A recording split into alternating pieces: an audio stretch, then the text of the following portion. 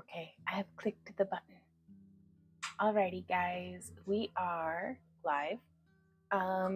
Hello, I am Yvonne with Back to Earth Creations, and welcome to today's live stream.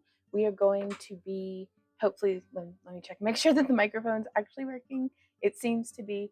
We are going to be making some Lampwork Glass Beads today on my Bethlehem Alpha torch.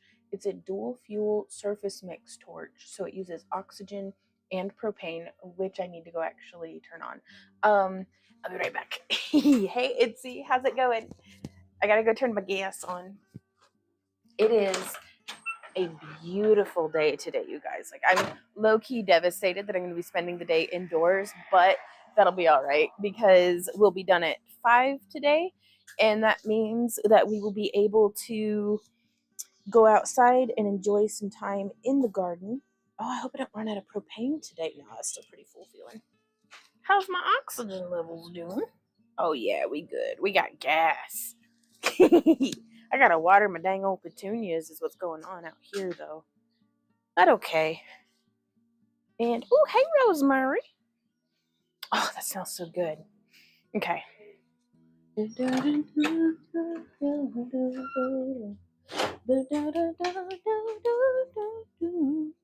So how are all y'all today? So also, I'm going to be having a hard time keeping up with comments, maybe. We'll see. Hey, oh my God. So if I miss y'all's comment, please do feel free to repost it until I see it. Doing Back to Earth Creations will hopefully highlight it, and that way I'll be able to see it. But we're going to be juggling fire and molten glass today. Hey, Becca's Creative Chaos. Hey, CD. We are doing really good. It's been a really nice morning. I'm going to go hook myself up with some Wawa so I can hydrate, so I don't dehydrate. And actually, I think I already have that taken care of. Is there any coffee left in my cup? Yes. Okay. Oh, y'all, I am so excited. So we're going to be making beads that are very much in this color scheme today.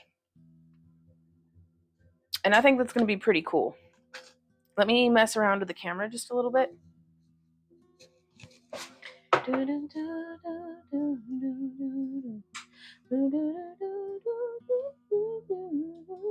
Hey, Anne. Hey, Clarity. Hey, Lisa. So let me check and make sure that my Botrix is actually working. So I think I have to click refresh, Randy said. And then I scroll down and I click copy. And then where do I put it? Do I click all chats? And then I do properties. And then confused Oonga Boonga. And hello, duck. How are you doing? Let's see if that works. Ooh, hey, Denise. Okay, well, it seems to be working okay. I guess we'll see from there. Hey, Sugar Troll. The little duck dance. Okay, let me see if I can screw around with my camera a little bit. So we're just gonna, I wanted to be able to fit just a little bit more of what was going on the camera, on the screen with y'all. You know, there'll just be some space. The space between your heart and mine. Ooh, coffee. Okay.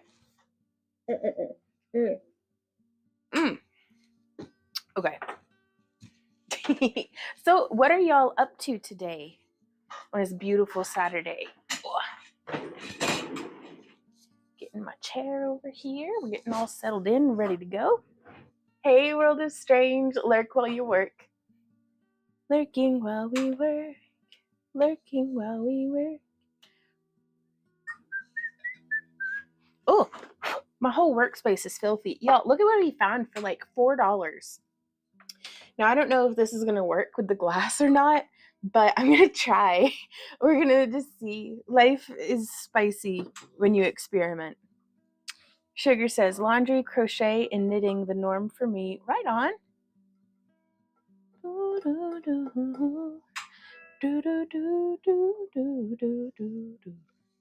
Let me make sure that I'm seeing YouTube comments as well. Oh no. So maybe, I don't know if I'm going to be able to. Oh Lord. Okay, give me just a sec, y'all. Oh, welcome to the high quality we've all come to expect from this channel.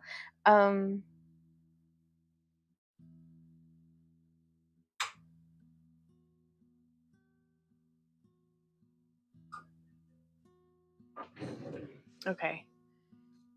So I did some things backwards. And I need to figure out how to.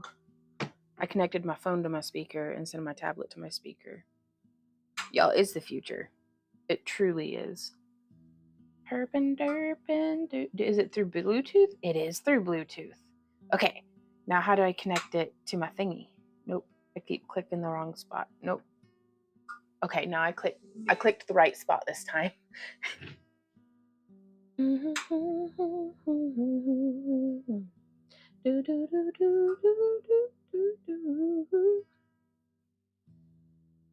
Oatmeal cookies, jam, and a bunch of beads. Ooh, that sounds good too. Oh, that. Okay, there we go. And I'm going to make sure that on my phone it is in all messages. That way I can see all y'all's comments.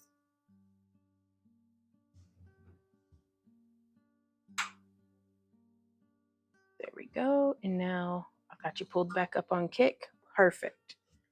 Perfect. Becca says, watching you make beautiful beads. Well, I hope they're beautiful. We'll see how it goes, though, won't we?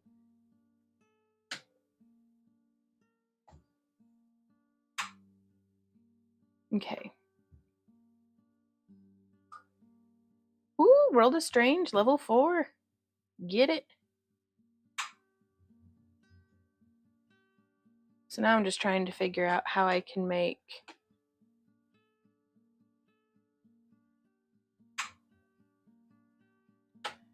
I don't know if this is actually. Can somebody on YouTube send a comment through so I can test to make sure that my chat's set up and functioning before we get started? Because I'd hate to get going and then have it like not be working. Oh, there we are. Found the cord.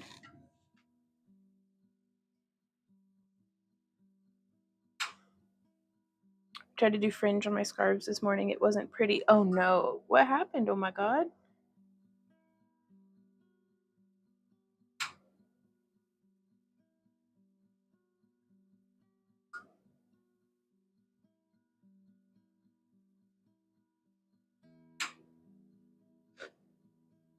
Just starting knitting like a month ago. Found out continental knitting isn't too far off from crochet. Okay. Ooh. Hey, Lisa. Okay. Thank you guys. It came through. We are good. Oh, that makes me happy. And says, looking forward to lovely beads. Woo. Well, speaking of which, yeah, these are going to be, these right here. Oh, are what we're going to be making today, roughly. I mean, I'm going to try to work with what colors I have just to see what works. The opaque colors we're going to be using as the core of the beads, and then I'm going to be using probably this striker orange to make the little raised dots, just because I think it's going to be super cute, or I hope it's going to be super cute. We tried the cut string method, small string, big hands. Oh no. So continental. I don't think I've tried it either, the continental knitting. Ah, no, my bead. Oh, well, that was an easy find. Excellent.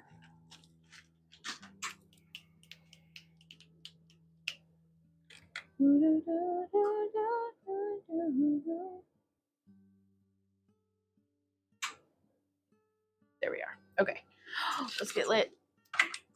Yo. Alrighty. Oh, and I gotta put my glasses on so I don't scorch my eyeballs directly out of my head. I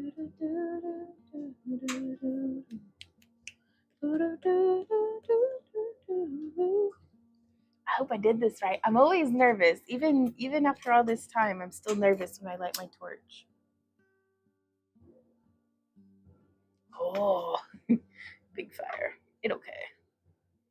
Not sure what continental knitting is. I've crocheted for years, but that's new. Right on. Let's see. Now that's weird.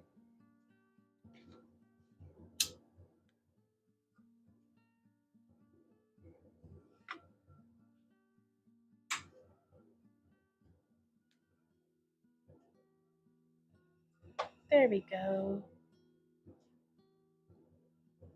It's been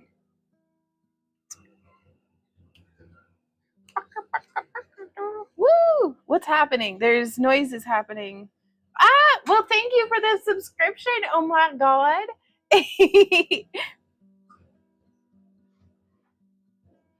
Is that my Wendy? Ah, the main difference is you hold your yarn in your left hand instead of your right. Okay. I think so. Will you be moderating a little, maybe? Okay, that's okay. I worry about the way that I have it set up. I don't know if I'm going to be able to like ban the trolls. I'll have to just go like that or pull it up on my phone separately. I already have it, but I only have one charger over here, so I was going to try to like pace them out. What's your battery life? 96. You should be. Okay. All right. I love you. I'll see you later, baby. Thank you so much. That's awesome. Oh my god. Okay. Ooh. Now I actually remembered. Y'all'd be so proud of me. I remembered to dip my mandrels last night. We dumped this coffee in my body. Can you take this from me? I have nowhere to put it. Thank you, honey. Let's make the fire bigger. Yes. Okay. Can y'all hear me okay? Ooh, Becca says, well, I'm left-handed, and we'll have to try that. I'm not very good at knitting. Right on. Bye-bye, baby. Hey, Drax, over on YouTube. Hey, honey. I don't think it is actually working. Just, I don't know, there might be lag between the two. Yeah. Okay, it's just, it lags, is all it seems. Clarity says, I didn't know another type of knitting than continental existed. Then again, I'm German. Right on. I don't know which one it is that I know how to do, but I don't know how to do it very well. That is, as far as the knitting goes. I do like knitting. Stabby, stabby.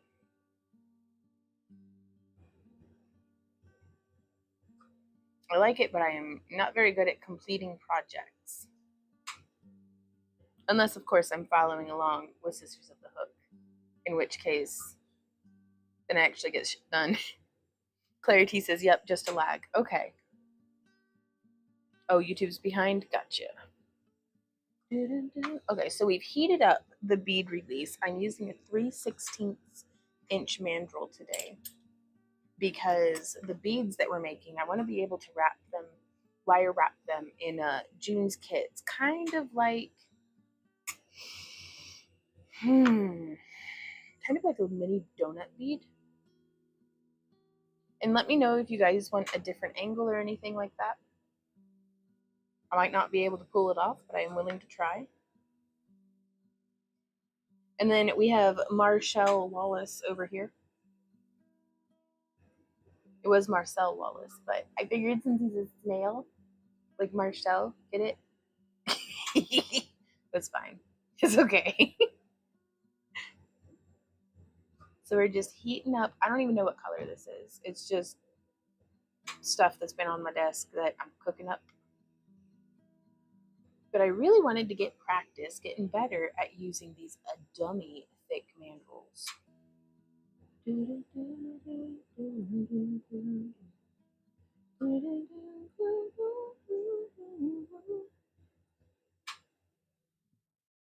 Well, it's the first bead I've made in a minute, so I'm going to be extra patient with myself. It's important that we're always patient, or always impatient with ourselves. It's important that we're always patient with ourselves, but sometimes we just got to be a little extra patient. And these beads will be going into our June craft along kits, which are very summer themed. Dragonfly and fire. There we go.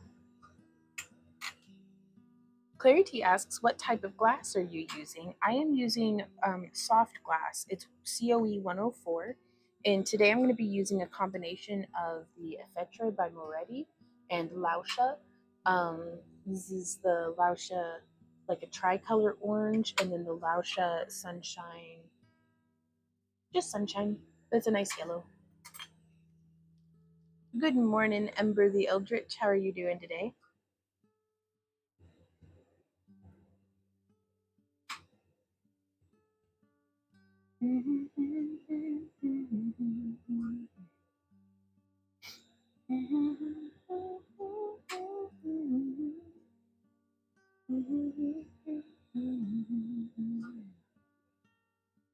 And then I do have my kiln coming almost up to temperature off to the left of me.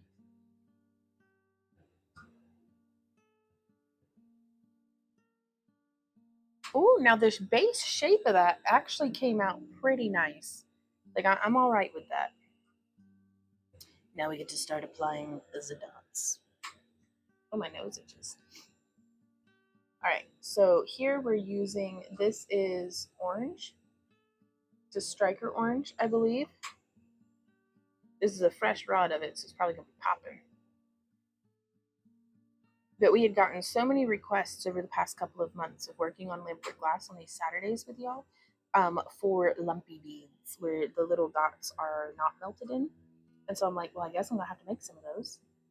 So here we are, practicing.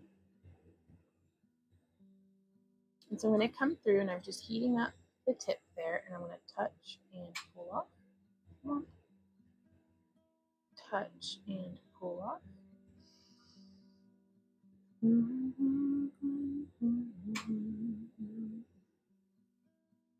Touch and pull off. And I'm kind of concerned about actually getting these to strike because I don't know what I'm doing.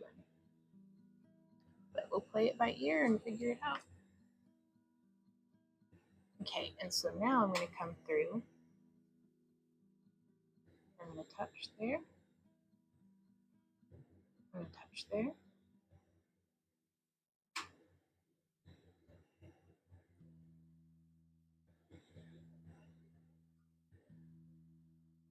And this feels like it's closer to a 4mm rod than like a 6mm, which are what some of my other rods seem closer to, which is perfect for doing ornamentation like this. I like a little bit thinner of a rod. So there's that one. 2, 3, 4, and 5. Oh my God, there's some. Oh, hey, Abby, how's it going? I was like, there's a voice in my house. Right on.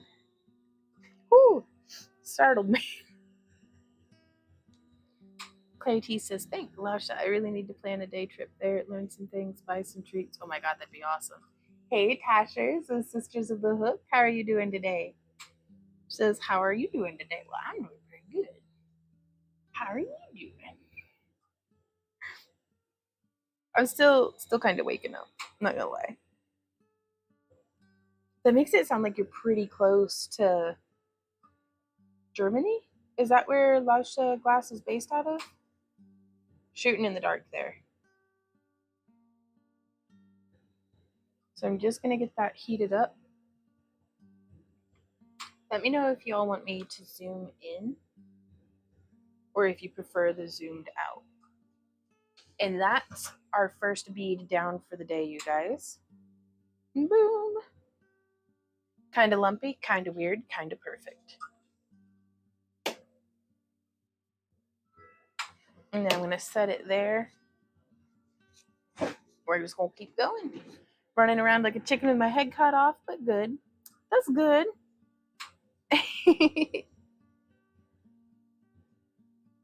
Lusha is in Germany, as am I. Right on, okay. "10 points to Gryffindor." Awakeness is overrated anyways. Nothing will wake me up like lighting my torch, so it gets the blood flowing. So again, I'm just coming through 3/16 inch mandrel, dipped in Dip and Go Sludge Ultra last night so it was able to air dry. And now I am just cooking this on. I want to get the whole thing up to a nice glow. Because having, especially on a thick mandrel like this, if I don't get the mandrel nice and heated up, I feel like it behaves almost like a heat sink, and it can cool my bead a little faster than I want it to. Also, you need it heated up so the glass will actually stick to it.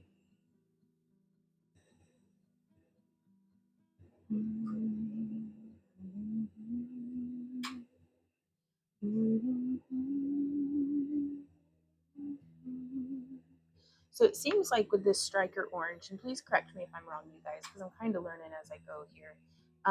But with the striker orange, whenever I apply it to the bead, it still looks clear. So I let it cool a little and then I heat it back up, and then the color in it emerges. I don't know the science behind it, like why on earth it's that way, but I think it's very cool. And much like the artisans of old, I don't necessarily have to understand why something works, just how to make it work. You know what I mean? What? Oh, seriously? Tasha says, "Hey Vaughn, this is my literal sister, Sugar Troll." Ah, well, hello. That's super neat. Thank you guys for coming and checking out the stream today.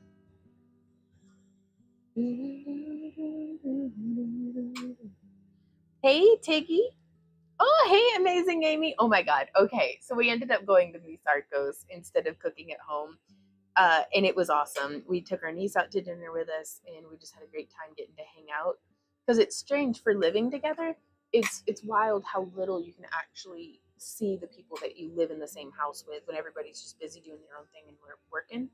So it was really nice to go out to dinner. But the taco meme that got Randy wanting tacos was just somebody hiding tacos in the sunlight or the sunglasses holder in their like SUV. Like it was a meme. And like I thought it was gonna be this like nice taco like recipe, and we were gonna go get the ingredients for it and then like get fat and sassy at home. It was just tacos getting hidden in cars. She has more crochet talent in her little finger than what I do in my whole body. So this is the other sister in Sisters of the Hook. And that's hard to believe, Tashers. You were very talented. Oh, hey, Strings. My favorite taco meme is the taco watch taco warning analogy for tornadoes. Nice. Good taste in memes.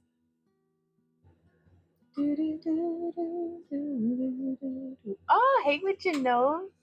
How are you doing? And so I'm going to try to get the shape on this one balanced out because it's a little thinner on one side than on the other. And so sometimes I'll come through and do a little bit of a gravity bead because I like working with these thick mandrels, but I also dislike working with these thick mandrels because they do not work well with my bead roller in the way that I would like them to. And I really like it whenever we get a nice little pucker on the bead. And so I'm trying to avoid using my bead roller today. It's there for like moral support and just in case I need it, but we're going to try. We're going to try to do it without. So you can kind of see on this one how just the tip has stricken to a really intense translucent orange, and I dig the heck out of that. I don't know what it is, but I'll take the compliment. Oh. Witch and says, "Doing good, busy at work, and if not there, busy helping the witch in the garden." Ooh, how's y'all's garden coming along? So I'm just going to heat this up. Taking a brief deep breath to center myself, and I am centered, maybe my dots will be too. I don't know if it actually works like that, but I'm going to try. There we go. Using the flame to cut the glass.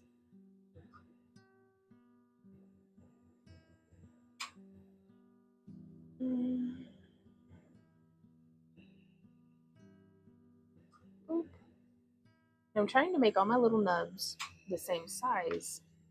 That way they'll melt in evenly. So there's 1 and 2, 3, 4, and 5. Now we're going to change the angle of our left hand.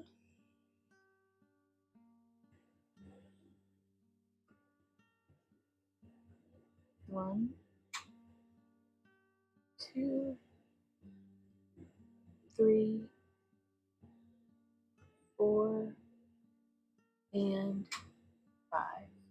My goal for myself today is to use up all of my dummy thick mandrels. So I think that's 30 beads.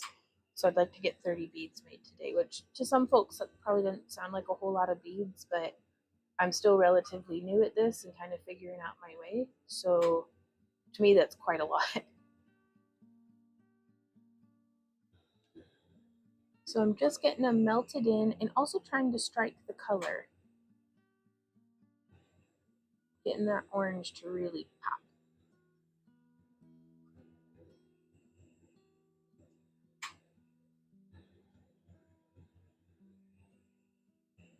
All right, good enough for me. Oh, thank you for the follow, Leon.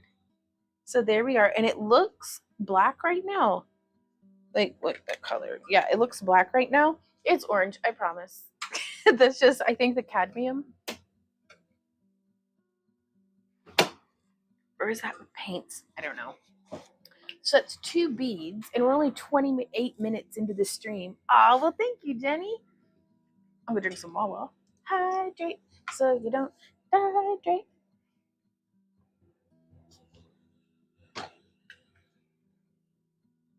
Meant to go sell the first guitar pendant I wrapped. The girl wasn't at work today, so hopefully we'll make that sale this week, though. Oh, that's gonna be so cool, but you know. It's like super cool to work glass material. I'm not gonna lie to you, it's a lot of fun.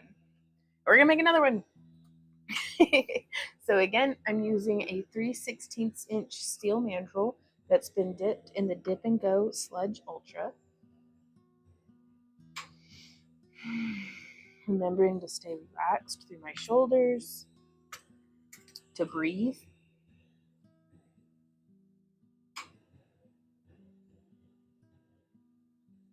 How have you been doing, Tiggy?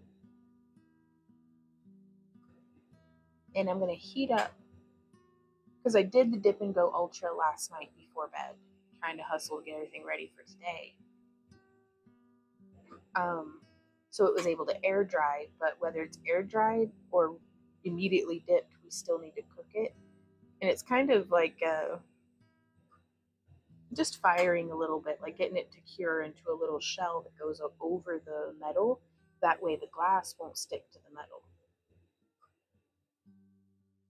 All right, good and glowing. And then also heating up that thick piece of metal. That way the glass will stick to it. And that way it won't be too much of a heat sink for the hot glass that we're putting on it. Definitely have learned a lot doing the glass work. You're getting quicker each time. Oh, practice makes progress in all things. I really do think. Okay. So heating up, and I'm trying to get a gauge of how much glass I need heated, but if I have it be too soupy, then I'm not going to be able to control it. You kind of want it like halfway stiff. You don't want it dripping. You just want it kind of stiff. So there we go. It's not perfect, but it didn't need to be.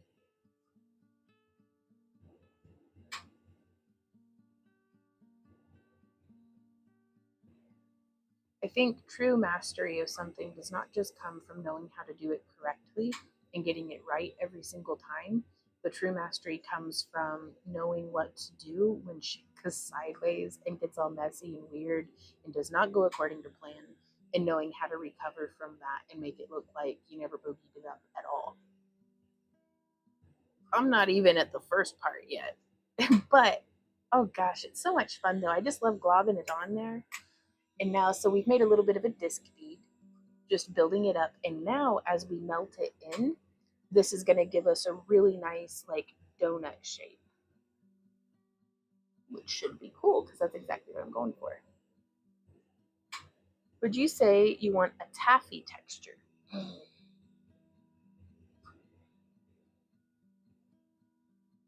I have no idea. I don't eat a lot of taffy.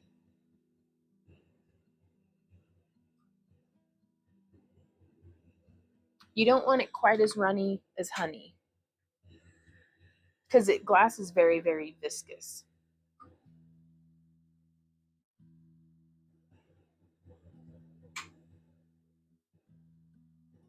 I'm gonna have to play with some taffy and see what's up with that. So I've traded hands just to give my left hand a break. These thick mandrels are kind of heavy. Ooh, level 2, which you know. So more like raw molasses. Maybe I'm gonna have to play with raw molasses too. Oh no, this one is kind of lumpy and weird. So what I'm gonna do whenever it gets all lumpy, if there's too much weight in of mass in one side of the bead, I'm gonna heat that up and then turn just a bit. And I'm focusing that heat on the bottom front of the bead. I don't want to scorch it. But it's just kind of, it's like if you dip a spoon in honey and turn it slowly to get the honey to like coat it. We're slowly turning the glass. And then I'm checking from the side. It's still a little sparse in that one area. And then we're going to be putting dots on it, so it doesn't even really need to be like that perfect because the dots hide a lot.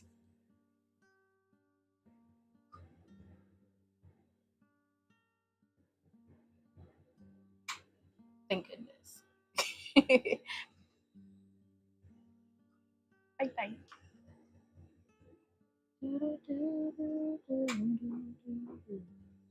All right, so that's looking pretty good. And then we can come here. I want it to be heated evenly, but we can always touch it to our marver just to try to even out that shape.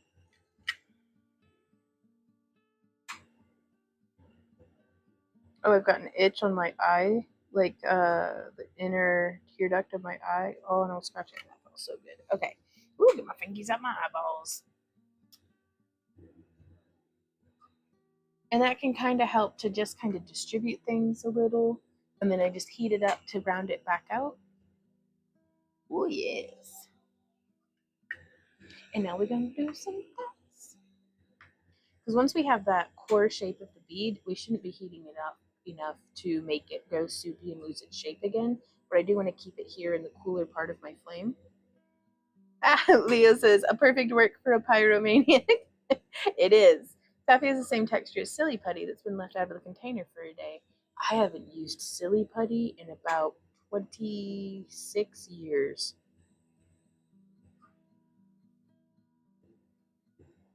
And I know that probably sounds overly specific, but I vividly recall the last time I tried to eat silly putty and my parents took it away from me.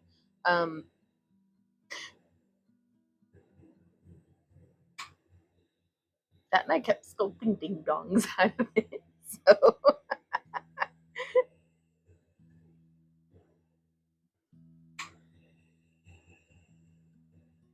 and not the snack food either.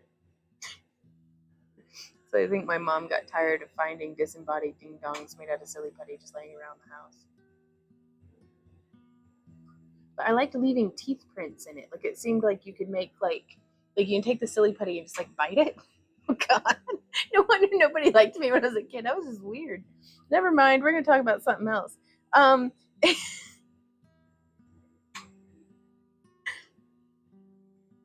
But did y'all ever just like bite your Play-Doh to see what your teeth prints were like? Or was that just me? Okay. I'm glad you're tickled, Itzy. I'm just low-key embarrassed at this point. Someone like you made.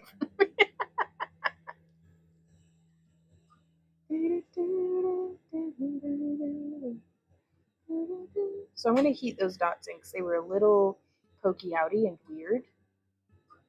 So I am going to heat them up just to let them soak in a little. But I don't want to do it too much because we still got to put on the additional dots. So there's boop and cut, heaten and boop and cut, and boop and cut. Ooh. Boop and cut. So if you think of the little dots that we're adding as little spheres, you want to, I want to make sure that I have them melted in to the hemisphere, like the broadest circumference. So because just it makes a more stable bead. It's less likely to crack, it's less likely to break over the years, or so I've read.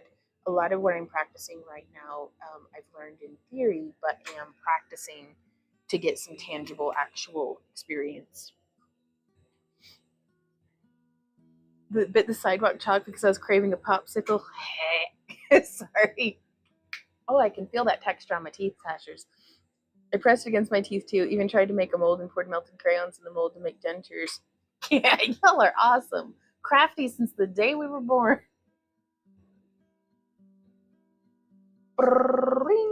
Aw, thank you for the follow, Voltaire.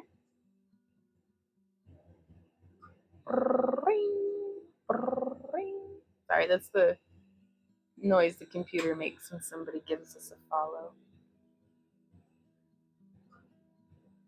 All right, I don't want to melt it in too much more, but it's looking good. I gotta melt in like one more spot. This is just a little too pokey outy. Pokey outy. All right, there we go. Third bead of the day.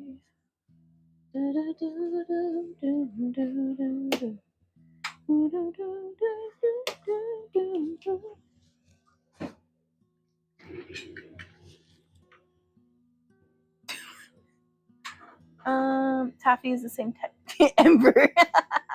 Oh goodness.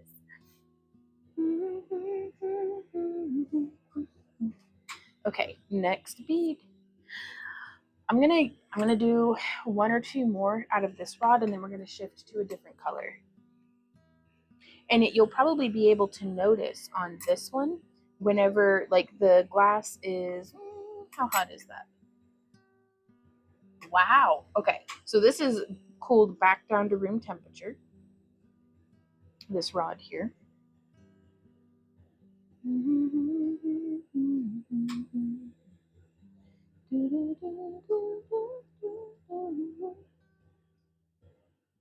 Because I'm really tempted to just like really crank the heat up and just blaze the heck out of this to make it go a little faster, but I don't know if that's necessarily a good thing. I want to grind out the skill at a slower pace because it's just like learning the flute and it's just like learning the guitar and piano. If I can play it slow, clean and crisp at slow, then it's way better than doing it fast and messy. So I'm hoping that if I am patient. Now also you can see I kind of Frankensteined two rods together. That's what that jangled up, jank looking join there is. I have tremendous admiration for all the lamp workers that I watch here on Kick who do like pipes and different like structural things because their connections are so like seamless and beautiful and perfect. And meanwhile, mine are over here and it looks like somebody bit their silly putty and just. Ooh! Oh no, I didn't make my rings that I'm wearing. I bought them at a store I used to work at a long, long time ago. But no, this one's my wedding ring, and this one's a beautiful piece of amber.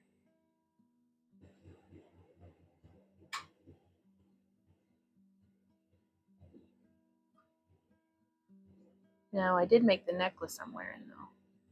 But with that jank join, I always worry that it's going to break, because the glass may be more likely to shock.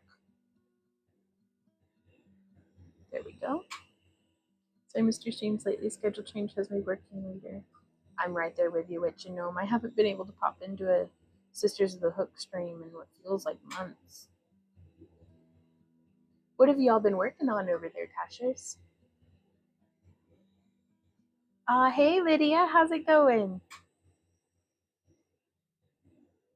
Okay, so I'm just gonna set that down and we're gonna cook this in. Always trying to keep the mandrel rotating in an even manner because while the glass will try to move towards the heat, it's also being constantly having force exerted on it by gravity. And so we got to keep it rolling, rolling, rolling, rolling, rolling, rolling. Oh, you're good, Lydia. This is sorry I'm late, but I'm here. Well, we're going to be going until 5 o'clock today, so there's no rush. And quite frankly, I'm going to be making the same bead over and over and over again, more or less.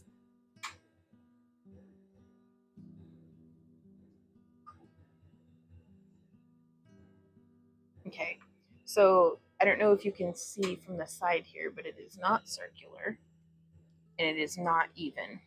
So normally I'd be turning to my bead roller to try to get it to be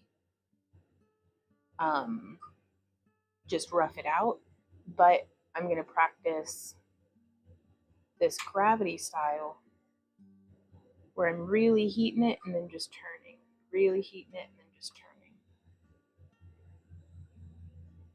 I kind of wish I could bring the camera down a little tighter, but I need this path right here over my blast shield to be able to,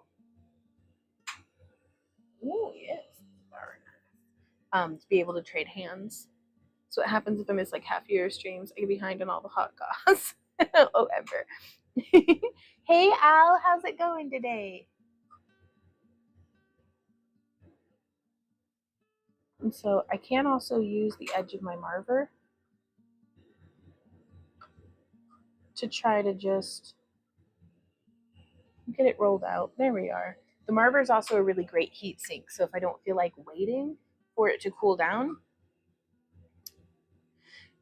I'm not a patient person, but practice will make progress in that realm as well. So keeping our bead warm, heating up our striker orange.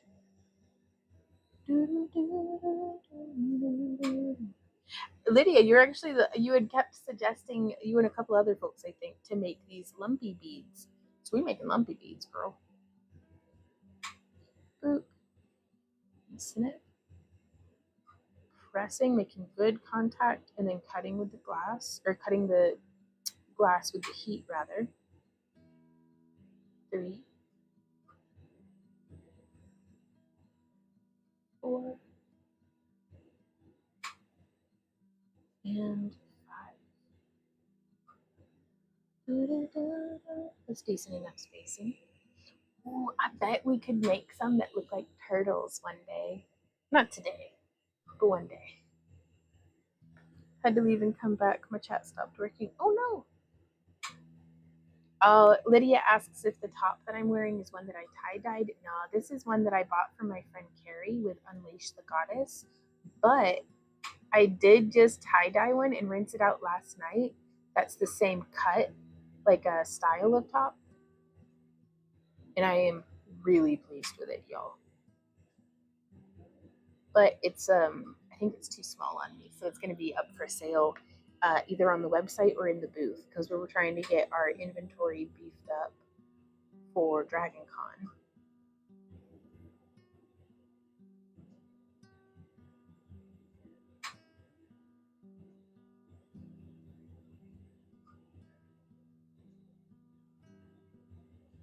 There we go.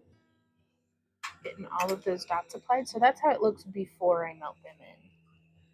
And I'm only melting them in about, like I had said earlier, about halfway. So, oh, pain sucks, but still making stuff for inventory. Right on. A turtle would be so cool. Rich Gnome says, well, glad we got to catch the stream for a bit. Happy crafting and enjoy those moments of creativity. Bye, Witch and Gnome. I hope everything grows wonderfully in y'all's garden, and I hope work goes quick, leaves you fulfilled. Just getting that melted in, and there's another one. Another one bites the dust. All right, let's pop it into the kiln.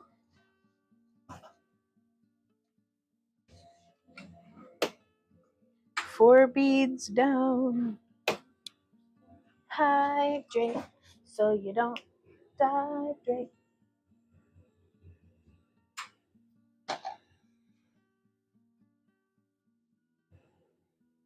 Oh, well, thank you, Lydia. I haven't picked anything up in a month with my thumb, hoping to get some done today. Oof, goodness.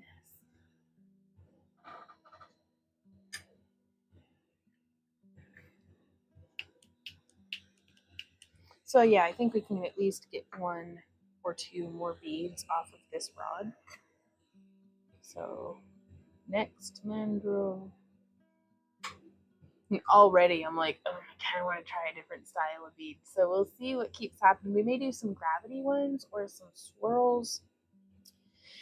Like, I don't know why I'm always like this, but know thyself, I suppose. But I'll make up these arbitrary rules for myself to creatively function within, and then I'm like, oh, I don't feel like doing that anymore. Then I'll just change it.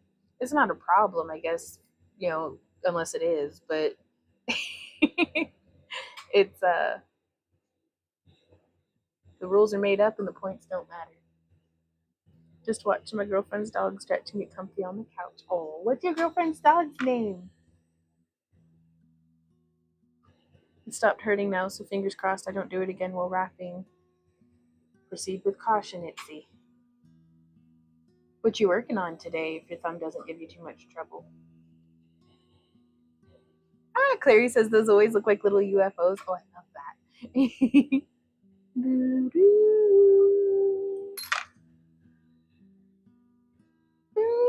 Glass broke. It okay. Disaster averted.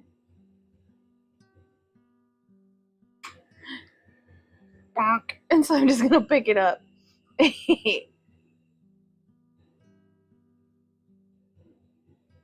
You can't get away from me that easily.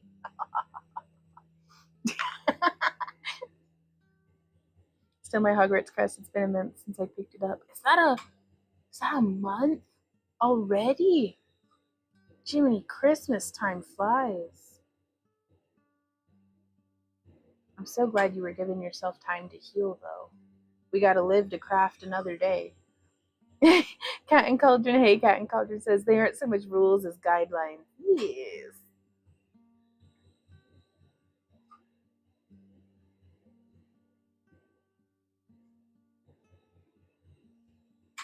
Ooh, it's getting a little short and it's singeing my fingertips.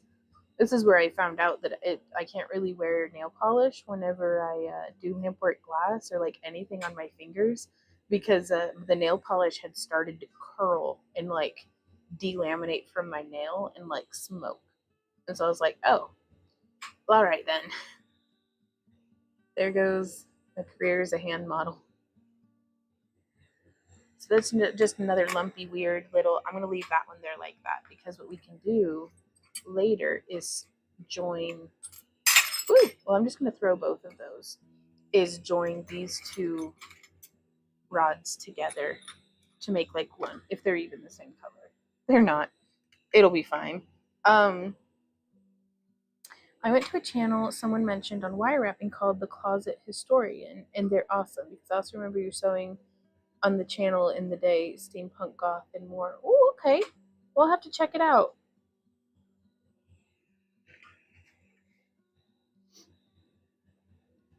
Currently watching a whole bunch of ice dyeing and tie dyeing videos, trying to like absorb as much of that information as I can.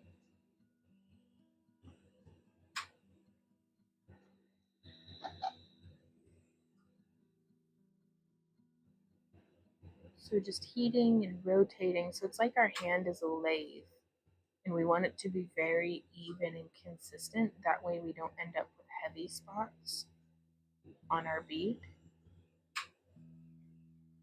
again, in theory, there's only so much I can learn about from other videos and books about lamp work. I need to actually practice, but understanding the concepts and the theory behind what I'm doing does help me. Ooh, Elsa's gonna try one soon. My manicure was smoking hot. It certainly was. Okay, so that happens sometimes. I don't know if you're able to see how it's like misshapen. It's okay. We're just gonna heat it up and turn it just a bit.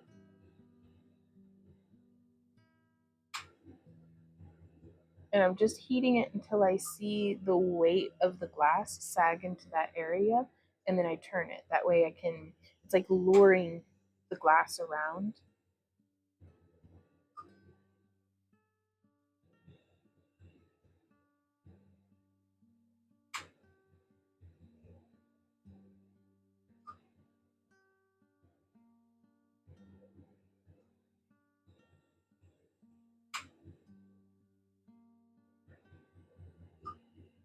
Yeah, that's a really big improvement. Now I'm going to heat it so that it's nice and glowing all the way around to hopefully let the surface tension kind of level itself out. But I'll use my marver too just to see what happens.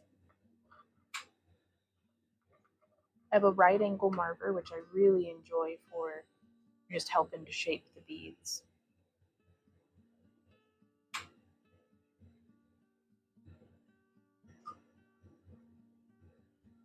Oh my gosh, y'all. I got to go and cuddle and play with my chickens this morning a little bit, and that was so nice. Honey was our youngest chick because this is the first time that I've gotten a batch of chicks where they are not all the exact same like hatch batch age. So there's like a week or two of difference in age between my youngest chicks and my oldest chicks. Oh, I'm gonna use my bead roller. It's kind of dusty. And so Shafid and Biscuit are my eldest chicks.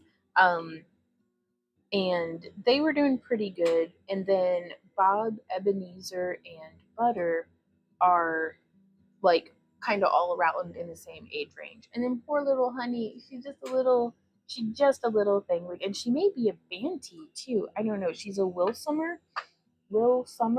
I don't know if it's summer like the season or Sommer like Sommer. I'd have to Google it again. I've never kept this variety of chicken before. So, but she's just a little thing, and her little legs were all like flute whenever she was like, she must have just hatched, just the sweetest wee bitty thing. I was worried she wasn't gonna make it. She's doing great. She was having like a chicken showdown with Butter this morning because they were both like on this stick that I put in their enclosure, and Cotton Culture says Honey's my favorite. She's all adorable. She is so cute. And Jack is sleeping. Aw. Right on, Al. Major storms tonight. 80-mile-per-hour winds. Stay alert. Man. Thank you for letting me know, Pro. I just wish nature would calm down for like 2 weeks. Can we do a chicks tour today? We will not during the stream, just because the way that the stream is set up, it's set up on house internet, so I can't even take the cameras out onto the porch without losing y'all. But we will be having monster vlog footage and things like that coming up, so hopefully.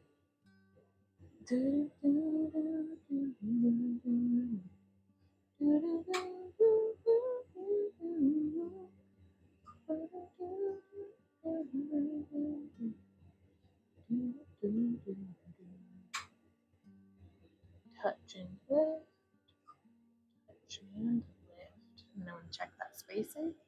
It's not perfect, but I didn't need it to be. I'm going to go 1. I'm doing this side first. Don't know why. It's just what's happening. 2. My spacing's a little off. Let's be more precise. 3. There we go. 4. And 5. Changing to the other side.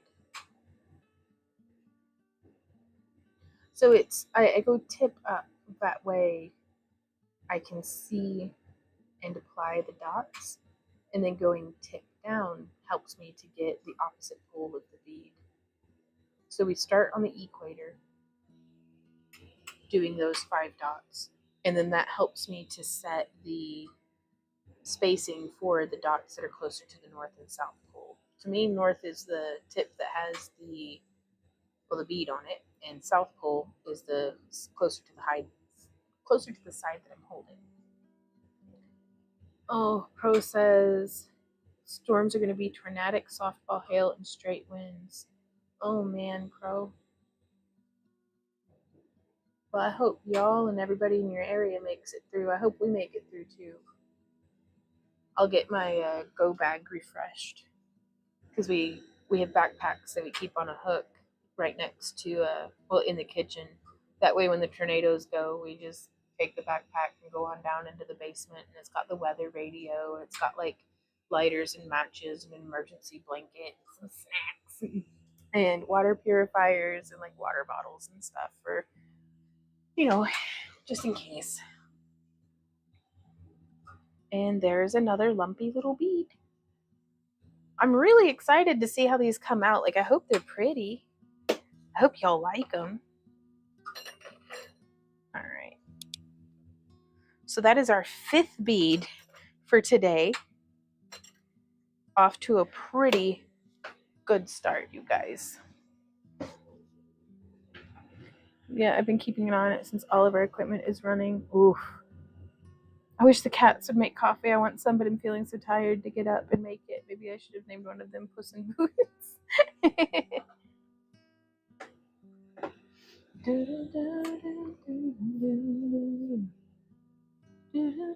And I may move the chicks into an enclosure in the shed tonight if it's going to be real scary storms like that. I wonder what time that's supposed to be hitting our area.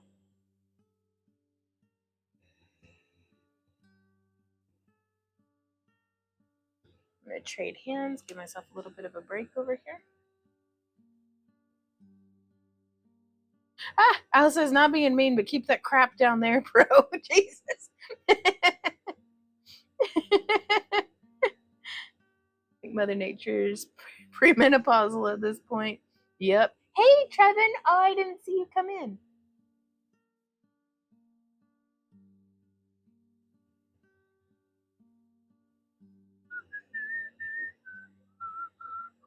Just hung my new neon signs in the billiard room. Can't wait to go live someday. Dude! That's going to be really cool, Pro. There's no time like the present. Ooh, started keeping cold brew in the fridge because our cats won't make coffee either. It is getting into cold brew season. Because I use the cold brew maker that you got me, Tracy, but then I pour it into a cup and microwave it just out of the fridge. That way I don't have to always be making a fresh pot of coffee. Oh God, 1 a.m. We're just gonna die in our sleep. It is so hard to get Randy to get out of bed when there's tornadoes.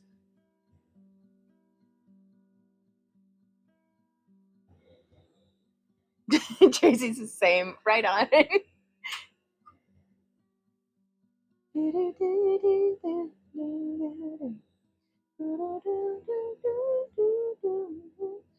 I've got them saved to my computer, Alice, so thank you. I really appreciated you sending me those. Okay, so there's those. Ooh, so now, y'all, do we do 1, 2, or 3? First person to say a number in chat wins. Or 4. Ah! 4. Okay, thank you, Pro. It's the poppin' one. Ooh, I hope I don't die. Here we go.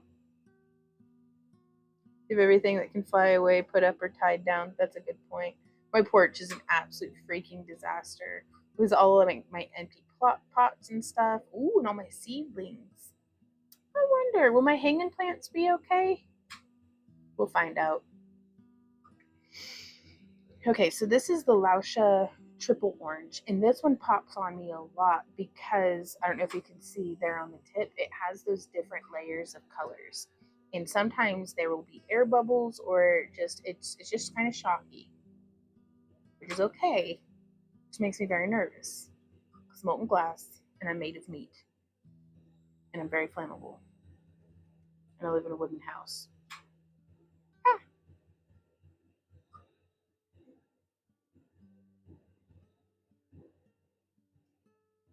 So we're getting that heated up nice.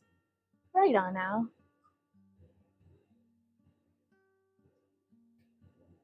Well, a Cat and Cauldron says, I mean, really, we do so much for our fur babies. A little return of effort would be so appreciated. Ember and Z work really hard 24/7 to shed on everything. And it's a thankless job, but somebody's got to do it. And I just completely take their efforts for granted. Just ask them. It's fine. Everything's fine. Yeah. Yeah.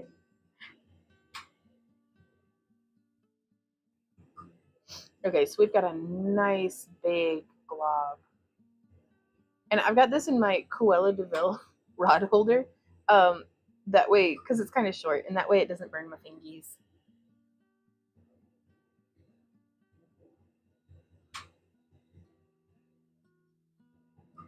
And now I'm just kind of slowly twisting this onto our mandrel. That's decent is what that is.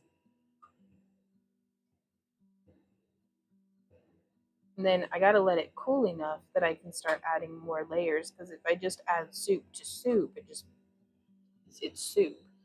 Whereas I gotta let it stiffen up a bit, that way it'll like hold its shape. It's just soup all the way down.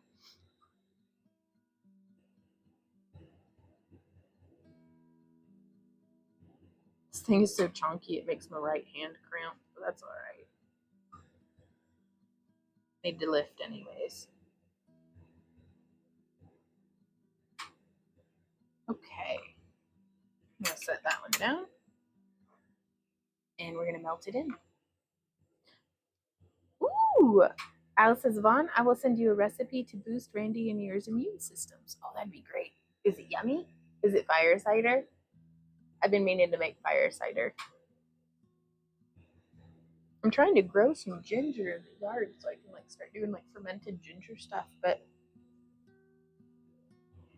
those little root pieces from Sam's Club, and I don't know if I'm gonna get any action out of them.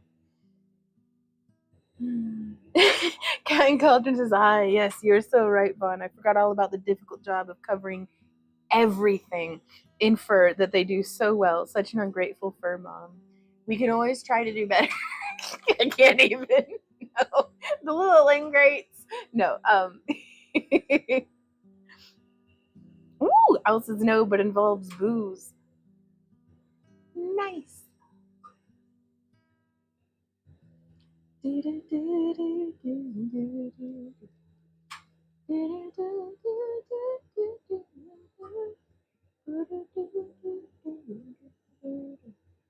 Oh, so you can, I don't know if you can see, but there's actually like little bubbles coming up. Do not stick your fingers in the fire, Vaughn. Girl, what are you doing? Sticking my fingers in the fire, obviously. What kind of booze?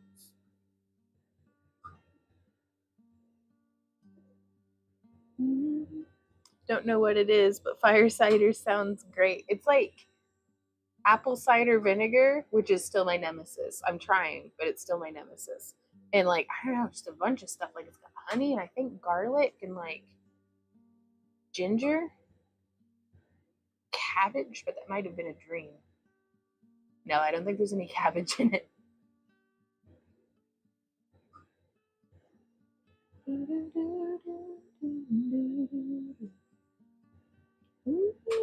And that's just melting in so nice. The Lausha glass is so beautiful, you guys. Like, I think I'm gonna have to go and purchase, because these were gifted to me. These Lausha colors were gifted to us by our friend Jimmy.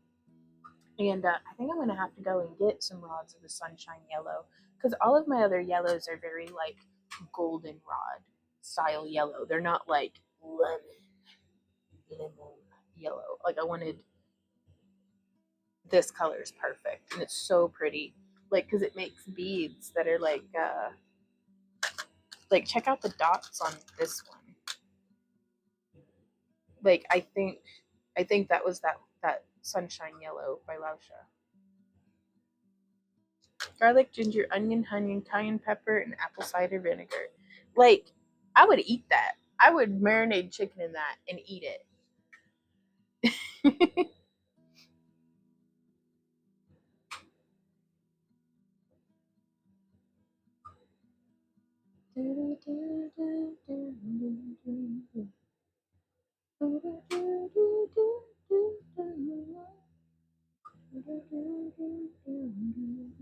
So there's just a few lumps in this one that I'm trying to like smooth out. So I'm coming in at an angle and then again at an angle. That's very nice. It just kind of burnishes things out a little bit faster because the Lausha, that tricolor orange, is very stiff.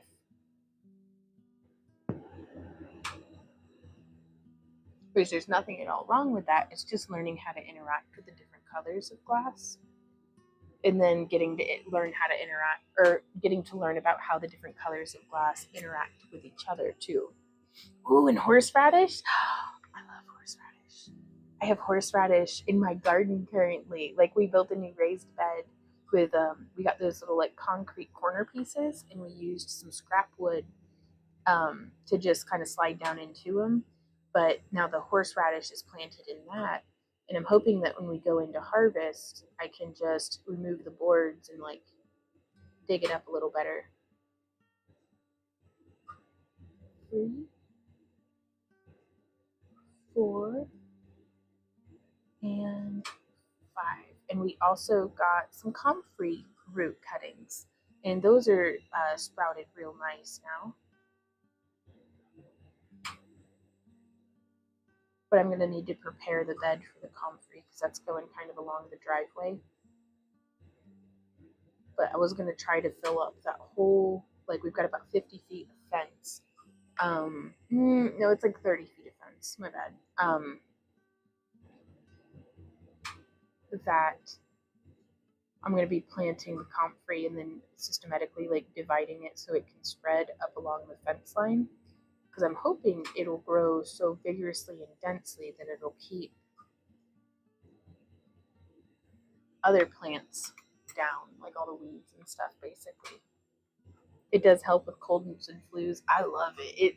I'll eat like my lunch meat dipped in horseradish, and it just burns out my sinuses, and I'm like, I can breathe. So, Clarity says, okay, doesn't sound so great anymore, right? Yeah, whenever I had initially heard fire cider, I was thinking like apple cider with like fireball cinnamon in it, and like cinnamon sticks and maybe some ginger and like some cloves and some star anise like on fire, like with like a churro on the side.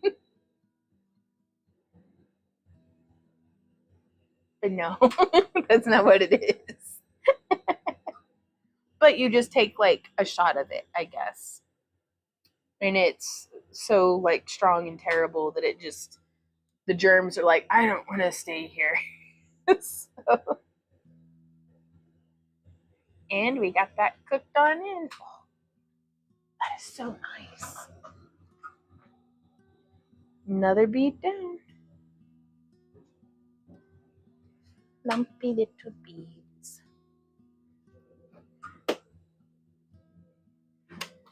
Because I think when I just get bored out of my gourd with 1, 2, or 3, first person in chat wins. Oh, well, thank you, Al. But yeah, when I get bored out of my gourd of making these, this style of beads, I think we'll make some more mushrooms. Woo! There's Al with the number 2.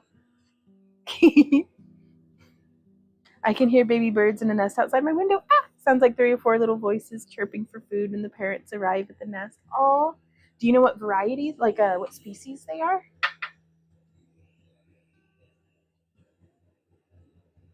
And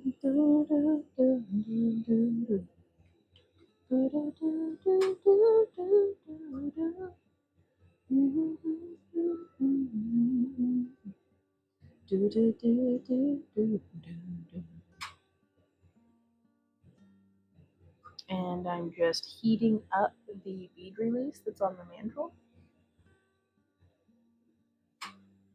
Y'all said 2 in 1 so fast. I think I'm gonna have to try doing some dots. Like just a little different. Can't see the nest, but I'll look for it, possibly sparrow or wrens. Right on.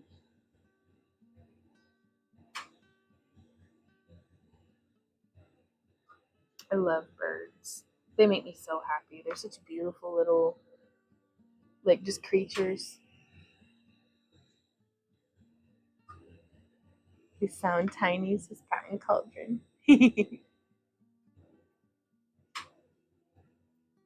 Ooh, and I can feel this one popping.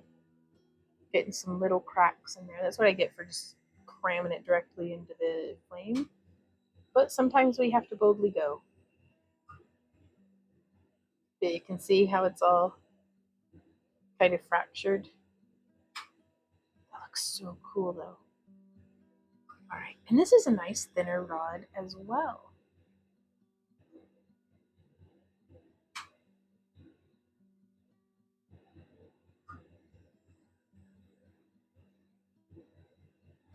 And so I'm just gonna take it and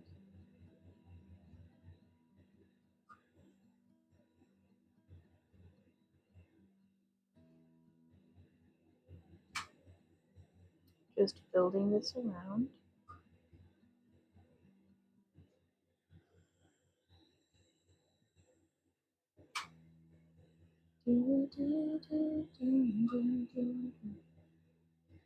So I still haven't decided if I prefer thick rods or thin rods like this one for laying down the base of the bead. I think probably the thick ones, just because that's what I'm used to. But my first inclination about my preferences is not always completely accurate. So this is very jank. Actually, it's kind of cool looking. But we're going to heat it up and gravity bead it around. Put you on the side table so I can keep working. Right on, Al. What are you working on today?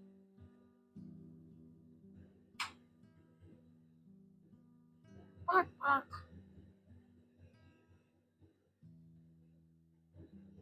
So I'm just heating it and rotating because I want the whole bead pretty hot. Turn up my propane just a little bit.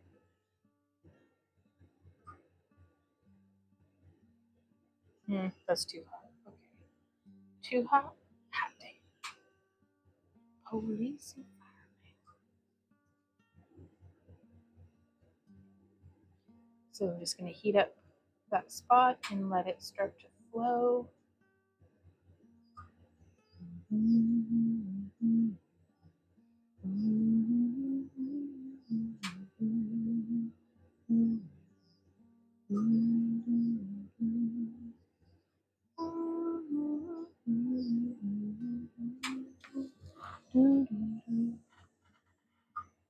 I can't see the birds in the nest from here. Ooh, bracelets and necklaces. Nice. Clarity says, yeah, I imagine something like cider with fireball as well. Great minds.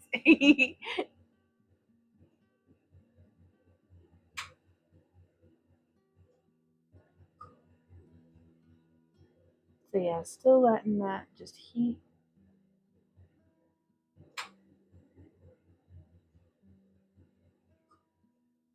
I'm drooping that on around.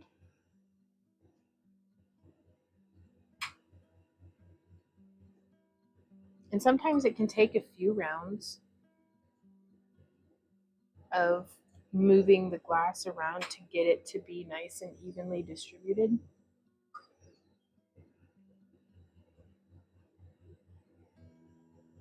I'm going to let it cool just a little before setting it on our marver. and doing a bit of rolling, and then I'm going to roll here on the edge, and then I'm going to come to the other side and roll on that edge too.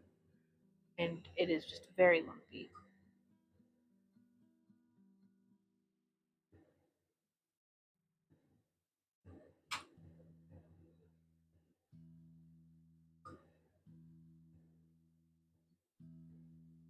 So just having that come around. I think I'm going to risk adding a little bit more glass to this one.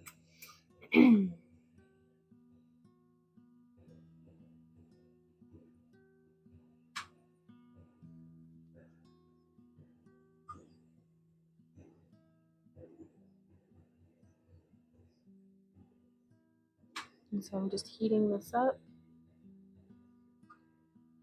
And then I like to just do a little bit of a tap, just to help it evenly distribute a little bit more material. And I was very sparse with what I've added on the spot that was kind of thick.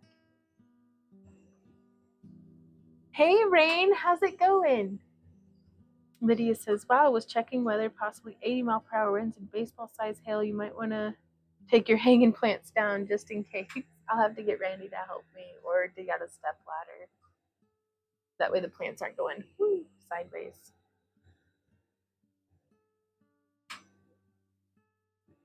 Now, one of the downsides of using these thicker mandrels, what I'm using today, is if I spend too long on a bead, the heat really starts to travel up the mandrel, and so it's quite hot to be holding on to it with just my bare fingies. All right, it's bead roller time. And so I just like to come through and I'm just setting this in the bead roller. So I don't know if you can see the way that it sits. So it's not really in there. It's just kind of using that mold to like marver and shape things around. Rain says, I'm good. How are you? I'm doing really well. It's a beautiful day. Apparently we've got like just some heckin' storms in the way, or on the way rather, but that's something I'm just kind of surrendered to. There's not a whole lot I can do about it.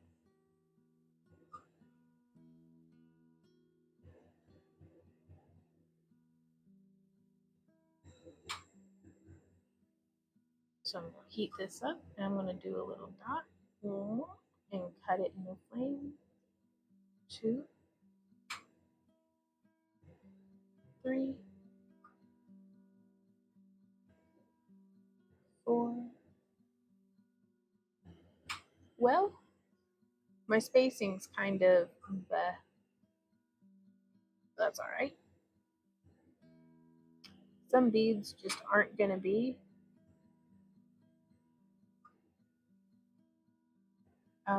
perfectly spaced, and that's all right. Turning and dotting. And then point up. There we go. 2, 3, and 4, and then 5.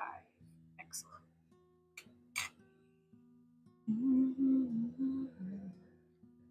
Oh, Rain says you're always so productive and creative. The weather's bad here too. What are you and Randy got planned? Trying anything fun? Well, we are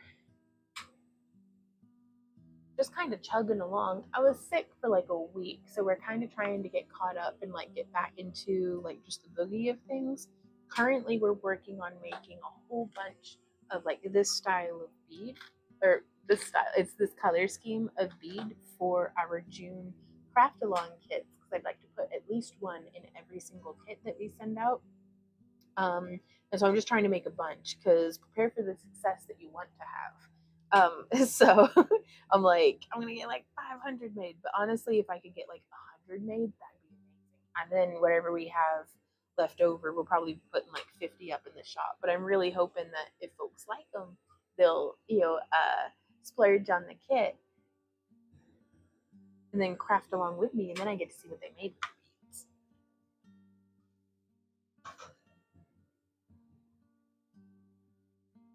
So there's that coming along real nice. I'm going to pop it on into the kiln.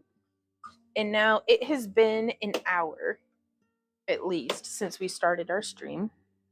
An hour and 20 minutes. So I'm going to have a little bit of a stretch, a little bit of a bend. I'm going to clip my microphone here to my glass shield, and I will be right back, y'all.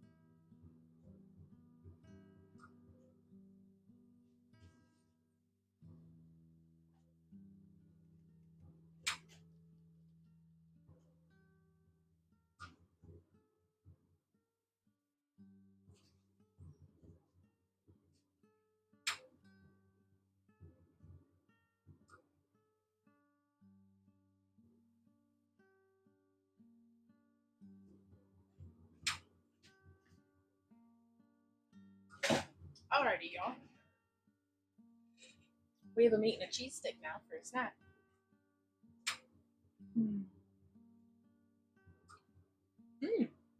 Brenton says, what's your favorite crystal ever of all time?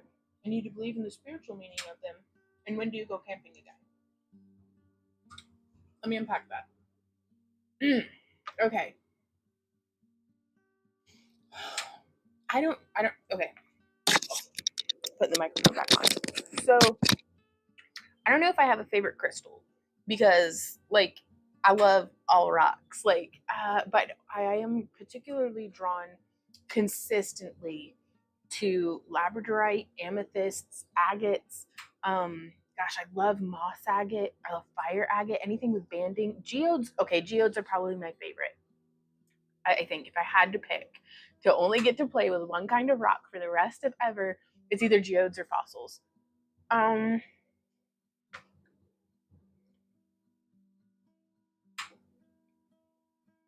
I don't know, because I also met a piece of Larimar the other day that our friend Brenda sent us, and it's gorgeous. So like I don't know. Opals are amazing too. Citrune's just stunning. I really want to get my paws on some slices of watermelon tourmaline because that's gorgeous. Fluorite's one of my favorites. Just regular old rock crystal, like quartz crystal. And so I'm very interested in the historic use of gemstones for for a wide, whether it's ritual use from like the Egyptians, or how temples were decorated with like lapis and malachite and these different things. So I like the historic use of stuff, but I feel like the most pertinent, if because people talk about like the power of stones and crystals and the energies of it, and I like what the rocks make me feel. So like we have a piece of labradorite that Randy had gotten me, like he'd given it as a gift, and so a lot of it's like the memory binding to the stone kind of. So I feel like if the rock makes you happy, or if it evokes a particular feeling, or if it helps you to focus on a particular like neural pathway, like a thought process that you'd like to, like green aventurine or tiger's eye for like prosperity, for example. If using that stone can help you, like kind of like a pretty shiny sticky note of keeping you in the right mindset to stick to your budget and to do the work that you know that you need to do, and those different things, then I feel like that's pertinent. But it could be different person to person. But I worked for a while at a metaphysical head shop, and I became very jaded about kind of the snake oil salesman side of things. And I don't like seeing something that's so subjective be turned into something that's purely for profit in a lot of instances. And so I kind of took a whole step back from all that. So I'm kind of mixed up on my feelings about those things. And I'm sure y'all have noticed I don't use that as a sales strategy. I don't have anything against folks who do. I just don't know how I feel about it using like spirituality as a marketing tactic. So I don't know. Like I've got like some trauma, I guess, from early on in our career around that. And so I'm like, if people are into that, they can be into that, but I'm not going to try to sell it to them on the basis. I just want to sell it on the basis of it's beautiful and I had fun making it, and whatever else comes from that is going to be what it is. So what was the third part of your question? Ooh, and when are you going camping again? Well, our only next planned camping trip is we don't have one until September 26th through 28th for the camp along. Clary says I feel you. But it's just I don't know. Like I just don't know. I don't have good answers so for stuff like that.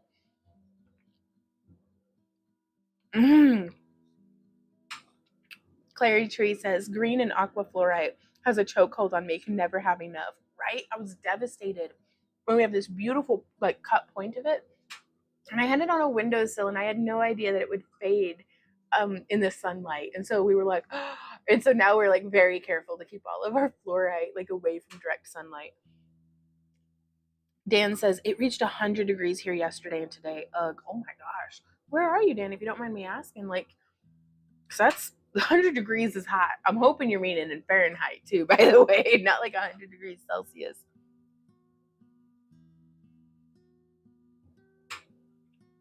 Aqua, oh, star sapphire, yes.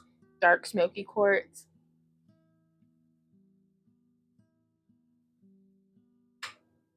Right on, Rain. Central Florida. So I bet it's like super muggy too. Sorry, pardon me while I scarf my food down. Yeah, right on. And it's, I think in all things in life, we get out of what we put into it. So if you connect a lot with stones, then you're going to get a lot out of stones. If somebody's like, I don't care about rocks, then they're not going to get anything out of it. Like, you know what I mean? Same thing with like art or incense or music. You get out of it what you put into it. And so there's like this feedback loop there.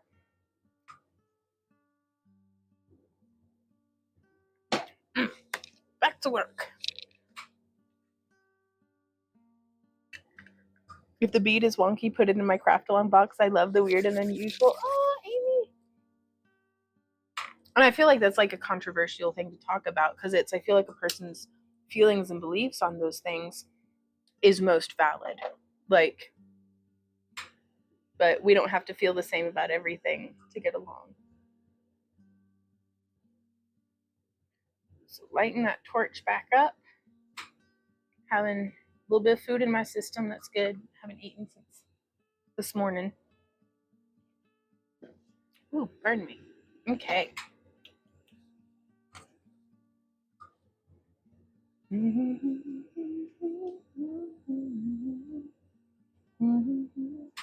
I feel like I'm such a student in the matter, so I don't like to even on things like wire wrapping, like stuff that it's like it could be argued that I'm pretty decent at it. I still don't feel like an authority, on the subject. I'm still just a student in learning things and figuring things out every day.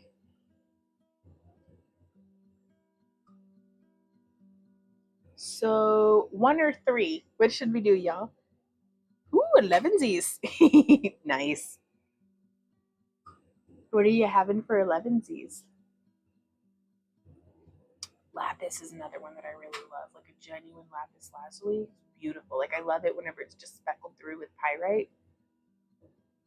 Ooh, Cat and Cauldron says 2. Well, that's what we just.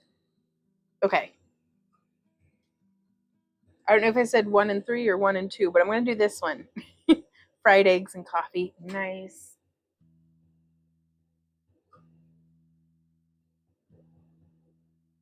So heating up the mandrel, heating up the rod.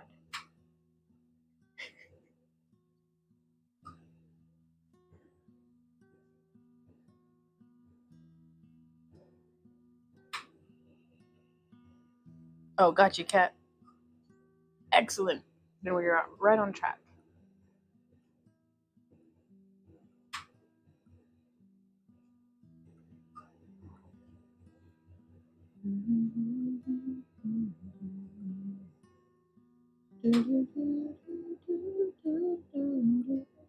But yeah, our next camping trip isn't until September 26th to 28th at Devil's Den State Park in Arkansas. And that's going to be a camp along. So everybody's invited.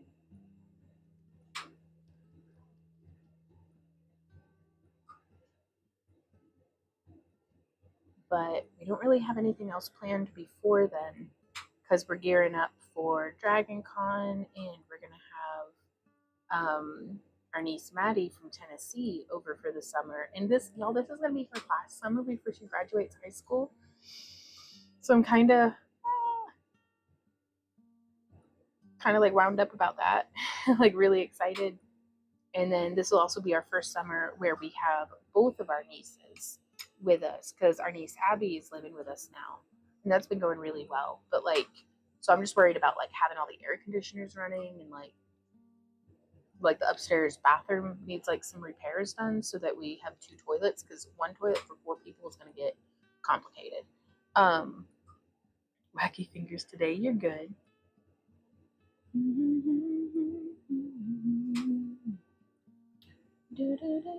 Is Crater of Diamond State Park anywhere near you? Is that like Mount Ida, Arkansas? I think that's like, I can't remember if it's a 4 or 6 hour drive south of us. But we've been down there. We went to the Ron Coleman mine as well as the Twin Creek mine to a couple of years ago to dig our own quartz crystals, and that was amazing. I almost had heat stroke, but it was amazing.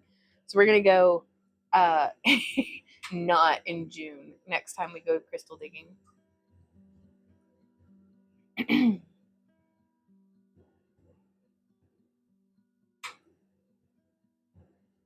So this one's coming out kind of nice. But we live near Joplin, Missouri, so it's, I don't know if that's how close or far away that would be.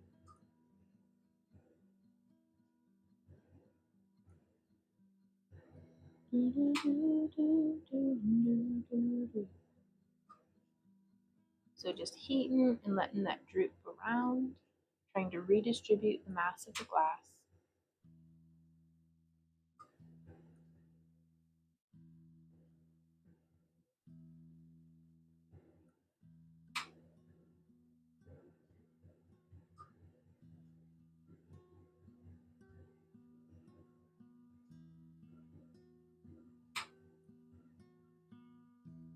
There we go. I don't even think I have to use the marker on that one. It's not perfect, but it's great.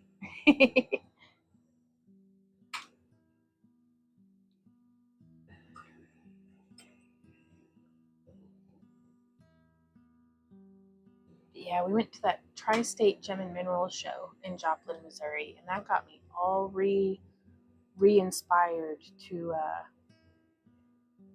It was just so nice getting to hang out with Randy and pet all the rocks and just have a day kind of being out and about.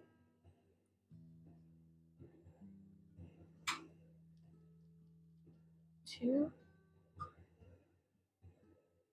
three, four, and five. Let's check our spacing. Not bad. Not great, but not bad.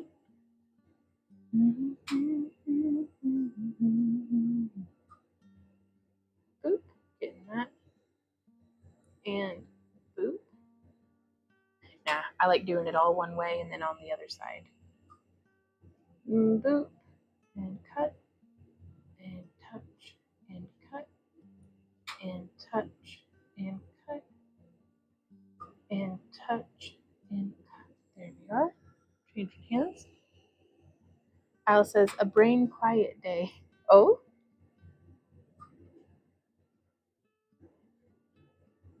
How do you mean?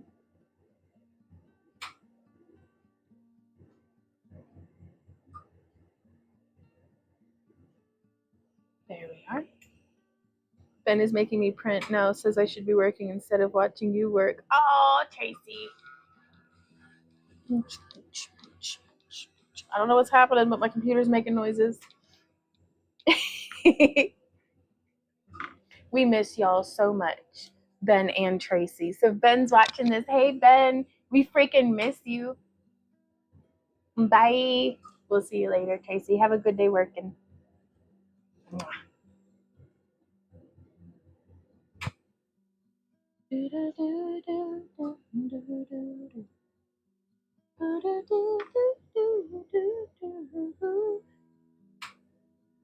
Getting that heated in.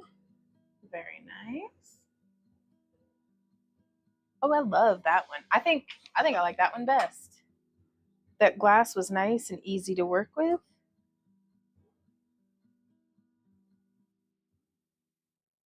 Kind of went on nice and smooth. Just getting that put in and then moving some more rods a little farther over to make more room.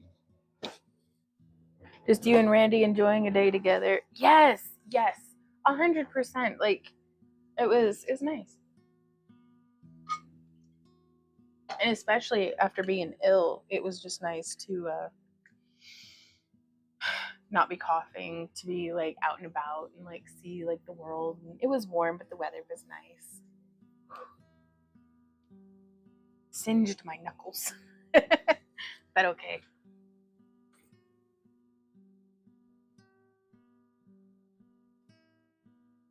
So I'm gonna do another one with this rod just because it kind of went so smooth. Which I think this is our just a medium yellow effetre, if I'm ready. Or yeah.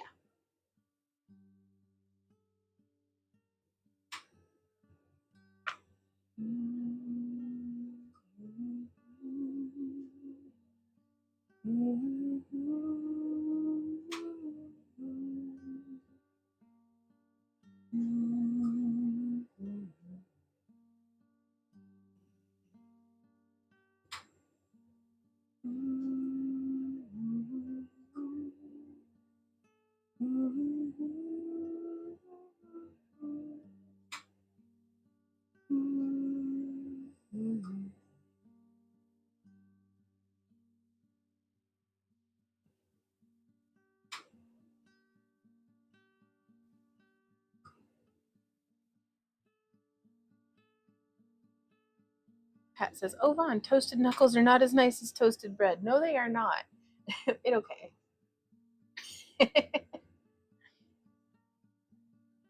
Y'all, my brain gets smoother every day.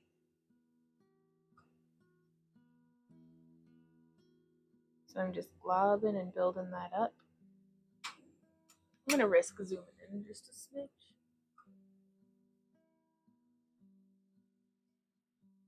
How's that?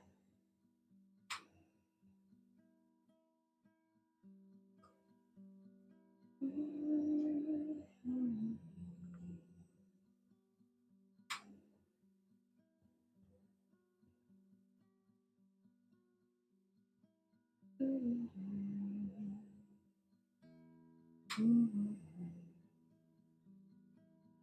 just globbing the glass around.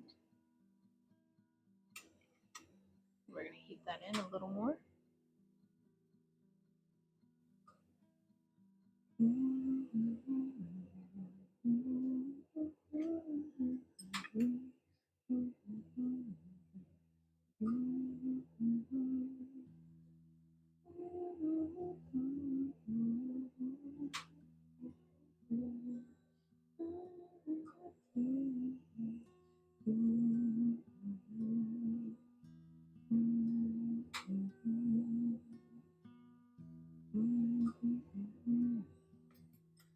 Yeah, this one's a little lumpy and weird. I'm going to try to power through by just using the bead roller. Oh, and sometimes it just compounds the problems. But it also shows me where I need to be adding more material. So I'm just going to heat this up and let it droop just a little.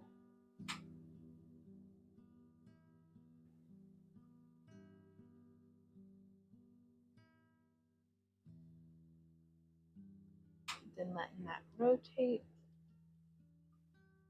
Speaking of toasted bread, I found this keto Hawaiian bread at the King Cash Saver, and it's pretty decent.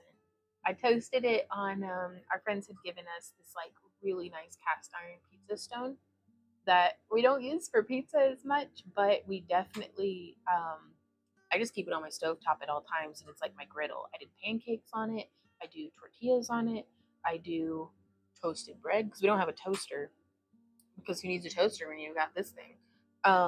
But it's pretty decent. I toasted up the bread with some butter and put it on, or put cream cheese and toe jam, which is, we went to a farmer's market on accident. We were actually just there to see the trees that had gotten like knocked over, and Randy salvaged me a really nice log. Do y'all want to see my log? I think I'm going to show it to you anyways after this bead. But Randy got me this really nice log out of a hole. But there was a farmer's market there, and so we got a quart of local honey, and they had toe jam, which is tangerine, orange, and elderberry jam. And it was really freaking good. And so cream cheese and toe jam on this keto Hawaiian bread. It's good stuff.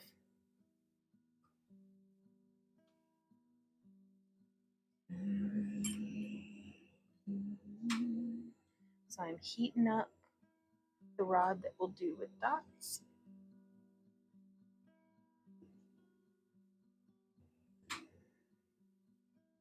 And boop, there we are. 2, 3, 4, and 5. Then 1, 2, 3, 4, and 5.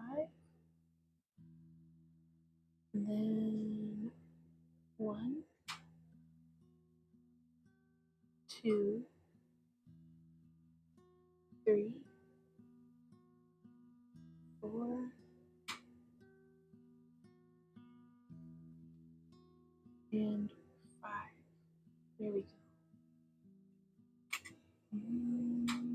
Melting these in. Just going nice and slow.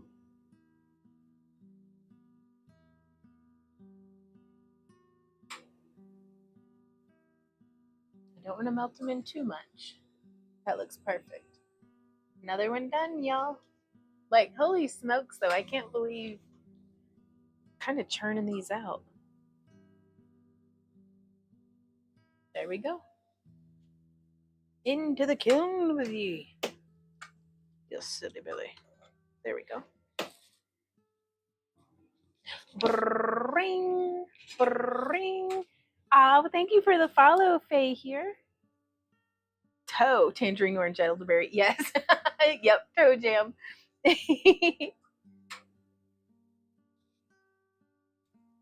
We are burning through these mandrels, y'all. We are gonna get this done today. I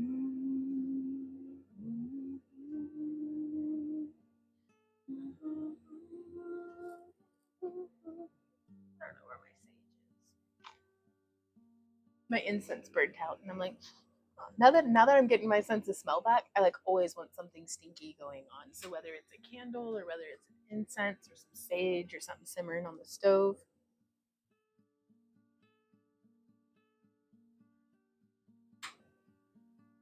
So just heating up. Karen Cauldron says, at first I wasn't understanding and my brain said yuck. Well, yeah, and that's part of what's cute about it is that it's like toe jam, ew, but then it's like, it's pretty good. Like,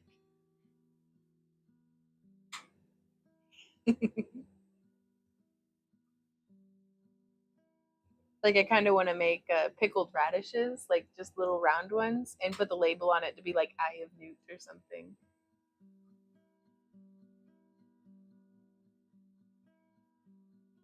And then we'd have our jar of toe jam and a jar of Eye of Newt in the fridge.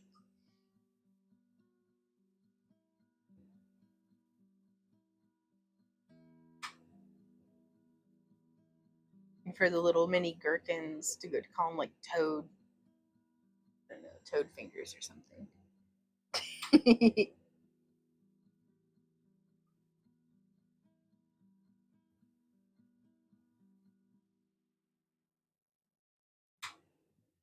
Heating it up. And wrapping it onto the mandrel. A little kind of poke, poke, poke. There we go. Okay, Eye of Newt, please explain. I don't know, just the quintessential like pixie farts and like kitten whiskers and puppy smell, like the different names of things that we had put on the little jars on. This was a while ago, but it was like a little witch's cabinet that I had made, like a little miniature, and I was making the little labels for all the different jars. And then I'm like, how can I put that in my own fridge? Because the round radishes, whenever you cut just the end off of them, looks kind of like an eye, is what I was thinking.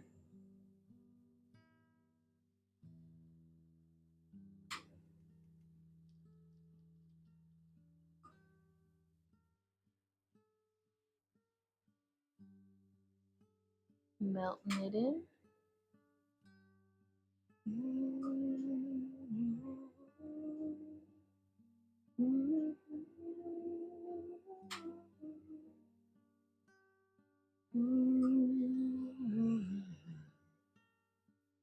Gotcha.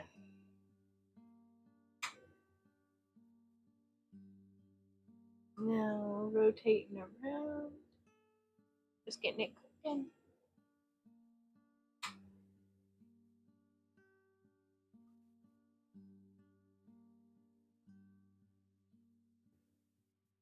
Now I'm wondering, as my hands get tired, I am going to use my bead roller more just to try to speed along the process.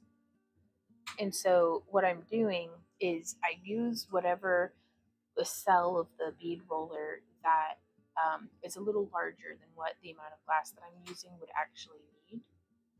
And I can kind of go like splat, splat, splat to even it out.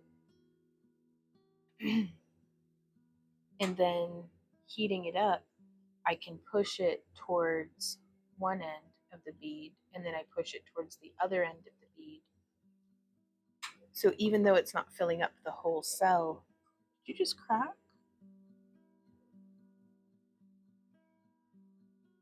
Even though it's not heating up the whole, or filling up the whole cell, it still helps redistribute and shape the glass that's on there.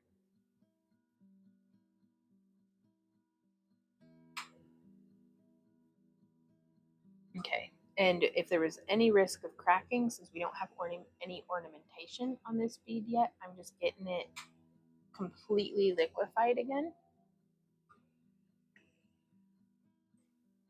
Then we're gonna use this same. Ooh, I love that. Yes, like masago, like I guess salmon eggs, caviar could be a good eye of newt or lumpfish. Yeah. Oh, that'd be so cool.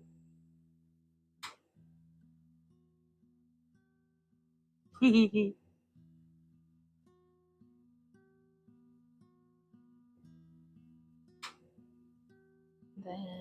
doing a dot. Boop. Doing a dot. Boop. Doing a dot. Boop. 4 and 5.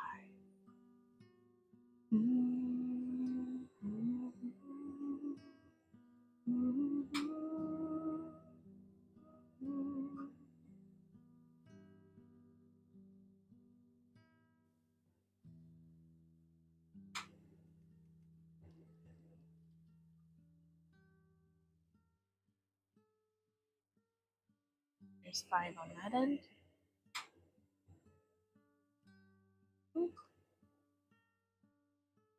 2, 3, 4, and so I am trying to leave enough space in between the little dots so they can remain like distinct lumps on the bead. Shout out to all of our lurkers. I hope you guys are doing well today. I appreciate y'all stopping by. If you have any questions or any comments, do please feel free to share them, even if it's not particularly on topic. I just love chit-chatting with y'all. Hey Anika, how's it going? So there's us, another bead.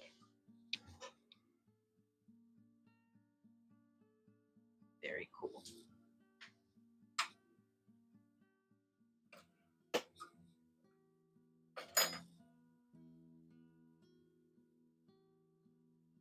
I'm just popping the mandrels off to the side. There we go. Because we are filling the kiln up today. These thick mandrels are just, well, thick.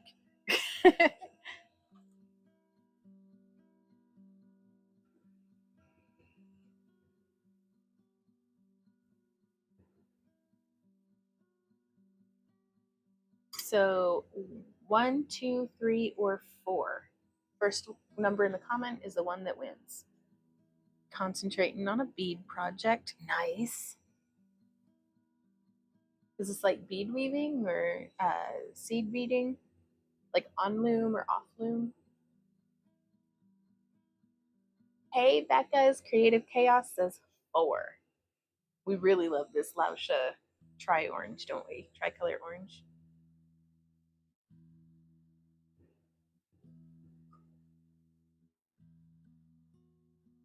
So getting our mandrel good and cooked through and getting our rod heated up. And sometimes I like to just let it soak in. So I'm heating the tip and then pulling it out of the flame, letting that heat soak. And I'm just experimenting with different strategies to try to see what causes less temperature shock and fracturing. Ooh. A way too complicated necklace. Oh no! I bet that's gonna be cool though. Becca says, hey, sorry I've been quiet checking my water heater. I think I have to call a plumber. Oh no, oh that sucks. Hopefully it'll be an affordable and quick fix.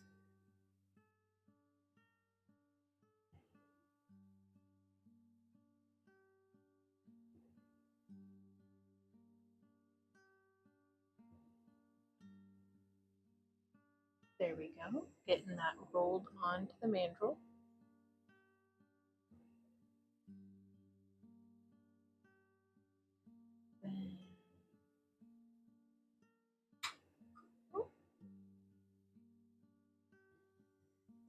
Trying to gauge where I need more material.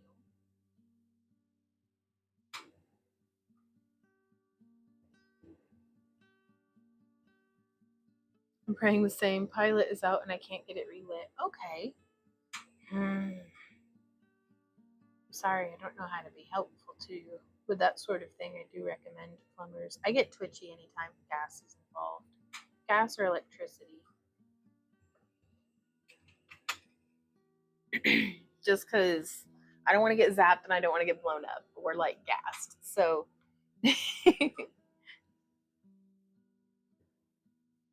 I'm not qualified.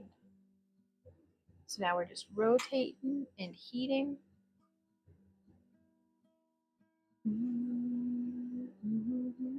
Same here, I turned off the gas. That's wise.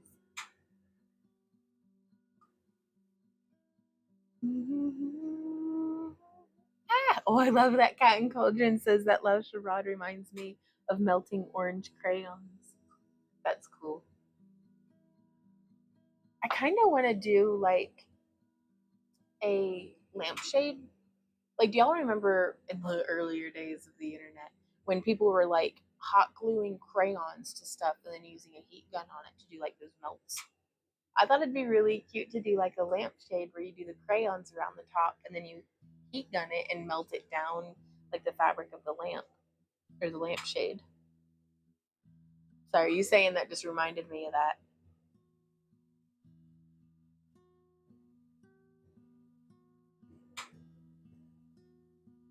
But then I wondered if it would just smell like hot crayon every time the light's on.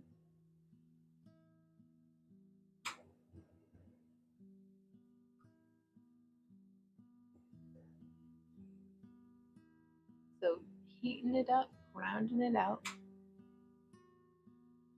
This one's very, very stiff. This tricolor orange. Wow, level 6 Cat and Cauldron.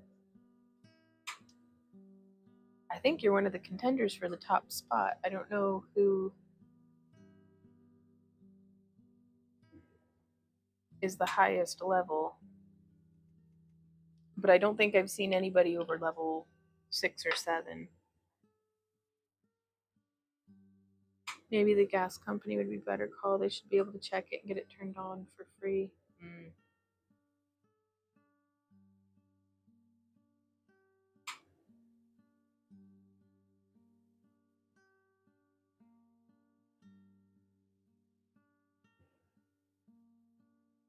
There we go.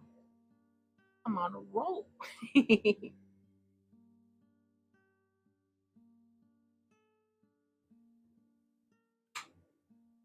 So this one's a little tricky to use as the bead roller as well because it looks like there's a little bit of a fin, like a dorsal ridge on the rod in the bead release. And what happened, and I didn't notice it, but sometimes two of the rods will touch each other. And whenever they pull apart, if they're still wet, it'll have that like kind of lift in the rod. And it's not the end of the world, but I don't like rolling it on the bead roller when it's like that because it'll it's like a tension point and it can cause the bead release to break. So if they can't get it on, then I can call a plumber. That's right on. Okay, so I'm gonna heat. Yeah, I'm always willing to exhaust free options before options where I know I'm gonna have to at least pay the house call fee.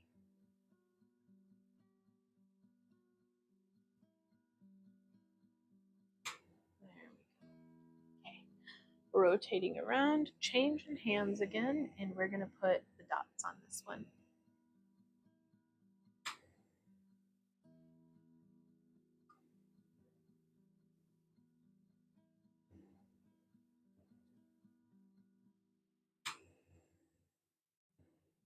So we're gonna go boop and cut. 2, 3, 4, and 5. And now 1, 2, 3. That was very small, but that'll be all right. 4 and 5. changing angles and coming in on the south pole. 1, 2, 3, 4, and 5. Yeah, this is a brand new rod when we started today. We're eating it up.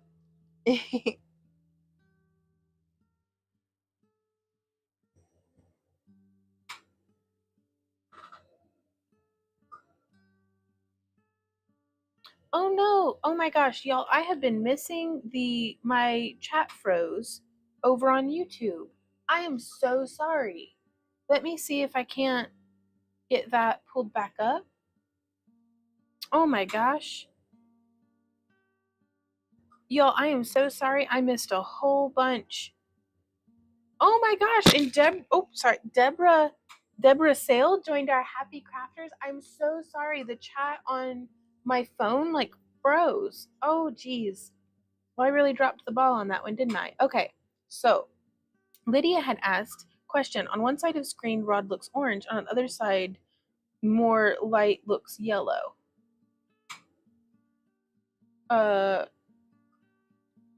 Hey, Miss Gina. I'm so sorry I missed your comment when you first came in. Thank you for joining us in chat today. How are you? And Deborah, welcome to the Happy Crafter Club. Ooh. Margaret says hello. Hello, Margaret. I thought just nobody wanted to hang out with me over on YouTube, and I was like, that's okay. Like, I guess, like, y'all. So, oh, hey, Nancy.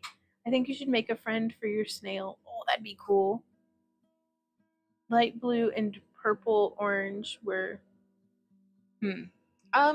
Well, I'm not certain what you're asking, Lydia. I'm gonna be honest. If you could restate your question, like from the beginning.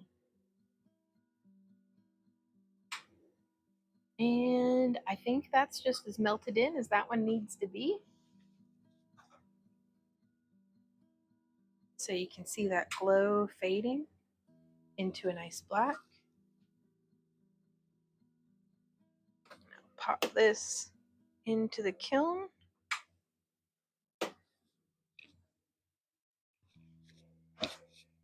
Lydia says, meaning where you are in picture, it's yellow and close up.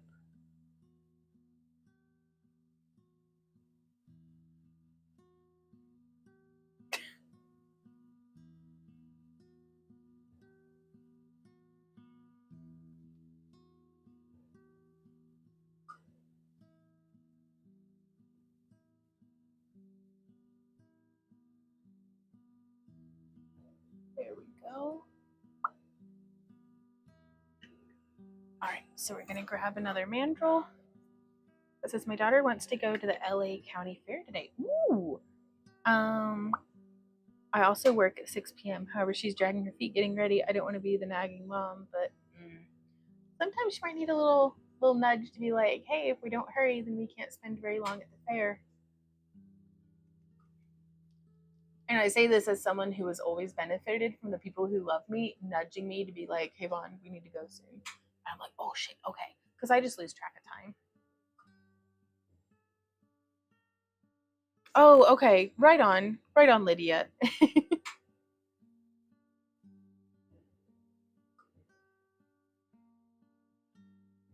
So we're gonna heat up the rod. There we go. I don't give haters the time of day. I'm not the first fat person that they've seen. Like, I don't know why they're that way.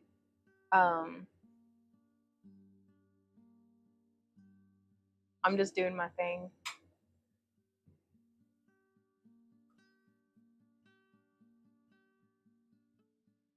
I feel like whenever people are sharing opinions like that, they're telling more about themselves than they are about me. So,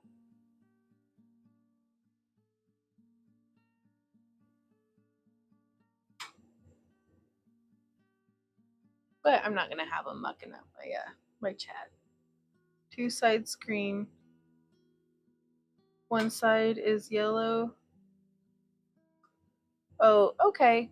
Yeah, I don't know why there's the difference in the color perception between the two cameras, but I see what you're saying now, Lydia.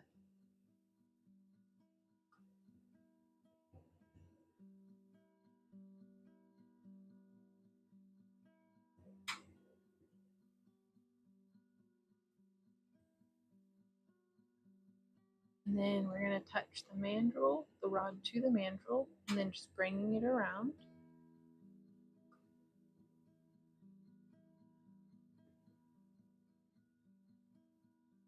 Yep, Cat and Cauldron says use them for engagement and then delete, more or less.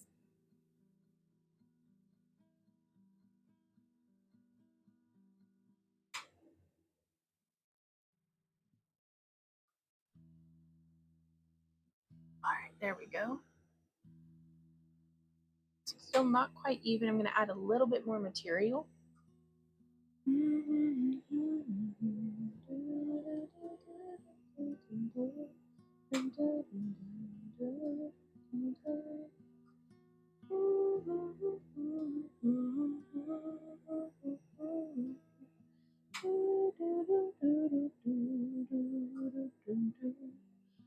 There's not anything in front of the camera, like I don't have any filters or anything on it that might make them look different.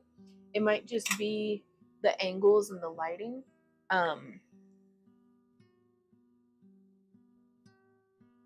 Heat protection might be a good idea. There's actually not much heat at all coming and hitting the phone. Ashley says, yay, I was just thinking how I wanted to watch someone lampwork making, and there you are live. Yay, oh my gosh. Oh, well, thank you so much, Ashley. Are you a Lampwork glass work? Do you do Lampwork glass? I was trying to think of a way to ask that. Or are you like interested in it or getting into it? It is just fun to watch, though. I'd watch it even if I didn't do it.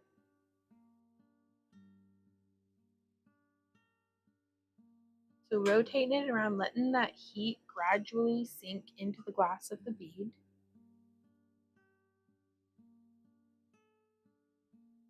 Right on. I'm definitely open to the concept of making another snail, but that's not today, Lydia.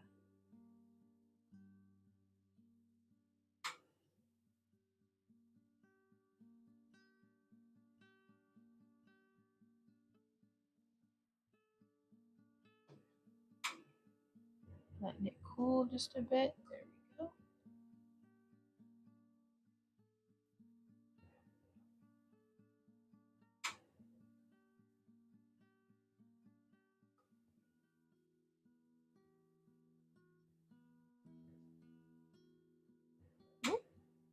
And now we're going to do a little bit of a gravity bead on this one just to get it rotated around.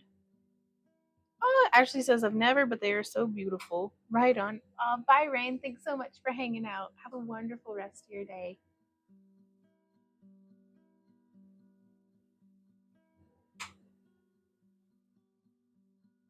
Okay, I'm going to focus back on the beads. Whenever I look at comments too much, they get lopsided.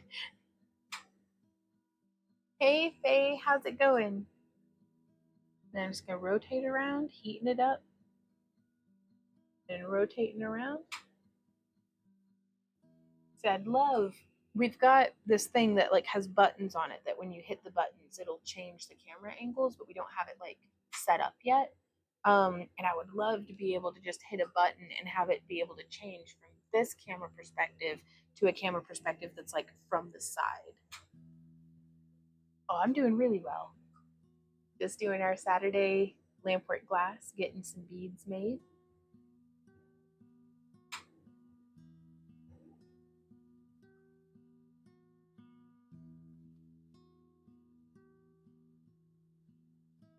Trying to be patient with it.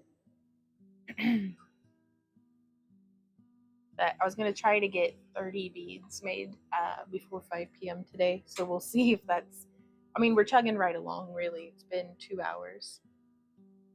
Oh, well, thank you so much, Faye. I certainly do enjoy crafting, so I'm glad you like it. Okay, I'm going to let it cool just a little. And now we're going to take it and put this into the bead roller. There we go. Sometimes I'm not shooting for perfect, I'm shooting for good enough.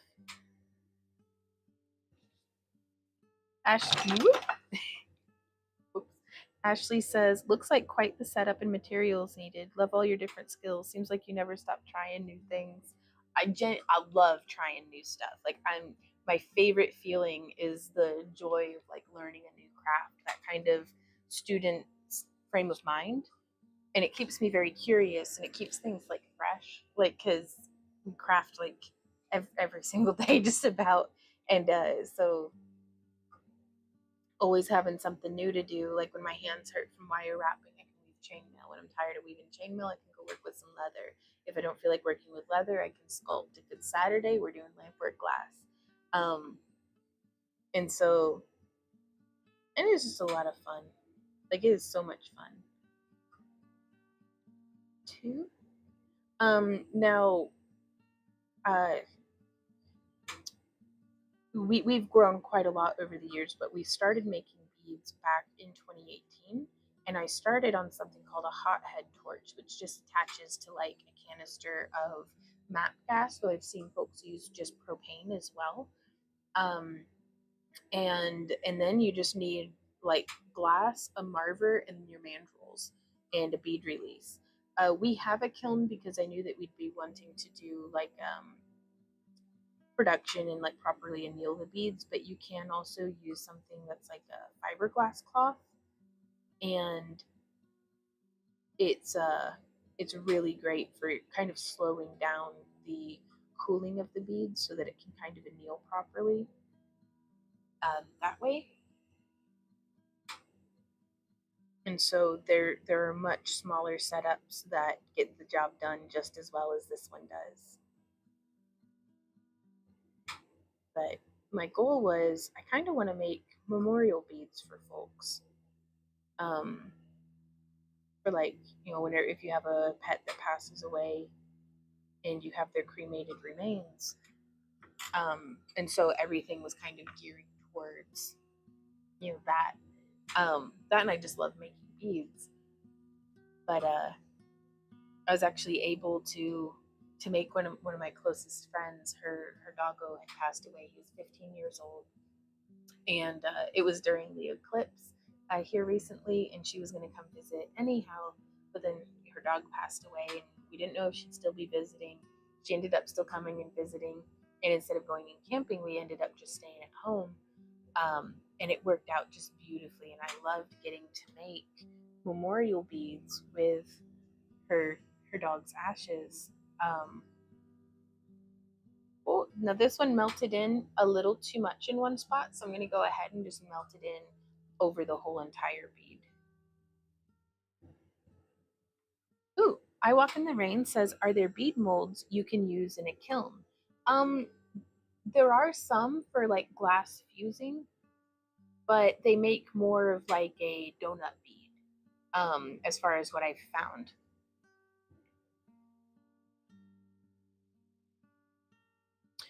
The difference between using MAP gas, or like just propane, and oxygen is I believe the oxygen increases the temperature. Now, that may not be the case. Like, I don't always function under accurate information, but that's my impression.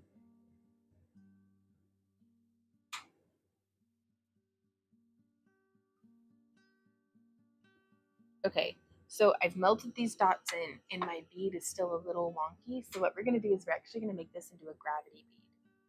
So let's see if I can show y'all. Ooh, Cat and Cauldron says, could you do the memorial beads with hair or nail clippings? I could try to incorporate them. I may I think with the hair would be easier. But I don't know how visible it would be. But kind of just having it in there, I think, is what's significant to me, at least. Ooh, Becca says, I've done resin memorial beads and pendants of people and pets. That's amazing. It's just, grieving's difficult and painful and necessary. and it was really wonderful to get to share that day with my friend. And we cried together and like held each other and cried a bit and laughed quite a lot. And we really made a beautiful day out of it. Just remembering and grieving. And it was really nice to not be alone through that. And I have lost 3 pets in as many years, averaging out. Two of them happened suddenly, and one was, our Sam dog. It was his time, but just being in survival mode and trying to get through just being alive, like I wasn't able to like process my grief the way I would have liked to, which I guess is like as quickly and efficiently as possible. But and so grieving with my friend was helped me to process my own grief and to recognize that it's something that's never done. We get to carry forward with the memories of our loved ones in our hearts, and in our memories. And it's nice to have a bead for that, to kind of a reminder of the things you want to be reminded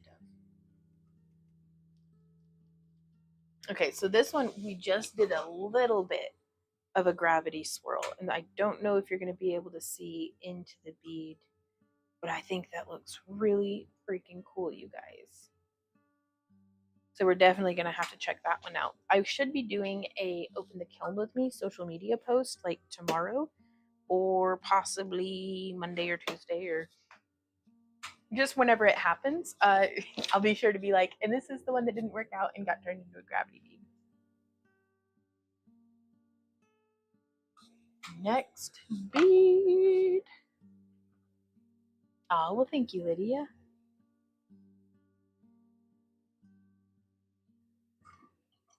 Uh-oh, running out of wah-wah. All right, 1, 2, 3, or 4. First number is the winner. Like, first number in comments is the winner. Whoop, Becca says 2. So we'll do number 2. Becca says, when I made memorial pendants with my dad's ashes for my family, it was very healing. Yeah, and it's like I thought that it would be, but I didn't understand how it would be until we had that experience, and it was like, wow, okay. Faye says, grief takes many things, but good memories help ease the passing of a family member. I agree. I agree a lot with that statement. Oh. Lydia said 4 and Drex had said 3. So we'll do 4, 3, and then 1. And that way, that'll be the order that we do them in. Hey, Beth. She says, hey, everyone. How are you, Vaughn? I'm doing really well. How are you, Beth?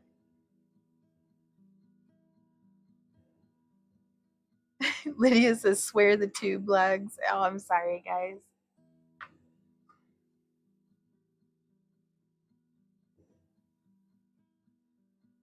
You can see how it shows up for me in the chat box there on the screen. So heating this up, and I'm going to heat up a nice long segment of it, and then we're just going to touch it on and wrap it without pulling much. Boop. Oh, that wasn't the best way of doing that, I don't think. Oh well, now we know. I'm going to keep dragging that around.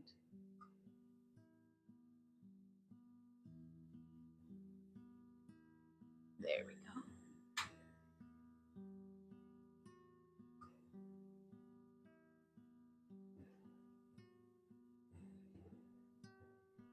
But no, I realized I had been keeping like my innermost self was just shattered all to pieces.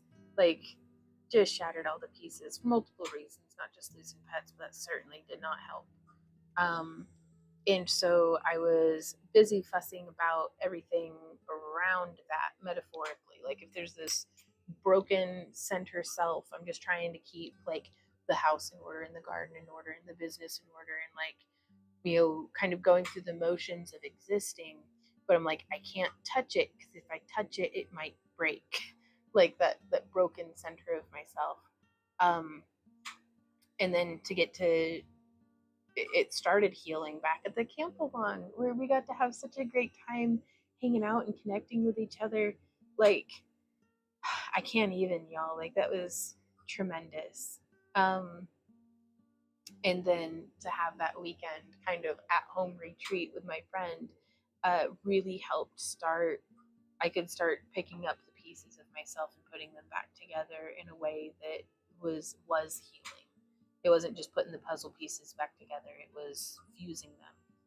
So it's like, all right, these things take time and they take patience and they take constant, energy and effort and vigilance, but it's totally worth it because I didn't want to spend the rest of my life feeling broken on the inside. Um,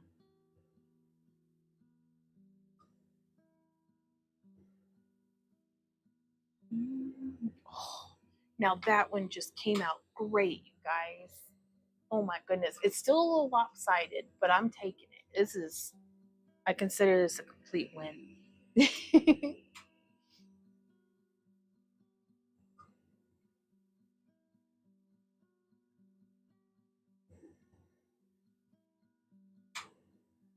Boop.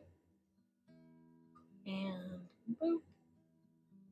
And boop. And boop. And boop.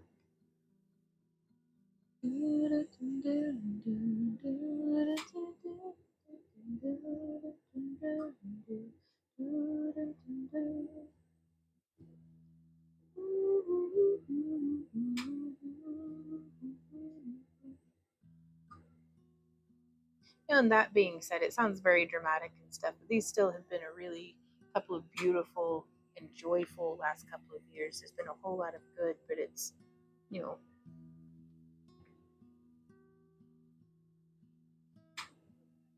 I'm really, really glad that healing's begun.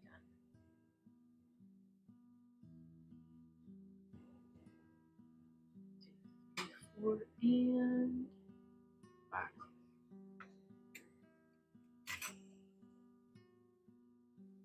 Does the glass you're melting with one rod of glass, does the glass get hot? Well, it does. Now, the glass does not transfer heat very well. So this one that okay, ow, that's pretty hot. So I try to not touch it closer up than like right here. I have to put my pinky in my mouth because I just burnt it. Ow. Freaking owie. Oh my gosh. But it does get hot, but it doesn't transfer heat as much as you might think. Whereas the mandrel, I can't hold it. Ooh, right there. Oh no. Well, this one's gonna get melted into, I think. I need to focus more on what I'm doing and less on chit chat, but I love the chit chat. This one might just go to our friend Amy. She said she likes wonky and weird stuff. Behold, my wonky weird beads. Yeah, perfect.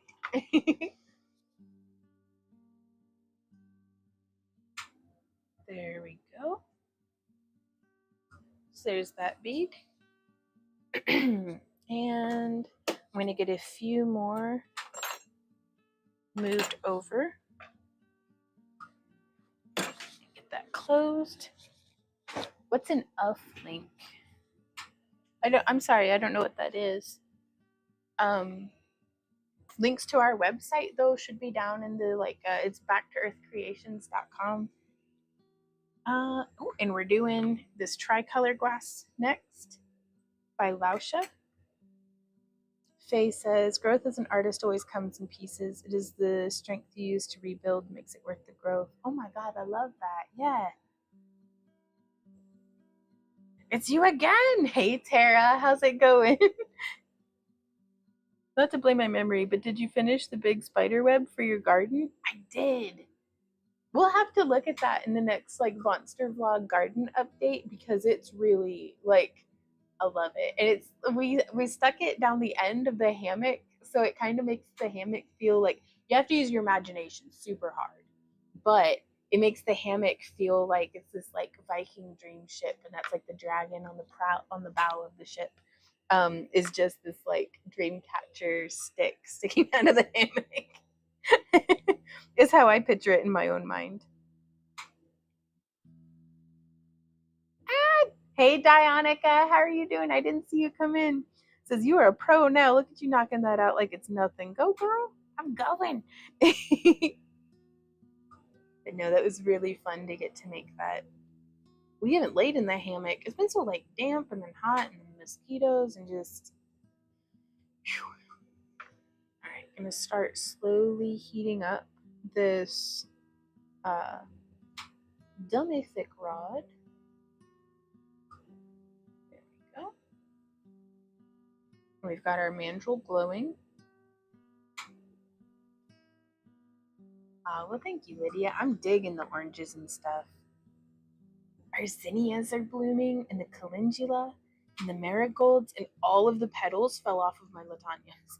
But that's okay.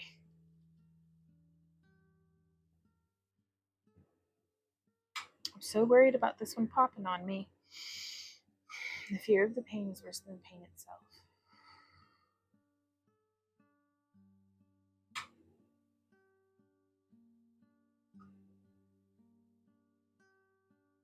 Oh, getting that heated up. Remembering to relax through my shoulders. And now we're just going to touch that on and start wrapping the molten glass around the stainless steel rod. Y'all, stainless steel is one of my favorite things in the whole world. Like, I love that stainless steel exists. This is a rod holder. It makes me feel like one of those Cruella de Vil like cigarette holders, but like less elegant. But it's whenever I have a rod that I don't have any other colors that I can join it to. And this one, I didn't think it would respond well to being puntied up, like being fused to a thinner like rod of clear or something. It's holding the rod for me to protect my hand from the heat.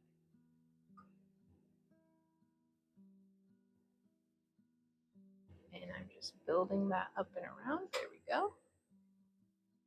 Need a little more material, like right there. Nice.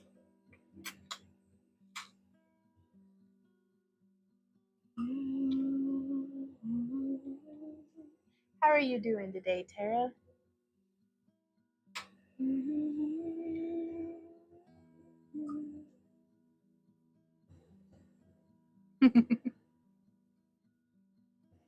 Right on, Rain.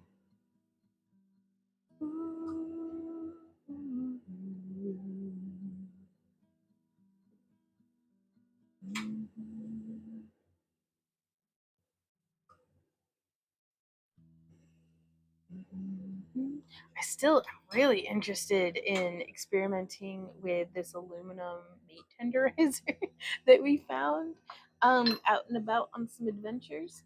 I kind of wanted to use it to like do like an implosion, but I don't know if it's gonna work. But I gotta try it. It was like $4 to $6. I'm not certain. It was less than $10. Faux show.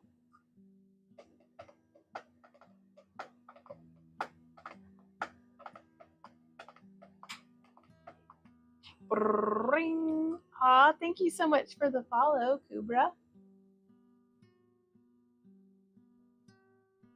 So just heating that in.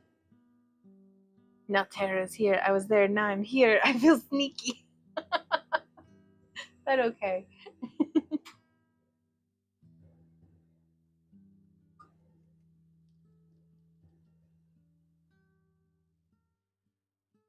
Oh, I'm loving how the shape of this one is coming out. I'm going to keep it rolling so while it's molten like this, it doesn't droop. There we go.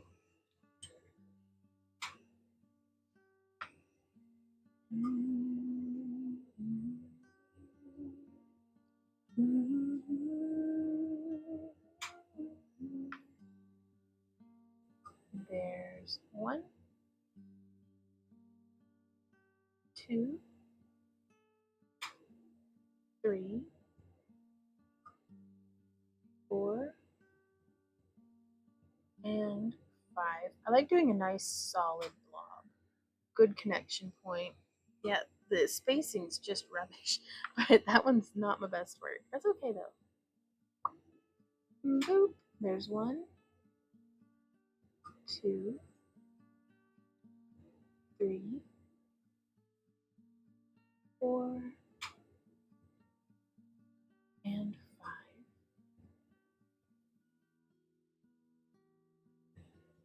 1 and 2 and 3 and 4 and 5. And now we're going to melt these little dots in. Roll and roll and roll. Oh, keep roll, roll, roll. Yes.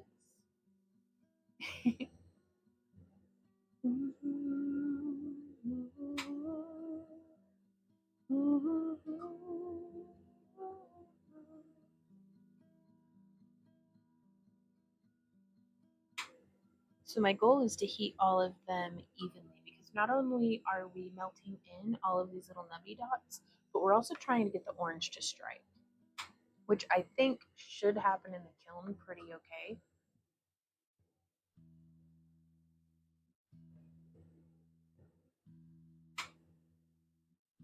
All right, good and nubby. And this is what I mean, y'all, whenever I say practice will make progress. Literally putting in the hours, putting in the time, putting in the effort, it's going to get us to where we're going. And it's not particularly glamorous, but that's okay.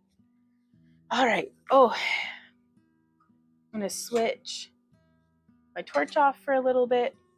Oh, we're going to do some stretching. I'm actually going to take my mic off and head over. I'm going to do a bio break and refill my water. So dog hair on the microphone. And I'm trying to decide if I want to spend the next 2.5 hours making the same exact style of bead, which I could be 100% down for. It's very meditative, like to me. But I also want to make sure that y'all aren't bored out of your gourds. So I don't know. We'll see. We'll see what's up. So I will be right back, y'all.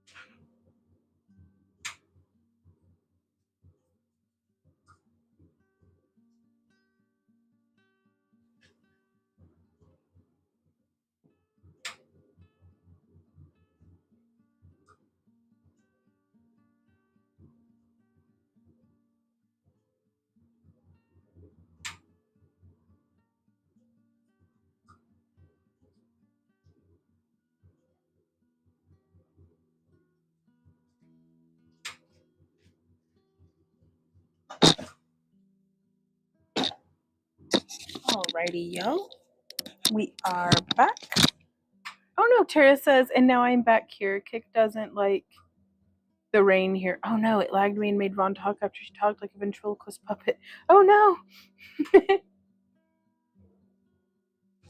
Well, that's why we stream on both.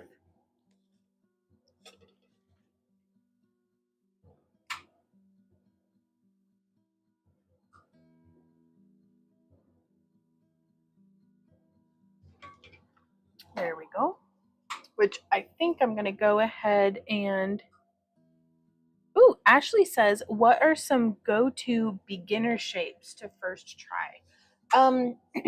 Actually, one of the first things that I would recommend when doing lampwork glass is to practice before you even light your torch, to take a mandrel and to practice rotating it and keeping it horizontal, because sometimes folks will get, and by folks I mean me, as well as others, but I'll get so focused in on what's happening on my mandrel that I'll start to dip, or I want to be as parallel to my like shoulder line as possible. Like I don't want to be curved in or curved out, and if I am, I want it to be on purpose. So being very squared up and then being very squared up to the horizon line as well. That way gravity's pulling plumb down on the bead. And then just practice touching, rotating and touching to build that confidence before there's any risk of fire or any risk of like the flame's not on, the glass isn't hot. You're just practicing that motion, and you want to be kind of consistent about the speed, because it can craftily can kind of feel like rubbing your tummy and patting your head. So that would be step one. Like if I were to teach a class to complete beginners, that's step one. And just practicing doing that. And I like to, typically I'll just have a broad range of motion. So if you can see, I'll roll all the way back to here. Trying to see if it's in the frame, and then roll all the way to here. So, but I'd like to get better at, and you can see I don't have nearly as much stability in this method, but where I kind of use, that way I could go continuous. But I clearly need more practice in that. But so it's practicing turning your mandrel and practicing just moving and holding. And also the next thing to do before the heat's even on is to practice changing your grip. Because again, before there's any heat or anything, and you could do this with a pencil too. So there's your palm up grip, which I think is really great for if you need to do where you're pointing down to apply decoration, and then palm down or palm away from you, however you want to think of it, for just kind of just a basic position. Same thing for this one here. I never really change how I'm holding my rod. You may hold it like a pencil. You may hold it, I like this because again, it gives me a little bit more stability.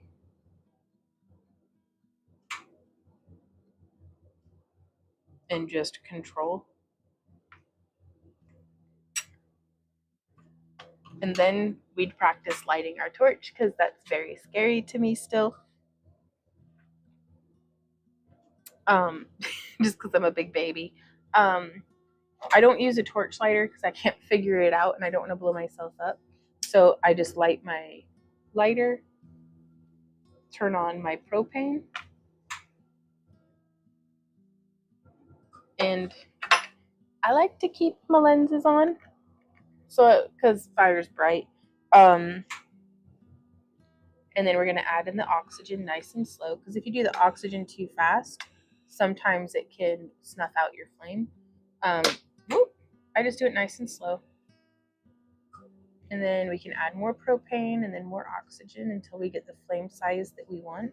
I'm still figuring that out. All of this being said, I love to teach, but I take this with a grain of salt because I too am a beginner. I'm still learning so much, but this is what I've learned so far. Ooh, Walk in the Rain says, do you think if you mixed black, brown, and tan in a swirl type bead, it might look brindle? I don't know. That's a really good question. I have zero experience with like color mixing, kind of like, or at least zero informed experience in color mixing. So one of the first things that I would recommend to someone who is getting into doing the lampwork glass, let's make sure these two are the same color. They're not, but neither was the color that was attached to it either. Ruh-roh. So I'm just going to take these two. And now if you were just starting out, I'd start you on a full length rod. That way you don't have to be afraid of if your fingers are near the flame. But we would practice just heating up the glass, just getting some experience, feeling and seeing how the glass behaves and how it interacts with the heat on the flame.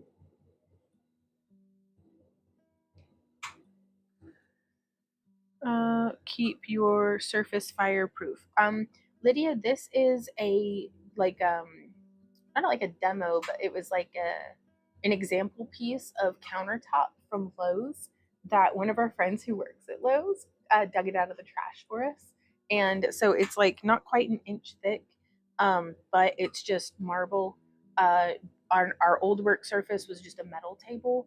And I've seen folks use wooden work surfaces and then cover them with like tile and stuff too. So, hey, KL Mama, how's it going?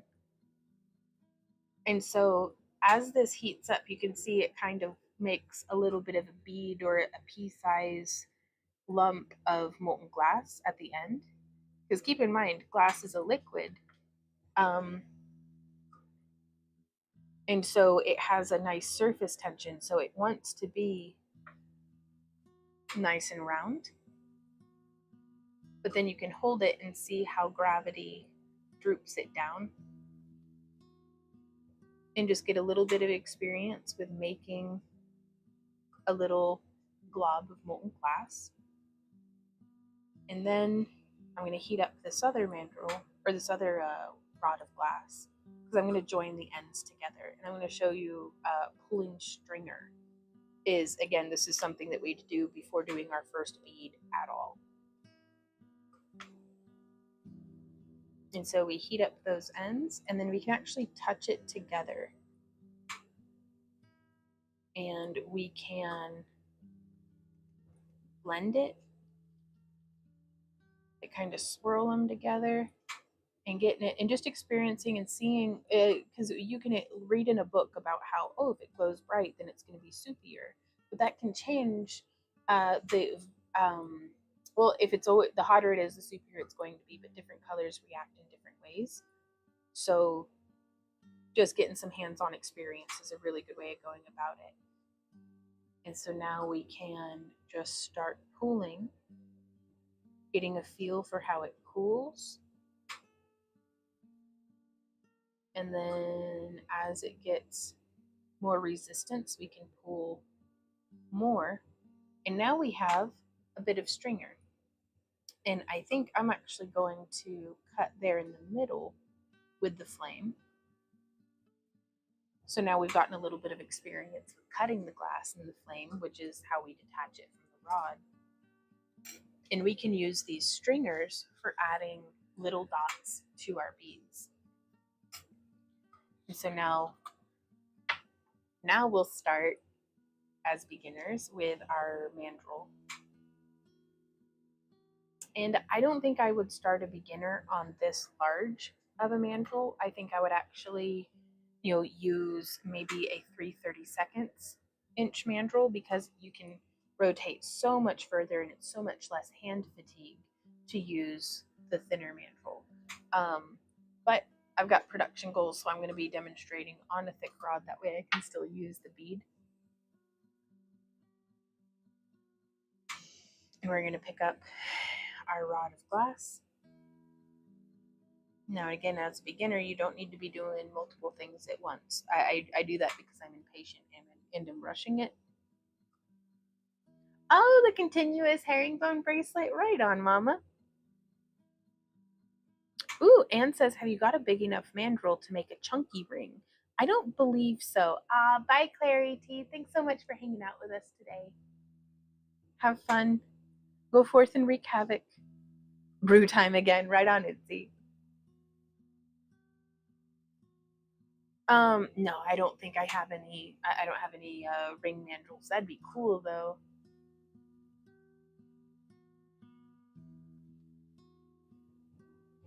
So we're just going to heat up the bead release until it's glowing, because hot glass doesn't want to stick to cold metal. That's how we can get away with using these tungsten metal picks and aluminum marvers and different things.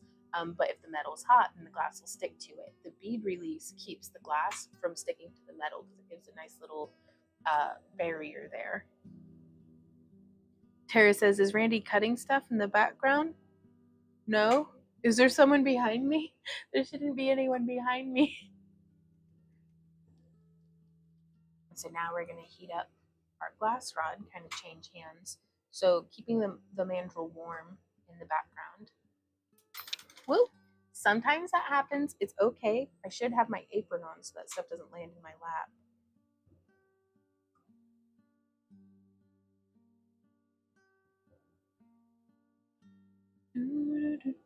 Oh, clicking? The clicking is the kiln going.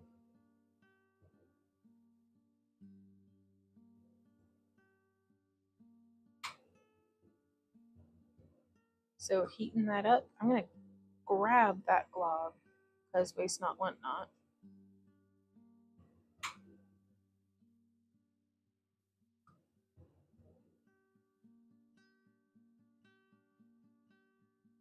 I'm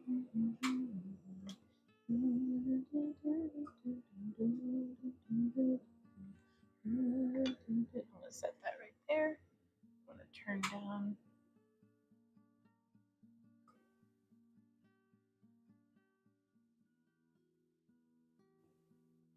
So yeah, just heating that up,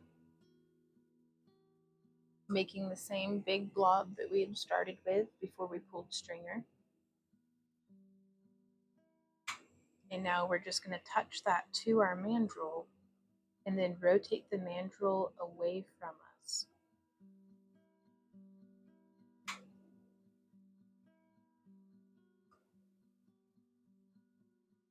Some folks do it in a real smooth, even motion. I find it helps me to get better results if I do kind of like a little push and pull where it's making good contact and then I'm kind of tugging a bit.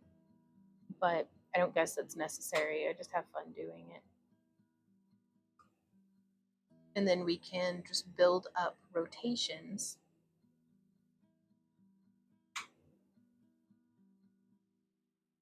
into a disc bead.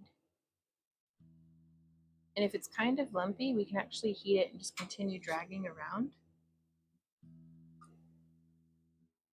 And you'll want to make your disc just as even as possible.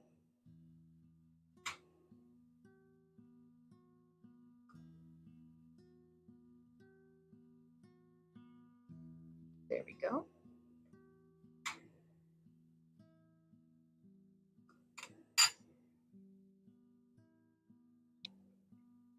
And so that's how that's looking.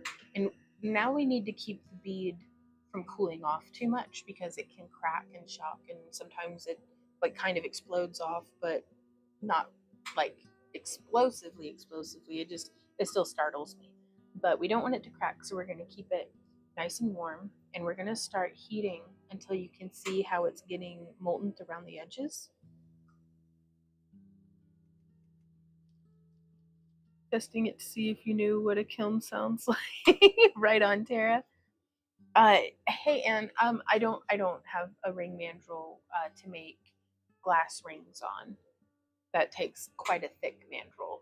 They're actually well, it takes a big one, but they're hollow. So we're just going to heat it and rotating.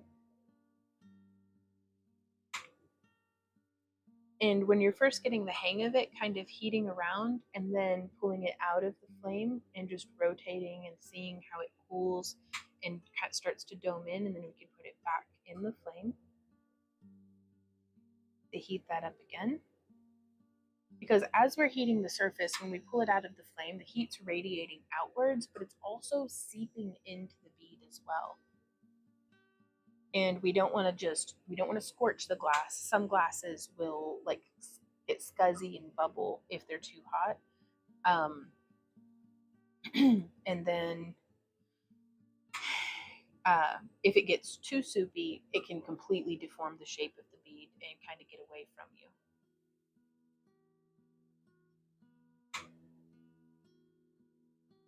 And so just turn it, let's pull it out of the flame and let it kind of relax a little bit. So I guess to answer your question, I would start with a donut style rondel bead, which is what I'm making here. You don't have to worry about it being perfectly round, but it's familiarizing the glass artist with the budding glass artist with how the glass interacts, how to recover from, like right now you can see my bead is much thicker on this side than on this side, and I'd like that to be evenly distributed. So what I'm going to do is I'm going to come through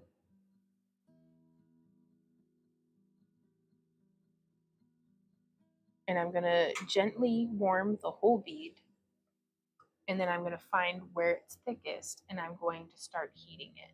And then whenever it starts to get to a solid glow, I'm going to kind of take it like just turn it a bit and then turn it a bit and letting it heat and then turning, letting it heat and then turning, letting it heat.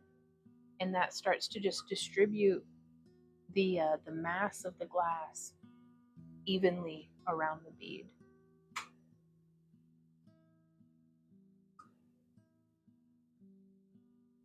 And so this is not perfect, but it's pretty good.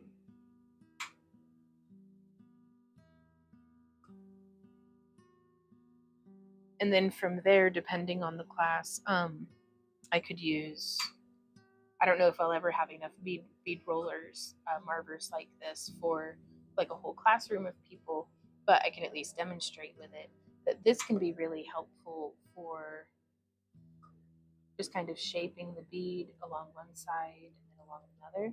You can see here I'm pressing to my left, and that's going to shape the left side of the bead.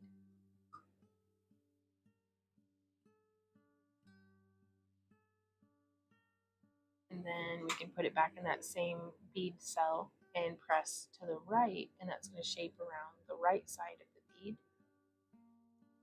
And that helps me to get a much smoother shape.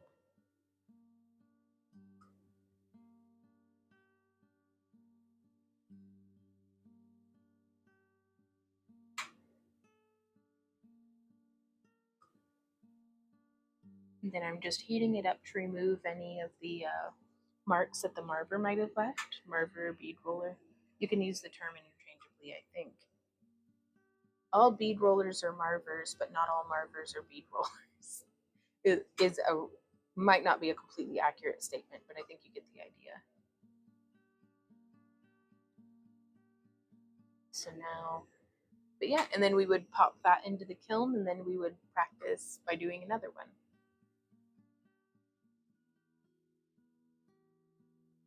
Which this right here actually would probably be the second bead that I would teach to a beginner lamp worker, where we're just adding dots to the equator of the bead that we've made. So we're practicing cutting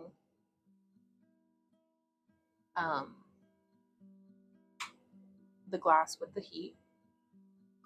We're doing a nice solid smush and then lifting off and just cutting it. And then boom. Oh, I had meant to use the stringer we had pulled. Well, we may use that on the next one, I think. Woo, level 3, Beth. Congrats. Beth says, Vaughn, then you can try blown glass. Yes. Did you say that there's a glass blowing shop nearby? There used to be one. I don't know if it's still there in Springfield, Missouri, which is like an hour away, but oh my God, that would be so cool. So there's 1, 2, 3, 4, and 5, and 1, and 2, and 3, and 4, and 5.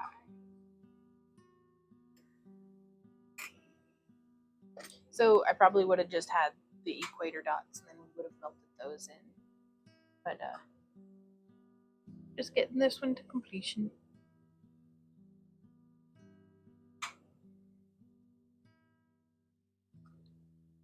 Just gonna heat those until they melt in.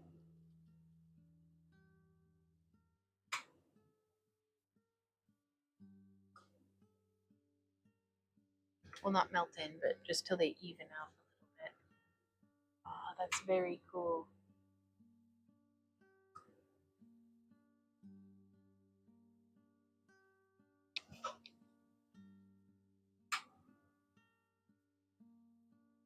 Love it.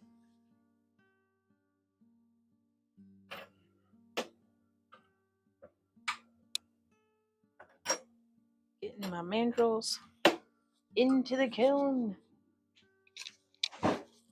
Lydia says they do make mandrels for glass rings. I'm thinking that they may use more glass to create versus glass beads.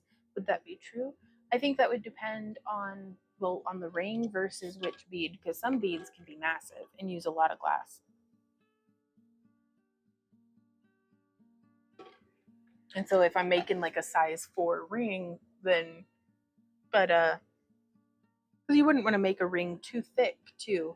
I honestly, with the limited experience that I have in glass, especially soft glass versus borosilicate, I personally would feel a lot more confident making rings out of borosilicate because it's a much stronger glass. It's a lot less shocky for like temperature changes, and so I don't know. Like that's my instinct on it, is that I think it would be better made a ring out of borosilicate as opposed to soft glass, but I have zero evidence of that.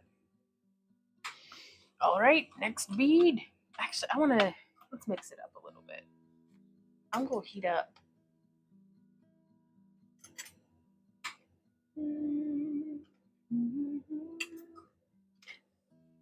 I'm just gonna heat up some clear and I'm gonna smush it onto this meat tenderizer because I want to see what happens. You put the dots on all around the bead. Could you pull them like teardrops and press flat like a flower? I don't know what you mean. Maybe? Do you want to do an implosion flower? Because I was watching a tutorial on how to do that earlier, and we already have some stringer pulled for it. And that might be super cool. And I have some green stringer here. Let me do this experiment, and then we'll experiment with making some flowers. Hey, Jean, how's it going? Oh, well, thank you, Anne.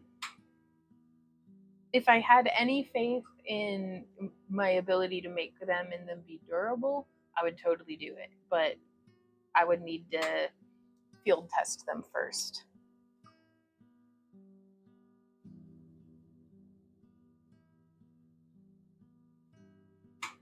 Yeah, it would be a really similar technique, just wrapping it around and trying to get it to be even. Now, also, this is something that's endlessly interesting to me that I constantly forget about, is that whenever I'm holding with the point down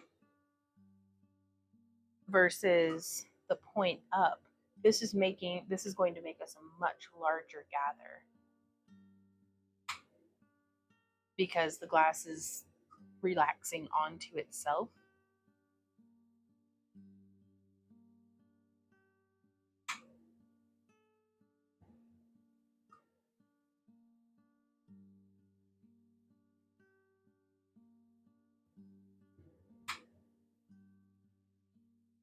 Oh no, Jean. Hope you're all right. Okay. So I'm going to move that off to the right of my flame. I'm going to get the glass good and molten now that we have a decent gather going of it. I was sick, yeah. I had a lower respiratory infection that knocked me out for a few days, and then I think I've been overworked for a while, so we took a few more days off to just recover fully. Okay, and now we're gonna come down, and I'm just gonna press. Y'all, okay, that's pretty neat. And so from here, I need another clear rod. I can't tell if that's clear or pink, but we're gonna use it. Maybe. Here's a clear rod. Okay, so I'm gonna keep that warm.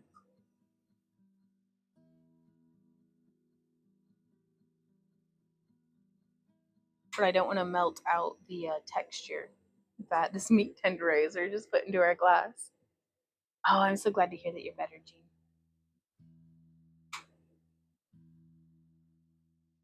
Okay.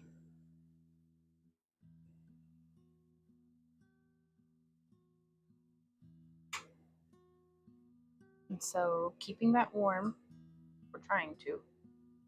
I'm going to try to make a nice big gather.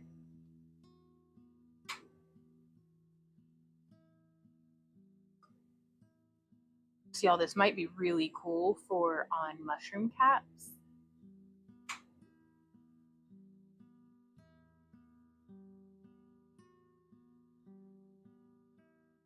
Okay, so we're getting our big gather going. And then I'm just going to take this and I'm going to encase.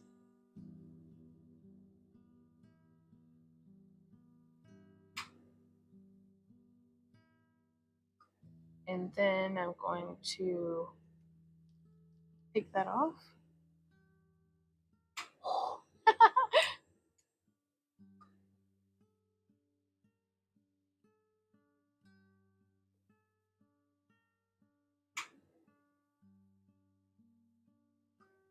Oh, thank you, Lydia.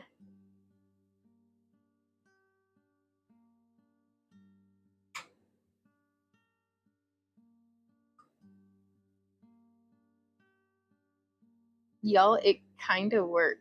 It left like little square bubble shapes.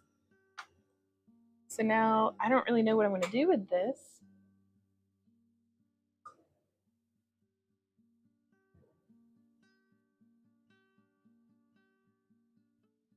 Okay, yeah, so now they've balanced out into little. That's just cool.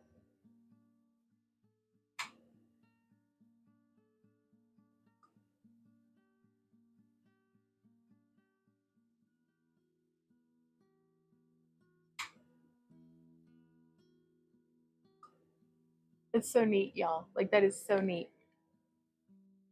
Right on, Jean. I love that you're doing an impromptu Lampwork class and experimentation. Hell yeah.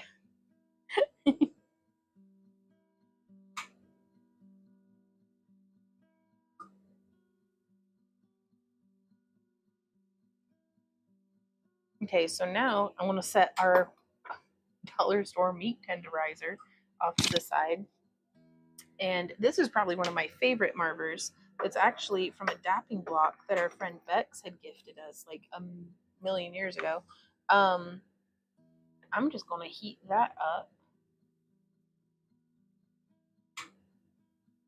Well, heat our little glob back up.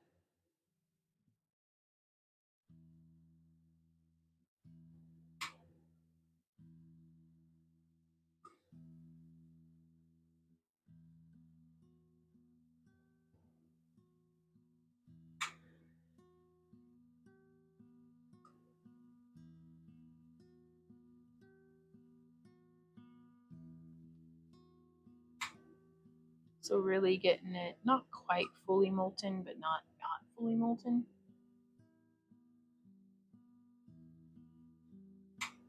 just going to take that and then I'm going to let it, oh, it's still not quite as soupy as I want it to be. Oh, that's so cool doing it. Oh, okay, we gotta, and I'm just gonna press that on in.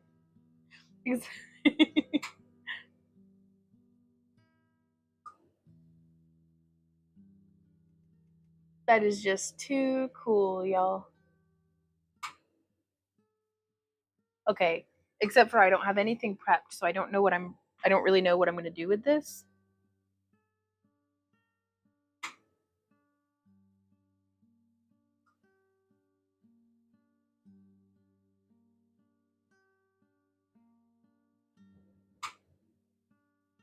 But this is very interesting to me, and it looks so cool.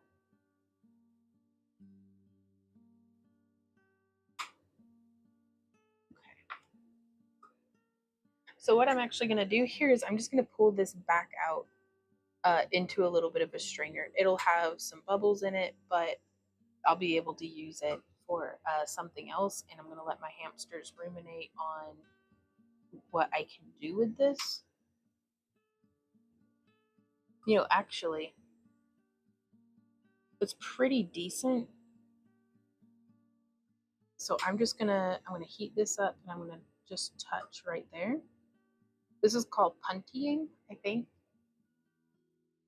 And it's gonna give me a second point of attachment to what we're working on. And I'm just gonna have this be a cabochon, you guys. So I'm gonna come here on the back, and I'm just going to heat up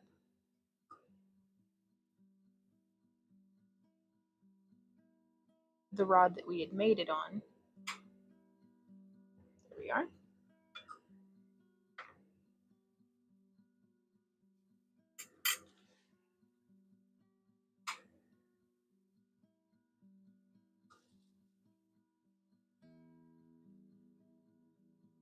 I'm gonna need to grab a paddle marver, like this one here.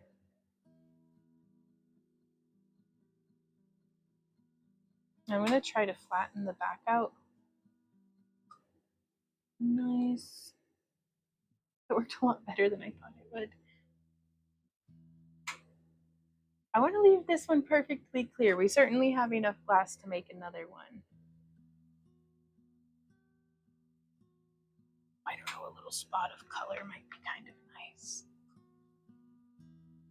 I'm going to go with the blue because I think Randy will like it, and I'm going to give this to him. He's always believed in everything I've ever wanted to try. He's never once been like, don't you think you should stick to just one thing? Don't you think you should stick to what you're good at? Never once has he said that. If I get a dream in my heart, he sees it. He helps me make it happen. He fans the flames in my heart. Keep this machine going. And so I'm going to make him a little cabochon. He likes blue.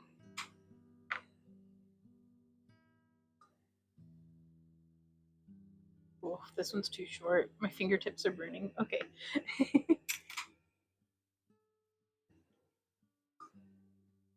Do I not have any blue aventurine over here?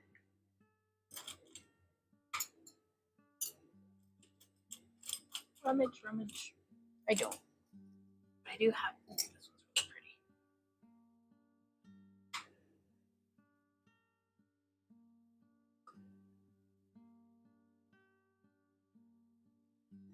Oh, I do. There it is. Blue glass. Now this blue aventurine, it's gonna have a nice like metallic sparkle in it. Twinkle, twinkle.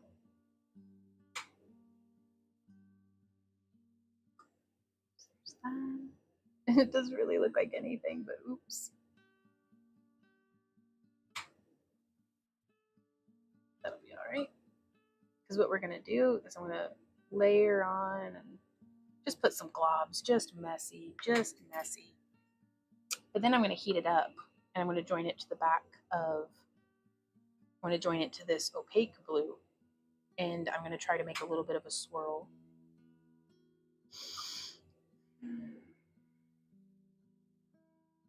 Sometimes when I feel myself being super, super excited and it starts to get a little intense, I just gotta remember to breathe. Okay.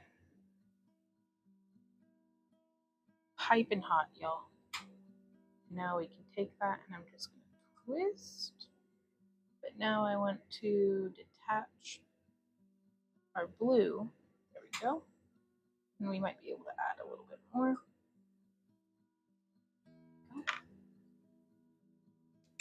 And that's a light lapis, I think. Right on, Faye. And so you can see it's kind of like just crawling out of the back. That's okay. We're just going to heat it up.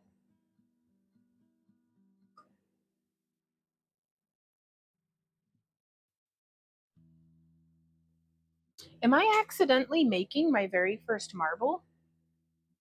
I think I might be, because Randy loves spheres.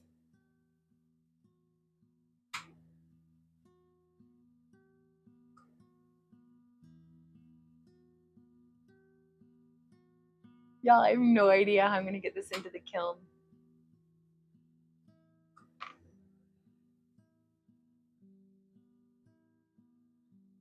So I'm just heating it and kind of trying to roll it. Oh my god!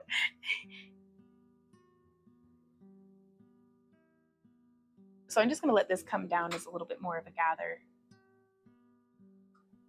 Whoop, whoop, whoop. There is so much weight on this glass. There we go. We got a larger attachment point now. Okay, so now I'm going to use, and I guess do I just go like that till it's round? I don't know. Sure, I guess.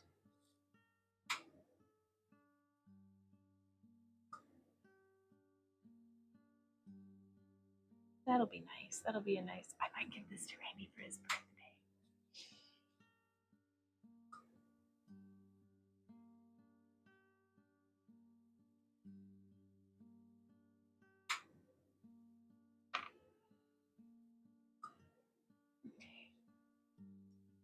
I'm kind of finding myself wishing I had something. I find myself wishing I had an idea of what I'm doing.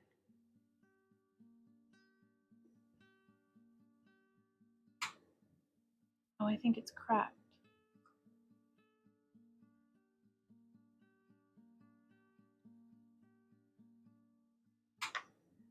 Well, maybe I'll just make it into a pendant or something instead.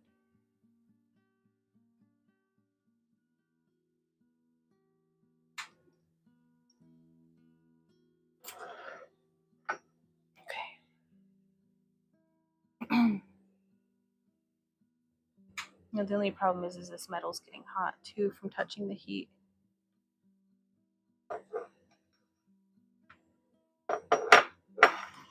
I'm just going to hold that there.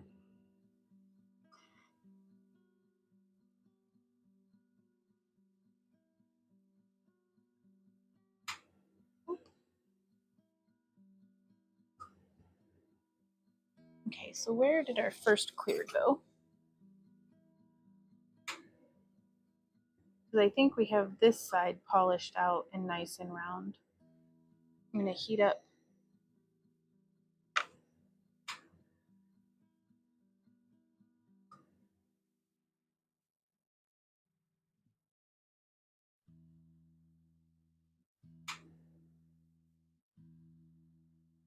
Now I'm going to need a much bigger punty, I think. Okay, so there's that. And again, letting that join and solid up. And then we're going to come over here onto this side.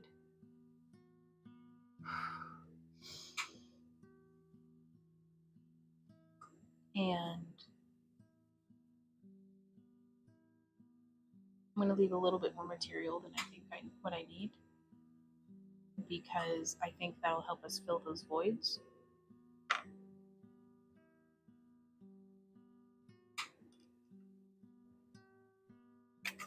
Okay. So now it's a lot more centered up. Very good. Okay, I feel a lot better about this now. Maybe. The glass and your inner artists are leading you to another pretty to create. Yeah. I've lost my marbles. I'll make more, I guess.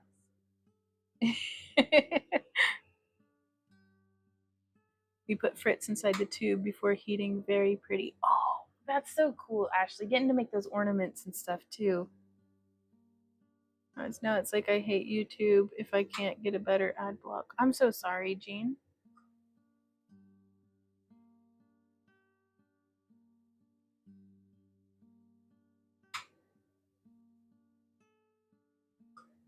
Okay. So again, just heating this in. I feel like more, we can risk a little more flame, a little more heat.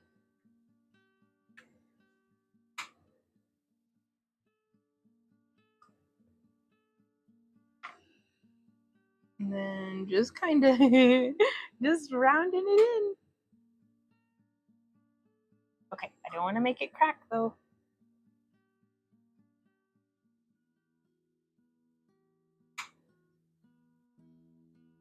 Y'all, I feel like I have to cover that and clear and twist it.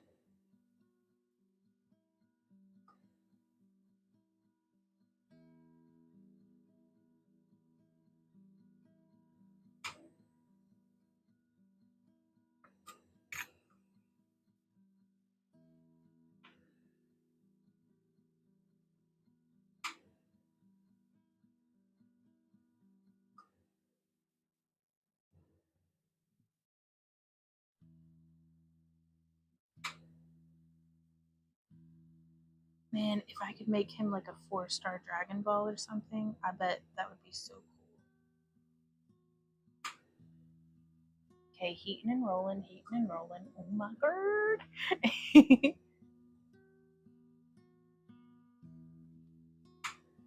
Oh, my shoulders have been tense since like 3 years ago.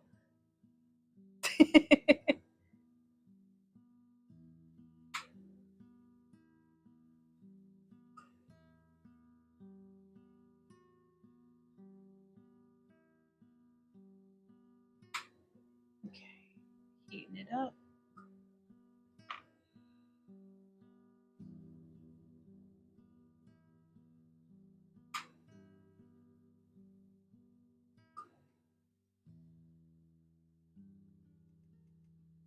Just rolling it through.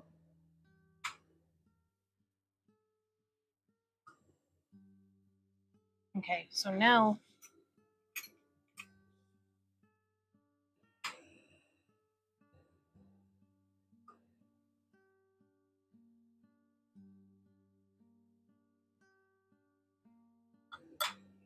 just shaping that.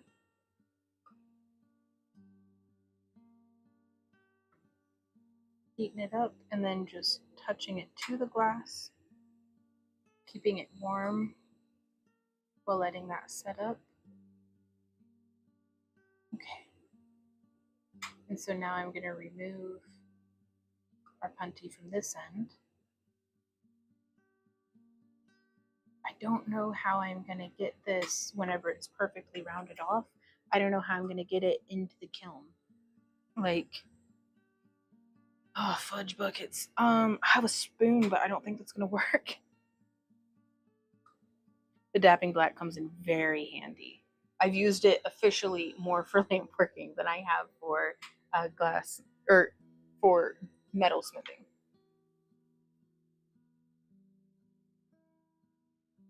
Right? Okay.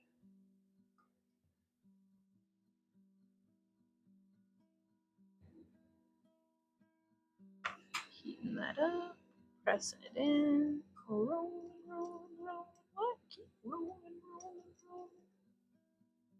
Oh!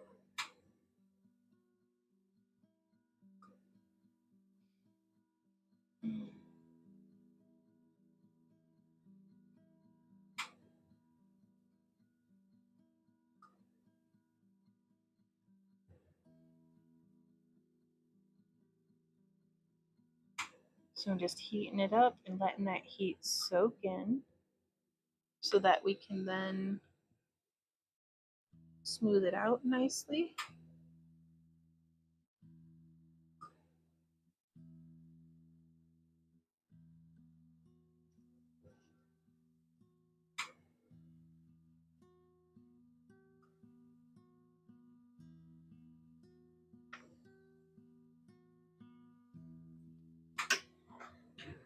I think I know what this thing is for.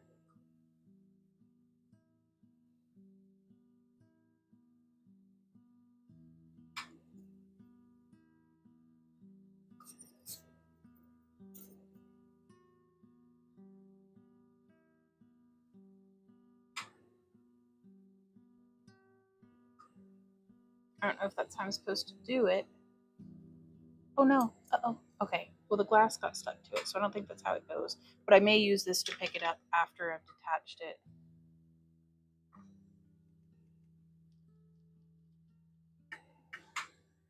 Oh. Maybe I should have done more research before getting myself in a pickle. Do I just keep attaching smaller and smaller punties?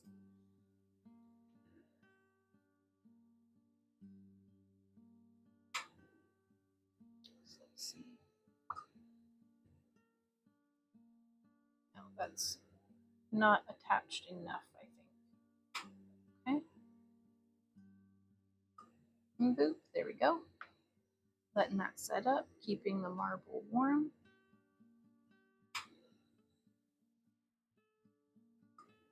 And then heating up our other punty. So I'm starting to feel like this may just end up being a vicious cycle of hot potato from one hand to another.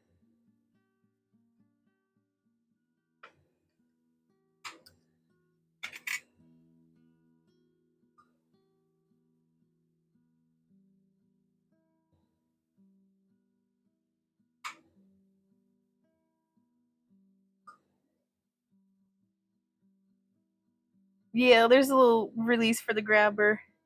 It's not too hard to get off the rod. I may be able to just tap it off, but then we're gonna have like a spot. Which, you know, if I got it perfect on the first time, there's no room for growth, and what's the fun in that? So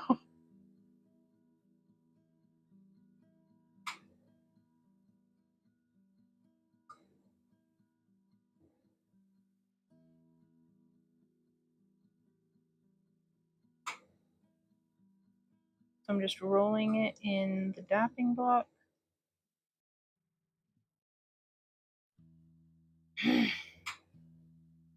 How do I do this? So I just, woo, woo, it came off. Okay, where's my little grabber? Don't crack, don't crack, don't crack.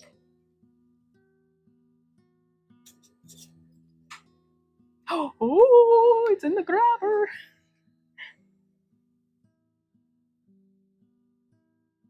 Fuck it, it's going into the kiln. Sorry, I don't mean to curse, but also, oh, I hope my house is level. No, it's rolling. Okay, get back in there. Okay, it's still rolling around in the kiln, but the door's shut, so it shouldn't come out. Yeah! Oh my god! I need a minute. That was intense. Oh, Danica says, nah, if you get it perfect the first time, you spend several times after trying to repeat what you did. Happens to me. Okay, yeah, that's fair. So you still have to put the ball in the kiln? Yes, 100%. Hot glass always needs annealed. Just to bring it down to temperature to hopefully keep it from cracking, because that's probably still gonna crack.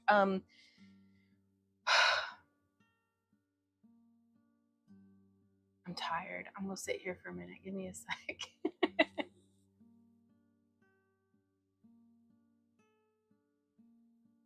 Whoo-wee. That was exciting. But yeah, that's a good point, Dionica.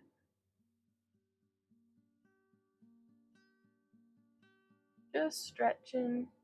Ooh.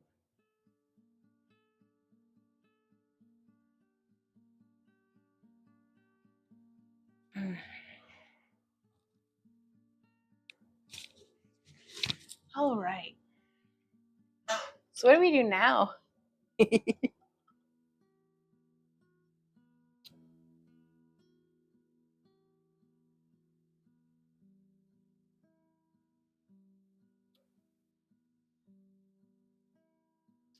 That was just wild. Oh, it's so beautiful outside.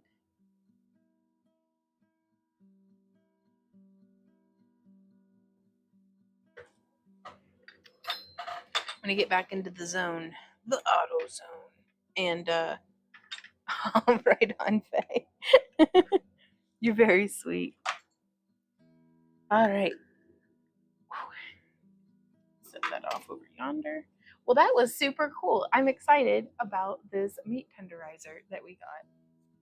Is it Walmart? I don't remember where we got it. But it was on one of our adventures out of the house. That thing is hot to the touch.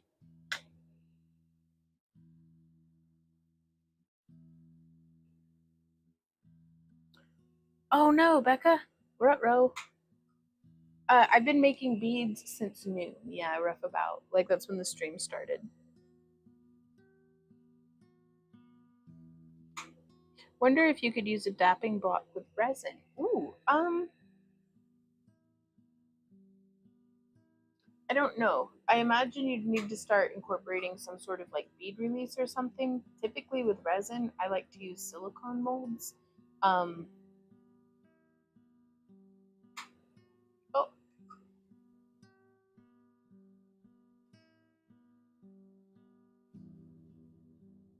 camera's down, but we're getting it back up.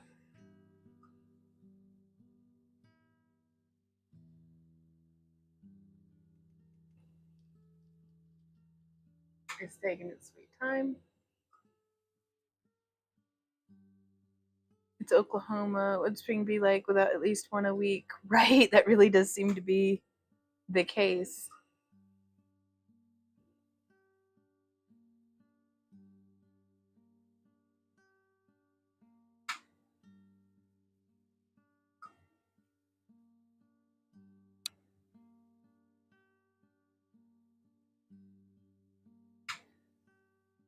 All right, there we go.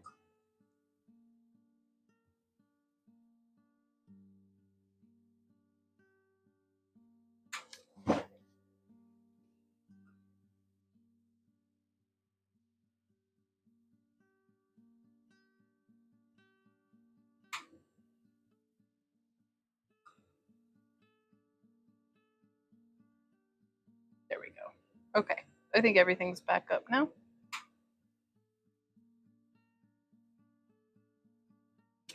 Fun fact, Dragon Eye cabochons are what I first watched on your channel. Ah, really? Oh, that's cool. They're a lot of fun. I'd like to start learning how to make them in glass, like all the way through glass.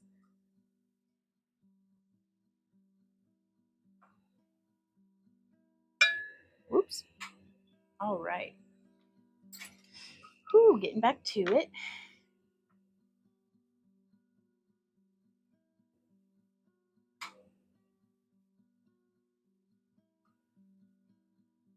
Woo! Congrats, Anika. Anika says, I'm done with the necklace. Woo! How'd it come out?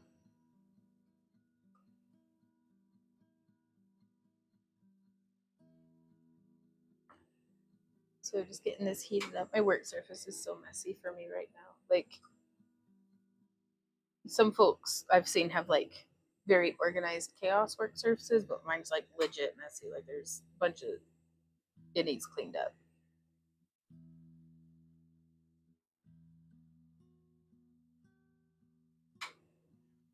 Okay, and so now I'm going to touch to the rod and just start turning it. attach it to the mandrel. I get so mixed up about those. Metal rod, glass rod, mandrel, glass.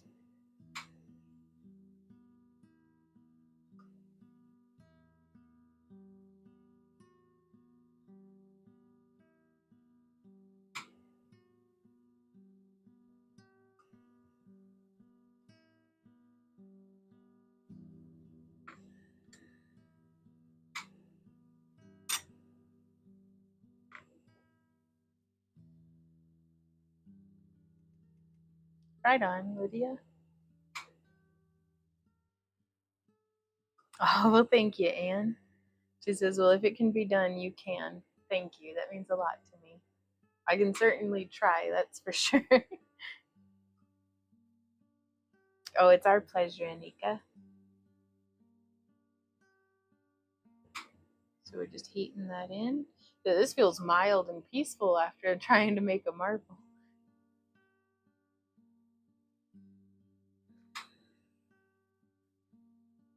I think I'm gonna have to watch some tutorials on how to make marbles now. Just to, I want to make more. That was cool. Like that was really freaking cool.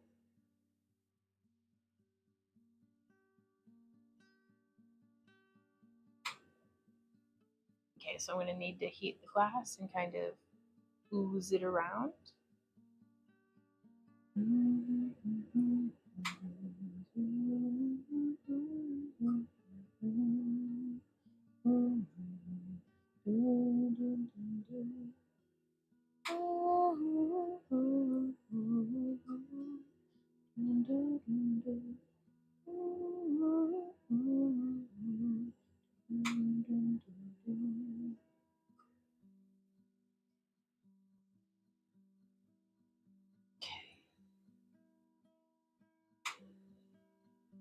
It's actually looking pretty sharp. So I don't think we'll need to use the bead roller on it. So now I think I'm gonna use 2 different oranges. I don't think so. I'm gonna use some of this stringer. Oh, that's right. We were gonna do a little implosion flower bead. Okay, I recall.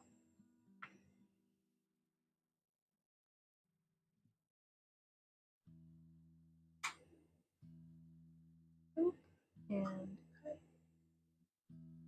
dot, and cut, dot, and cut, dot, and cut, dot, and cut. I hunger. I think I'm gonna try to find something to eat in the kitchen.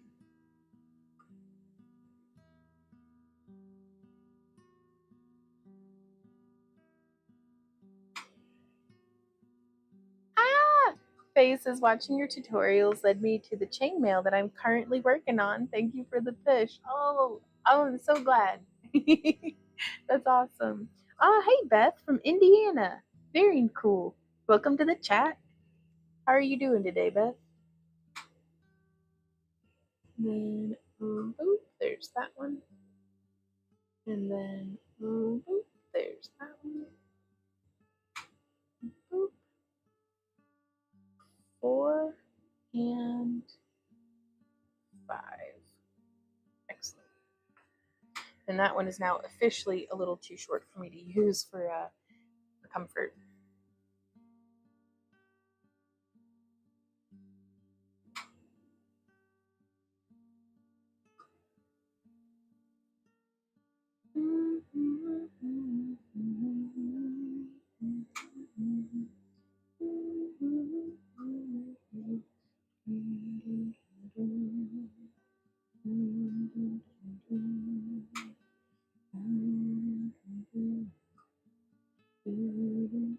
Oh, I melted it in a little too much, but I think that'll be okay.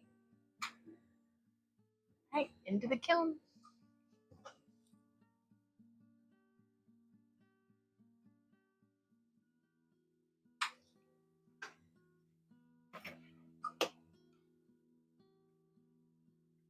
All right. Okay, so I'm actually going to go to the restroom and have a bit of a stretch. So I will be right back, y'all.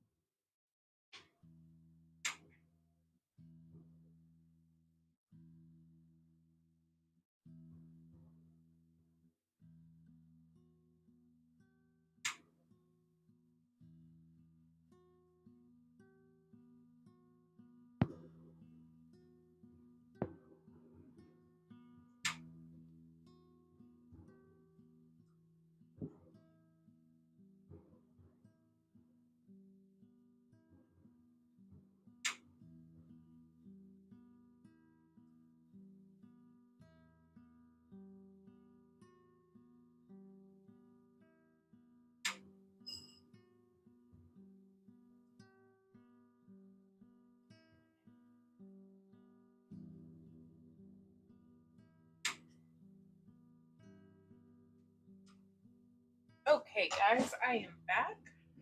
I needed to go and I ate some leftovers real quick. I didn't even heat them up. I just shoveled them into my mouth.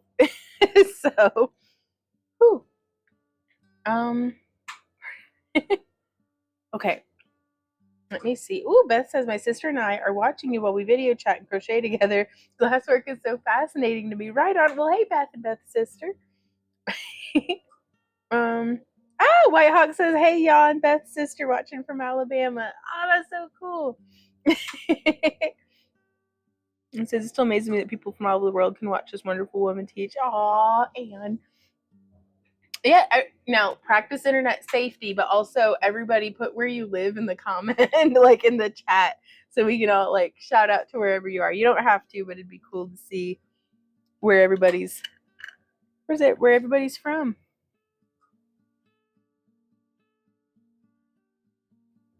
I desperately need more coffee. That's fine. Next time I have a break, I'll get more coffee. Round 2. Let's go. Second wind. Sorry, I start running out of steam when I get hungry, y'all. And I'm trying to like have reasonably sized portion sizes and stuff. And we're working on it. But so I've been hungry for like 3 days. So Kentucky, Oklahoma, the UK, Arizona. We got White Hawk in Alabama. So already, that's pretty cool.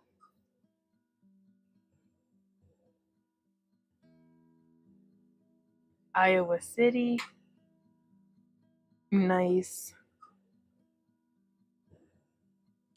Oh my God, thank you so much, Beth. Oh, thank you. Colorado Springs, Colorado.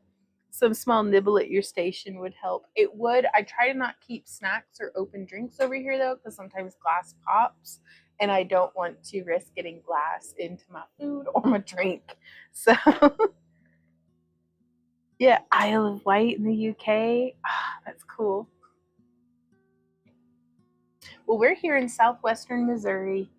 Just literally like feels kind of like the middle of the Midwest, but I love it. Like, well, and a part of my heart will always live in Tennessee, I think, but we've really made our home here in Missouri this past decade.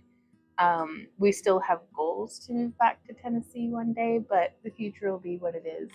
So a bigger goal than that is being present and enjoying where we are. But other than all these tornadoes lately, the weather's really been agreeing with me. It's not nearly so humid as in Tennessee. Jean says I was born in Tennessee. Right on, so was my husband, my Randy. Nelly says it looks so beautiful, almost like candy. The glass can look really like intensely like candy like Jolly Rancher almost. I was a little too relaxed and just jabbed it into the flame. It's okay. Nothing melted. It just ricocheted off of a bunch of stuff and now there's melted glass. Oh my God, thank you. Thank you so much, Beth, for another. Is that a super thanks? I think those are. Aw. All right on, Jean. Yeah. And you can see this is fractured like all the way up too. So I'm gonna use these little tweezers and I'm gonna pick up this molten bit of glass because that is so pretty. You can see the bullseye of how the glass layers are inside of the glass. If that makes sense. But I'm gonna set this on my table, my filthy little table. And I'm gonna try to pick it up here in a minute.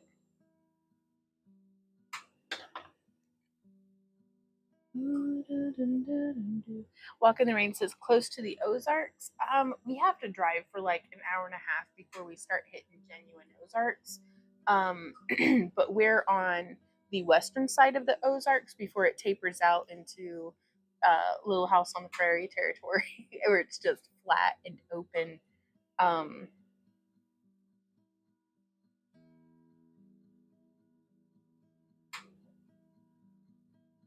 But honest to goodness, my favorite thing about it is I'm here, and my garden's here, and my house full of all my stuff is here, and we finally have the fiber internet.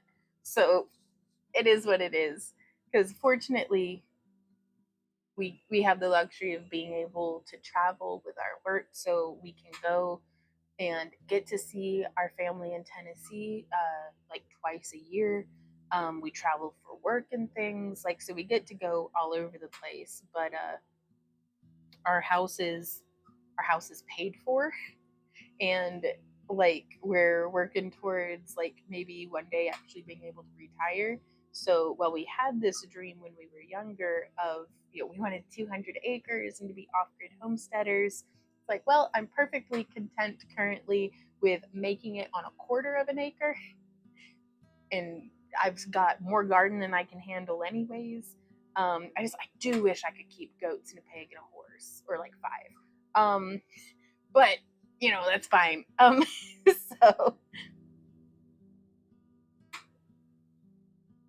but it's good to want.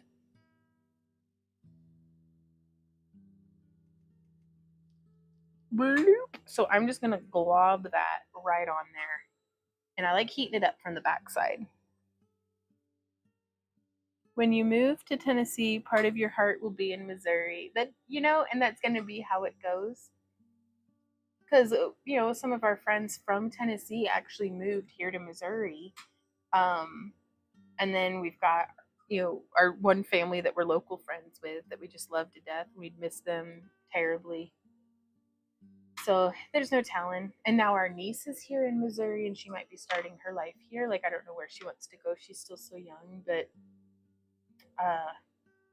there's no telling. So I'm finally, after a decade of pining for living in Tennessee, I feel very happy and at home here in Missouri. Ooh, Ashley says, how quick does the glass go? How much do you buy at a time? Beginner starter pack recommended. Okay. I started with the Divardi glass starter pack, which had some glass, had some tools, had the torch head. But I think I should put this together on the website and on their toolkit. But it's just having like you could get a starter pack from Delphi Glass or Mountain Glass Arts. May have some Lampwork. Those are the two companies that I predominantly get all of my glass from, and tools. There we go. So now, waste not, want not. That glass is melted back in. But oh, I was like, where'd my mandrel go? There we go. My right hand's cramping up from the weight of this rod, so I think this is going to be the last bead that we do with this one, and then I may see about puntying it up. But I get quite a few beads out of a rod of glass, depending on the size of bead. So I would recommend, if I were to buy a friend a starter kit, I would get them a hothead torch. I would get them these titanium glasses, because it helps you to see in the flame, but it also reduces the soda flare in brightness. So it's similar concept to wearing like a welding mask, but nowhere near as like powerful as a welding mask. And again, just getting to, all right, let me get the glass on here and then I'll show you. But I'd start with like pick 10 colors, and get like or pick like 3 colors. I don't know. It depends on your budget. Are you looking to spend just like $50 or like $100? Like, but I'd pick clear, white, and black rods, and then a couple of colors, and you could kind of start from there. We beefed up on our local Hobby Lobby back in 2018 when I was starting to get into Lampwork Glass. They were having clearance on their torchwork items. So we were able to get a whole bunch of glass that I have no idea what color it is because it wasn't labeled, but that's fine. I knew it was 104 COE soft glass, so I knew it'd be compatible. There we are. What a beautiful bead that is. Like, that came out pretty decent, y'all. So here you can see, this is what y'all are seeing with our naked eyeballs. With all that fire coming up. Do you see how you can see into the flame? And that's really helpful. Like, it's just, there we go. It's just nice to be able to see what you're doing. And again, protect your eyes, because you need them. It's nice to have them. So, and yeah, I'll have to think a little harder and like look at, like, if somebody has like a $50 budget, can you get started on Lampwork glass for just $50? And I'm gonna say the glasses alone break the budget on that. But you may be able to go and take like a studio class just to see if you like it at all. And then some studios, depending on your area, you might be able to like rent studio space kind of, and so go and just take regular classes, and that way you can get a little bit more experience, maybe save up and start bringing your own glasses instead of using the studios, maybe having your own mandrels, or splurging on your first bead roller, and but all this time using the studio's torches and gas. So it's, if there's a crafter, there's a way, and there's a way to get into crafting for every single budget. Like, this is hailing back to the good old days of like 2007, but my first jewelry that I ever made was made out of like hazelnuts and acorns that I had used, like, I'd found like Randy's grandpa's soldering iron and like burnt holes in them, and then threaded it with fishing line. And when I ran out of fishing line, I used dental floss, because Lord knows we weren't flossing, we were teenagers. Like, so, um, and I used old earring hooks that I had bent in half to make the hooks for in the back.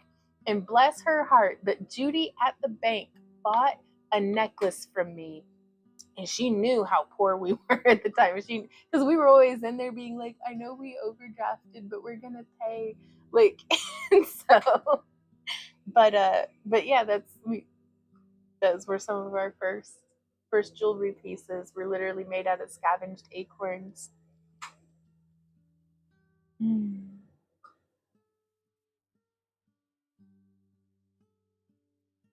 Happy memories, though. We were poor AF, but it was a wonderful time together. Oh, poor Randy. He was working nights, and I was still in high school. So we never saw each other. Like, there was a little bit of overlap of time in the afternoons when he would, like, I'd get dinner and stuff ready while he was still sleeping. And then he'd wake up and we'd have dinner together, and he'd go to work and I'd do my schoolwork. And then I'd get on the school bus in the morning and he wouldn't get home until after that. So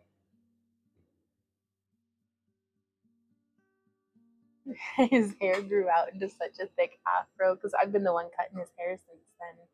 But we just didn't have any time where our schedules overlapped where I could give him a haircut. And that was the same time period when we found Hazel, our first puppy, our first fur baby, Sam and Z's mama. I found her, I'd gotten off the school bus, and she was like, this is wee mangy puppy, still had her milk teeth, hiding underneath our car. And I crawled under there and grabbed her and pulled her out. And we gave her a bath and got her all cleaned up. And acorns are super cute. I love acorns. We didn't have money for a dog, but Randy still let me keep her. He knows I can't resist a stray. So I'm going to use some of this orange on this one. Oh, wait. I keep forgetting we're supposed to do implosion beads. This is like my last one, swear to God, before we go on to doing an implosion bead. Ooh, Cat and Cauldron says, and if there's a makerspace nearby, that can be a resource for equipment and help. That's true.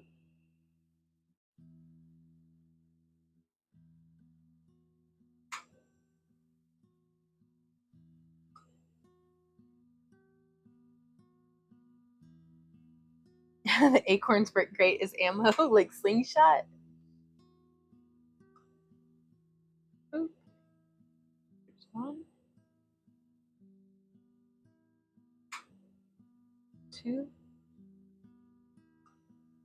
But yeah, that place was our first home together, so I think that piece of my heart's always going to be alive in Tennessee. We get to go back and visit the old homestead. It's the houses Randy's grandpa built. About twice a year. So it's always nice to keep those old memories alive.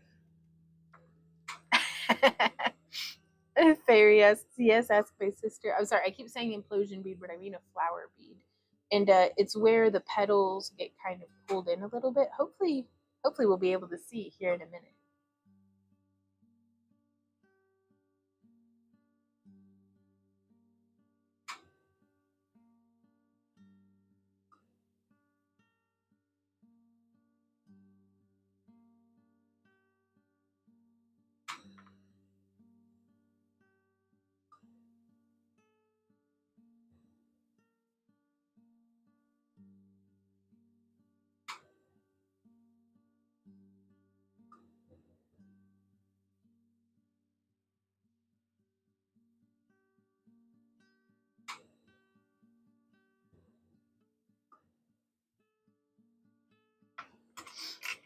Okay, there's our dots.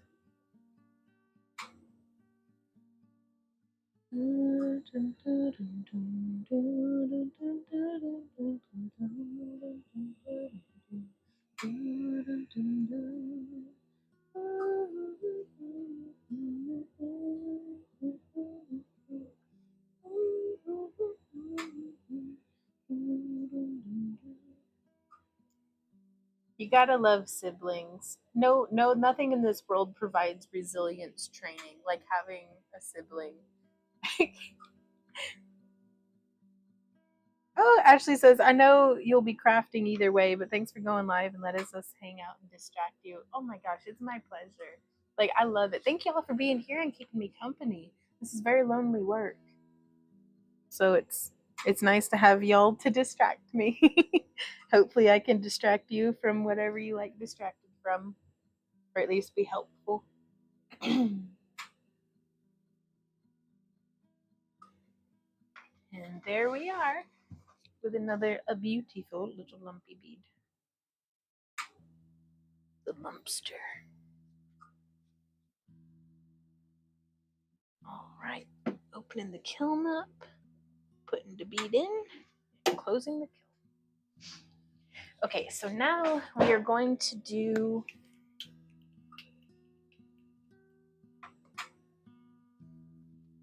I think we're gonna do this is an olive nera. It's like a root beer brown.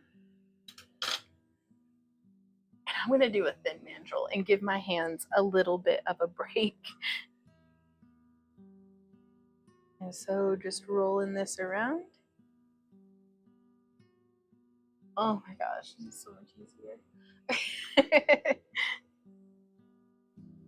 Siblings equals resilience training, no joke.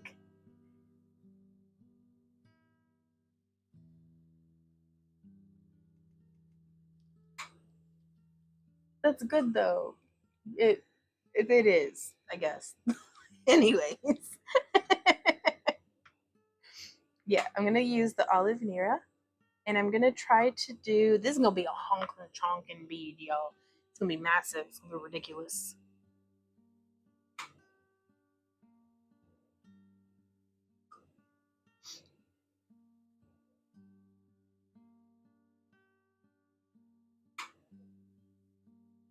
Itzy says I gotta go. We'll watch the end on YouTube tomorrow. Take care. Bye, Itzy. Have a great rest of your day.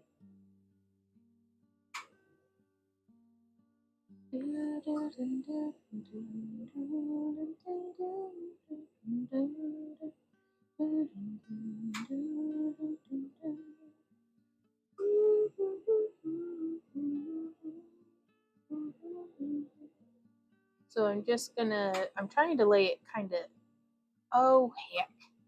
All right, well, that's that then, isn't it? my bead release broke and I don't want to risk losing the mandrel, so I'm just going to set that over there. And then I'm going to use my tweezers to clean up the end here.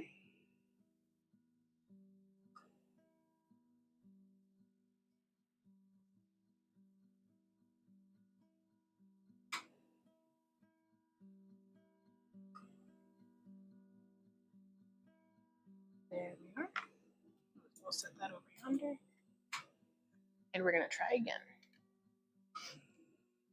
So I need to not be quite so forceful this time, I guess.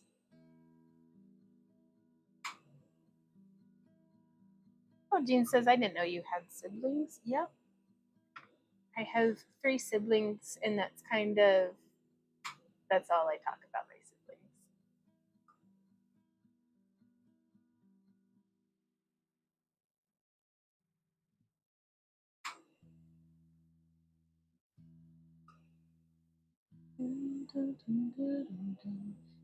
So we have an hour left. Well, we didn't make it through the 30, which I'm going to be fully honest with y'all. Not last Saturday, but the Saturday before, whenever I was just starting to get good and sick, I still did some lamp work that I got, and I was able to get 30 beads made in 5 hours, but I didn't get to hang out with y'all. So we'll have to do a count and see how many beads I got made. So let's see. So instead of trying to smear it on the way that I had done, I'm going to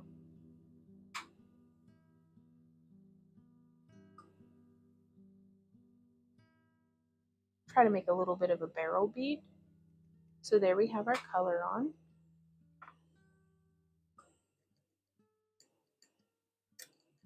And I'm going to keep that in because I like it nice and smooth. Right on, cat.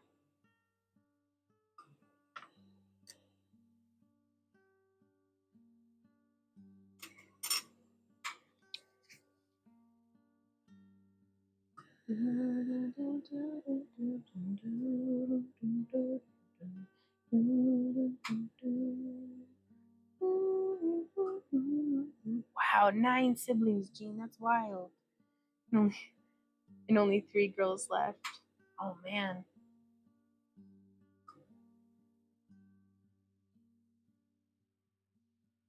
So strange to think back when we all were just puppies together. So I'm going to gradually apply a little bit of pressure, trying to spread into a little bit more of a barrel.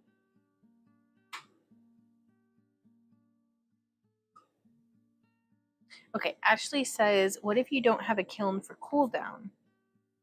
Just higher chance of cracks? Yeah, and then there is something called fiber cloth, which is like a ceramic. That's right, I had said fiberglass earlier. It's a ceramic fiber. So it's kind of like a really thick, like, don't bite it, but it makes you want to bite it, like ceramic. Sorry, I don't know what's wrong with me. Ceramic fiber cloth that can cool slowly, real slow. Like it helps the beads to cool slower. There we go. Just getting that. I think I have a hair on me. Ooh. Now, also something to watch out for whenever you're making beads is here we have, let's call it a 3mm center to our bead. So I would want to make sure that the smallest bead that I make on this mandrel is going to have a wall that is at least 3mm thick. And what I mean by that is like this one here. The wall is from the inner where the mandrel came out to the edge of the bead. So this one has about a 4 or 5mm wall, which is as small as I would go with this because you just want to make sure that the bead's not going to be under tension and crack. I think. Hey, Blacksmith, how's it going? It says I got a fiber blanket with my kit. Nice. Did you have like good results with it? Because I also tried, that's why I have this crock pot of vermiculite on my desk too, because I had tried like annealing and vermiculite, but I think I preferred the fiber cloth to the vermiculite just because the vermiculite was so dusty. You're a goof. I guess, but no, it's just, I don't know. It's got this texture to it. Like you can tell it's ceramic. Like it feels like rock wool almost. Okay, yeah, so I'm just going to keep balling this up and then rolling it out into a barrel until the weight of the bead is a little bit more evenly distributed. I think that's going to be as good as I get on this one. Blacksmith, I think you might have missed it, but I tried making my very first marble and I had so much fun and realized I have zero idea about how to make marbles at all. So Blacksmith says, I really don't use it. I have a kiln. My new door should arrive on Tuesday, and after they screwed up and sent the wrong door. Oh no. Kiln door? What happened to your kiln door? This is soft glass. Yeah, I'm really worried about it cracking in the kiln, and it was wee bitty. So they have them on Amazon, microwave kilns. Now, microwave kilns are more for glass fusing, because whenever you put your bead into a kiln, it's going to have the rod in it, and I don't know if you could fit the whole rod into a microwave kiln. Okay, so now I'm going to take this green filigrana and I'm going to encase this over the olive Nera core. Hey Hollis, how's it going? Oh, hey Saki girl. So I've had a thought and I've not discussed it with my husband and partner. Sorry, we're still relatively newly married, so it feels fancy to call him my husband. But I haven't discussed it with my partner yet. But with my Wandy, I think I may start doing 2 streams on Saturday, like an early afternoon stream and then taking like an hour or so break and then doing like a little bit later in the afternoon stream. And I am very interested in what y'all might think of that.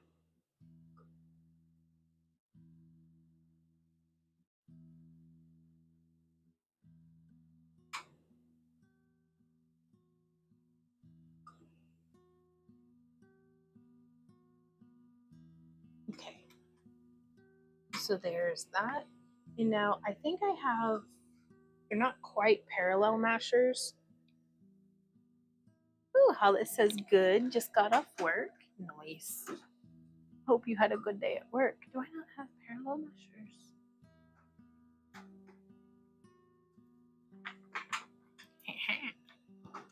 Found them. But I'm going to try to barrel this out a little more. Can't hurt to give it a try. That's true. That's a good point.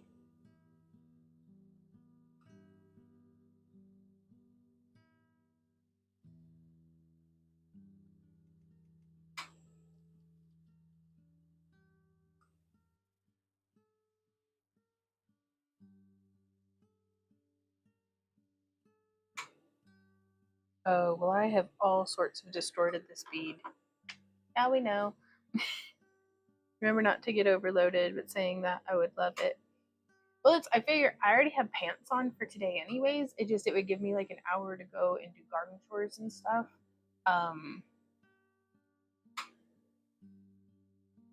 And get some food in me and like just like pet my dog for a little bit. 5 hours of anything without really getting up and doing something else is just a lot.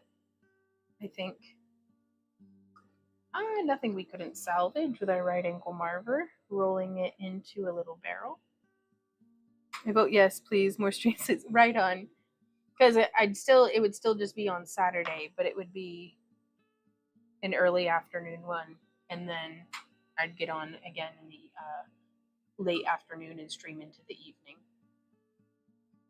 But I think why I was so productive 2 Saturdays ago when I wasn't streaming is I would do like 2 or 3 beads and then I would just goober off for like 15 to 20 minutes, either wandering around the garden or like laying on the couch with Z-Dog and stuff that just I just don't feel comfortable just abandoning y'all for 20 minutes in the stream with it going. Like, I feel like that's very unprofessional. And while I am here enjoying myself, I do like to at least try to pretend.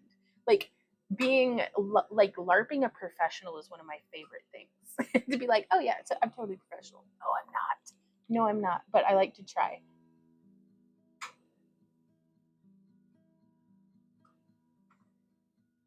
Yeah, and break it up into like 2 to 3 hours each. Okay, so now from here, do we have a clear rod? We do. I'm gonna do just a little bit more clear. No, I actually think we'll be able to just start the flowers now, actually. But yeah, it would just be multiple streams on one day, not adding back in more days, because we've actually just removed our Tuesday stream from the schedule. And we've replaced it with a tutorial. Just to give ourselves a little more time to in between streams.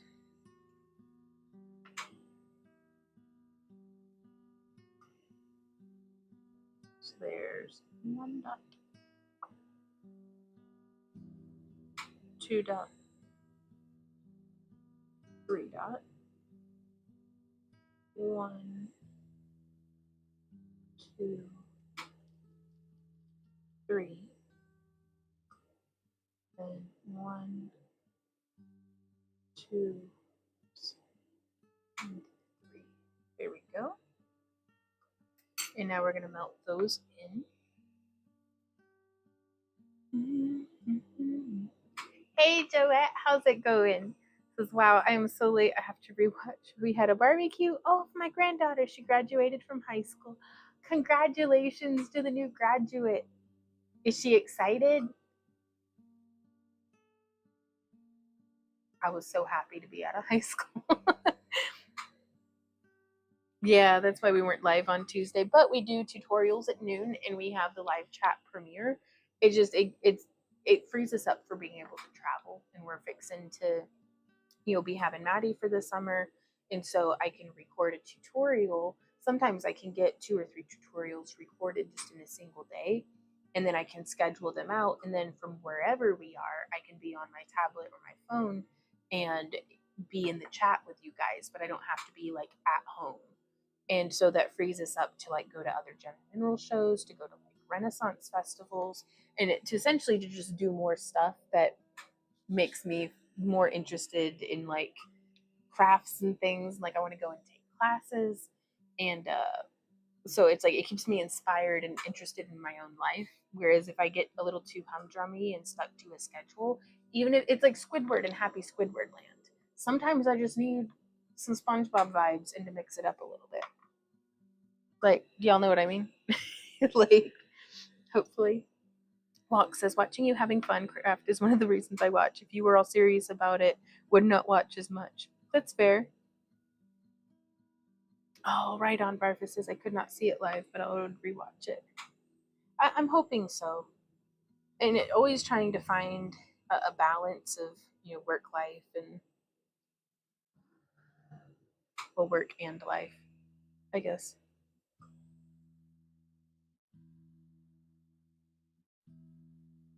Okay. So I can't see the orange unless it's hot. So, with the clear on that.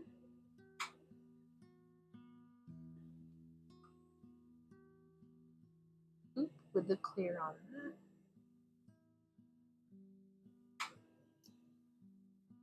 With the clear on that. Go around to the side, and we're gonna go boop. And I'm just putting a dot of clear, trying to make it to be the same size as the orange dot that's underneath it,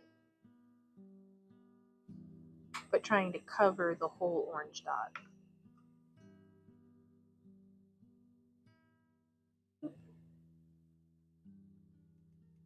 Boop,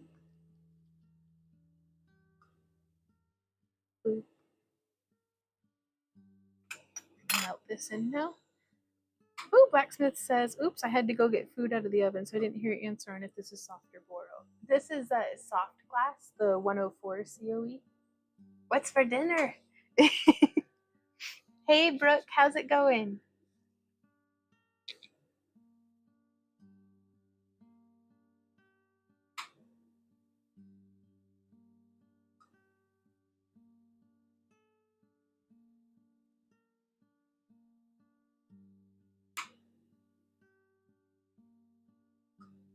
Oh, that's a little too molten, so I'm just gonna slowly, peacefully try to let it calm down.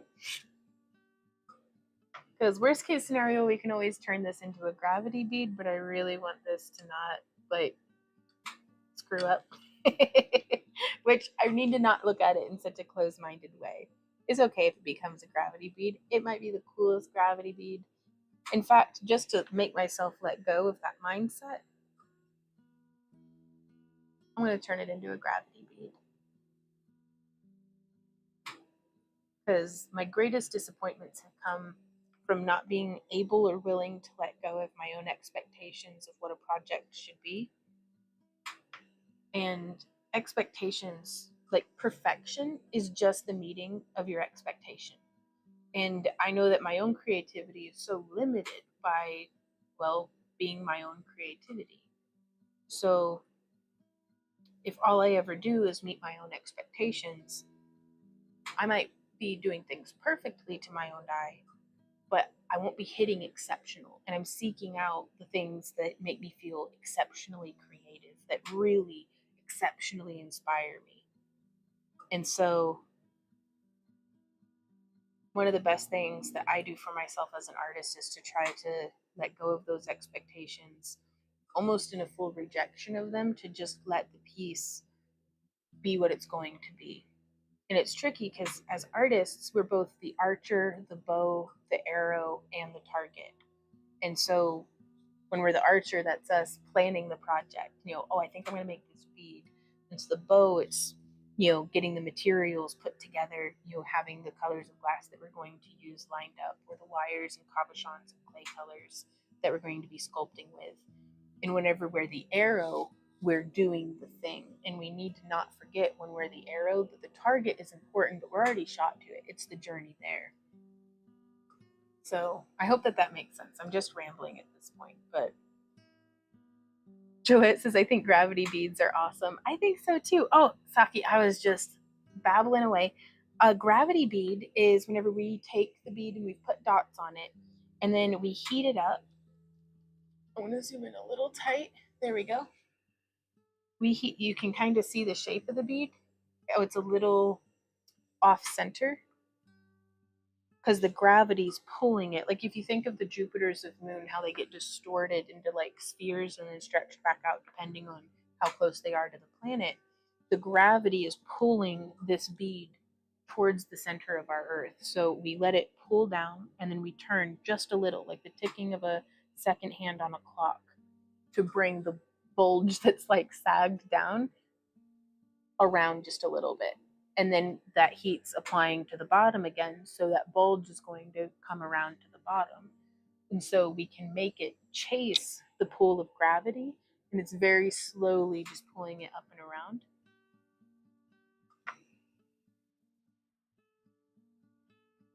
And so there you can see again, we're just coaxing that bulge around, luring it towards the heat, but also letting the gravity tug. And I don't want to scorch it. And I find myself sometimes just leaving it there in the heat and it'll start to scorch and bubble. And all that does is sometimes it burns out the color, sometimes it'll leave like a pox mark. I can't tell if there's somebody at the door or if the dog's upstairs.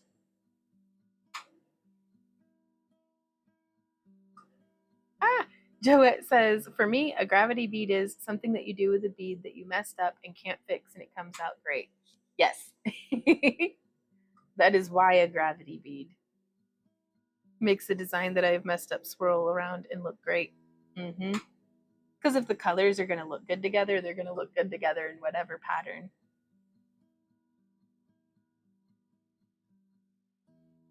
And it just makes little planets.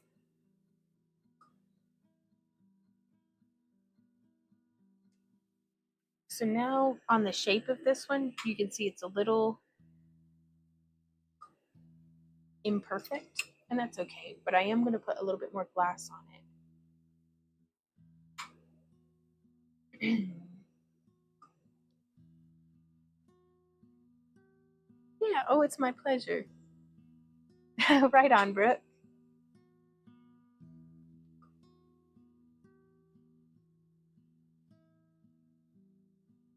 But yeah, with crafting, if I'm only ever looking for being on the adventure that I planned, what adventures am I missing out on? So I'm going to do just all sorts of different sized globs of clear, because I'm hoping that'll give me little peeks into, it'll kind of mess with the lensing. And it'll kind of distort the colors underneath it. I don't know, I've never tried this before.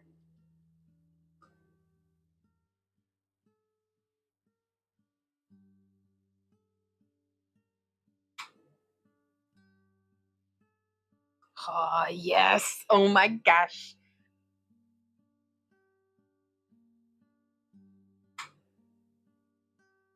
Oh, you lumpy AF. That okay.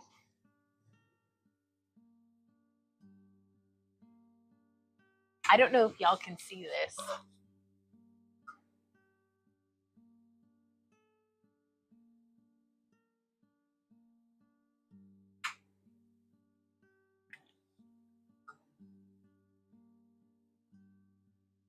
Do you see those big clear spots?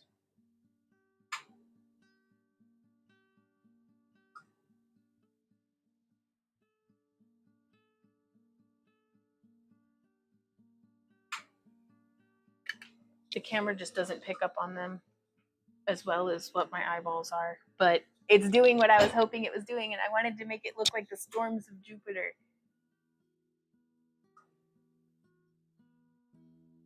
Oh, it looks so lumpy. Okay, I have to try. In pursuit of a sphere. I've got to get my paws on one of those round bead rollers or something. Oh, that looks so badass. Look at you. Okay, I need to not screw it up, but I'm going to pop this one into the kiln, and then we're going to try another one of those flower beads. And if it doesn't work out, we'll just have another gravity bead.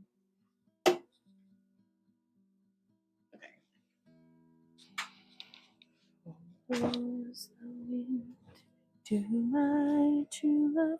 Why get clear glass? Just because they look cool with colors? Or they serve more of a purpose? Clear serves a very important part of bead making, in that it adds dimension and depth to your beads. So like this one here does not have any clear on it. Now, and you could kind of work your way around it by using like translucent beads or translucent glass instead of just opaque. But do you see how the surface looks very flat? And I haven't cleaned out the center yet.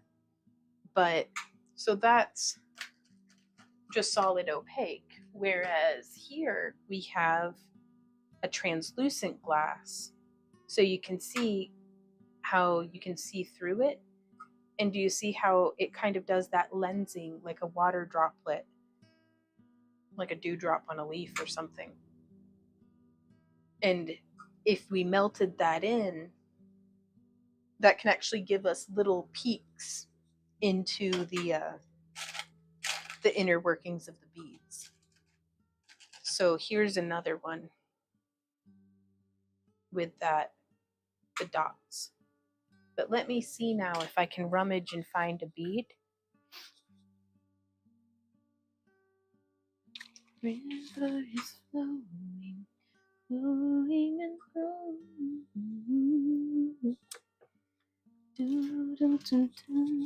Okay. So this one here, this is a bead that I did not make these two square ones or the metal ones. I only made this one in the middle.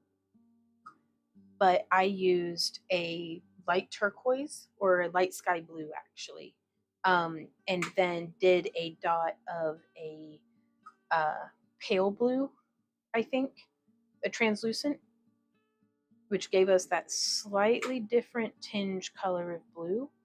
And then I use a pick to like poke down into that hole, and I'll demonstrate how to do that in the flower that we're fixing to do. But then you use clear to cap it, and that gives that very cool lensing effect. That was the very brand new tip of the glass, and I forgot to clean it off, and so that's why that's scuzzy. And so now there's that little bead that's floating in there, and that's why I think clear is really important. Is because it allows you to do so many different lensed and dimensional effects with the glass. The kiln is currently actively on. It's maintaining a temperature of 970 degrees. And so I put my glass in there, and then from the last bead that gets added in, I will set a timer for an hour, and they all sit there and soak at 970 degrees. That way the temperature of the glass of the beads is homogeneous. It is 970 degrees all the way through, because you want all the little particles of your glass to literally be vibing at the same rate and time. So whereas if it's cooling faster on the outside than on the inside, that's whenever you're starting to get the tension from the slower, oh, hey, honey, I love you. He's just over there going at me. But if the particles on the outside of the bead are going slower, and y'all please correct me if I misunderstand this or if I'm explaining it wrong, and the particles on the inside of the glass where it's hot, or vice versa, you're going to be making tension between those particles. So you literally need them to soak and vibe, and to get to where they're homogeneously the same temperature. And then I have a brick lined kiln, so it cools quite slowly. And the slower the better, because again, hopefully those beads are cooling at the same rate within, like themselves, if that makes sense. And again, that's how I understand it. I am not a scientist. I am not particularly bright whenever it comes to any sort of book learning. So at least I never really thought so. Always a student, always learning. So, but also you could Google it. But thank you for asking, but Google probably knows way better than I do. Oh, Ashley, I have to tell you, I live for answering questions. Truly, like, I'm the happiest, I'm the luckiest duck in the whole pond if y'all just ask me questions all day long. Doesn't even have to be about crafting. I like talking about plants too. So, ooh, this is starting to disintegrate. Oh well, I'll put it back on my head. Ooh, Blacksmith says, I still want to try to make a Prince Rupert's drop. Oh, is that the like that squiggly glass thing that I think I saw in Mythbusters or something? Do it. Oh, probably. I think Blacksmith works in Boro, though, if I'm not mistaken. Oh, I got him, honey. I need an excuse to stretch my legs. Who's a good big doggy? Oh, Mama's coming for ya. Z, let Mama love you. Nom nom nom. Oh, what a good boy. Yeah. Okay, I'm getting back to work. We're gonna get this bead made, y'all. Is it hard to get the beads off the rods? Not at all. Well, sometimes, except for when it's not. So this one might be cool enough for me, for me to demonstrate to you. So the bead release is on there. Normally I'll dip it into the sink. Like I'll have like a bowl of water and I'll soak it so it's nice and hydrated. That way there's no dust. But you can see how it crumbles apart whenever you twist on it. And then I would just pull that whole thing off the bead mandrel. And so then we'd have our bead, and then the mandrel will get cleaned off the rest of the way. And then we have the beads that look like this. And so they've got the bead release is still there on the inside. And so I take a Dremel with a rotary tip, but like a diamond bit rotary tip, and I'll clean out the inside of the bead. That way it's nice and clean. And this is a great opportunity to like cold work some of the glass to where if I didn't get a good pucker or if something's like weird, I can just Dremel it down and try to make it nice anyways. But that one actually did a pretty good job on that one. Good job, Fast Fawn. So that's how I take them off the mandrel. But it's if the glass fuses to the metal, I can't get it off. Like here I've got a cracked bead, but then this one's just like fused to it. I'd have to break the glass to get it off. And I thought it'd be neat to try to make like garden stakes or something, which this one's cracked too, but oh well. It'll be fine. So yeah, I'm getting a little collection of beads that are broken to their mandrels that just wouldn't come off.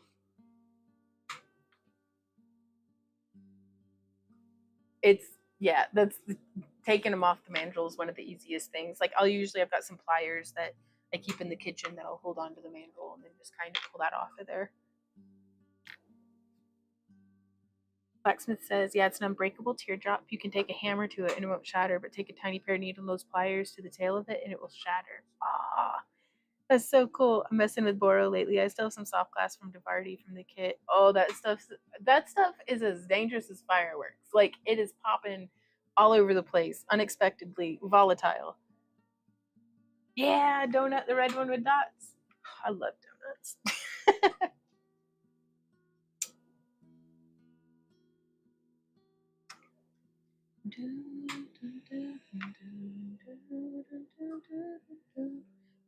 So we're gonna try this again. Go go Power Rangers.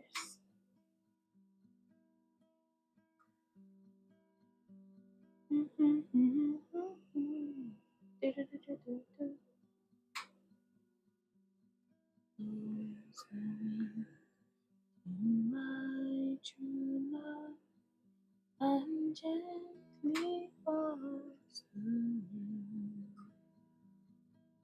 I never had found one true love, and in greenwood he was slain.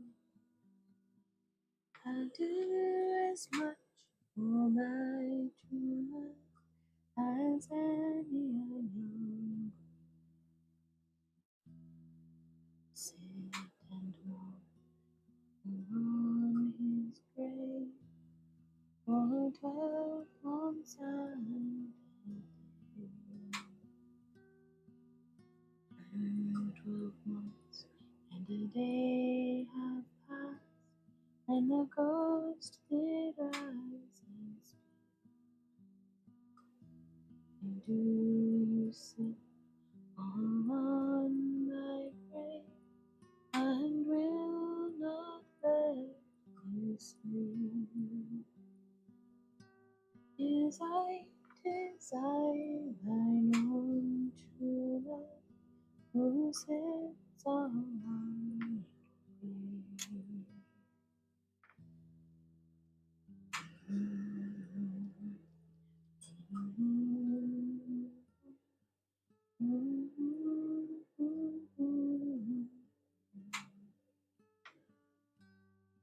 And then we're gonna roll that down. Oh, that had an air bubble in it that like popped. No, it hasn't popped yet. It's just rising to the surface. Oh, that's neat though.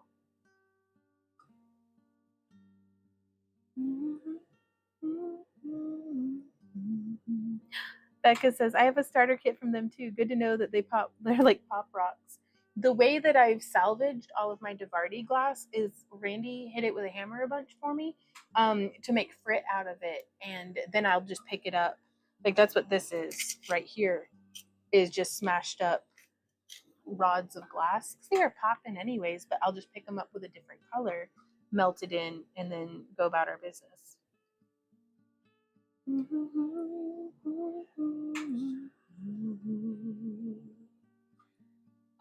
now we've got that filigrana. we rolled that out into a little barrel bead.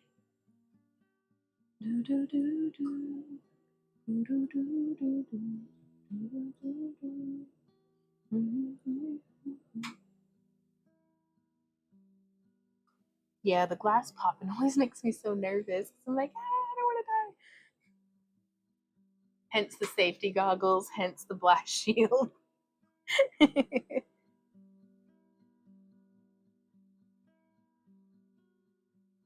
But I think their glass is still good, and not all of the colors pop. Like their thinner rods did a whole lot better for me than the thicker ones. And it got me started, so I would have borne through anything just to get started. I'm trying to remember who that kit was a gift from. I think it was our friend Misty. But it's been so long now, and I lost the book that I had all the notes in. Joette says, I just looked up Prince Rupert's drop that is going to go to the top of my try it list. That is very, very long. That list is very, very long. Gotcha. Jean says that 900 degrees is scary to me.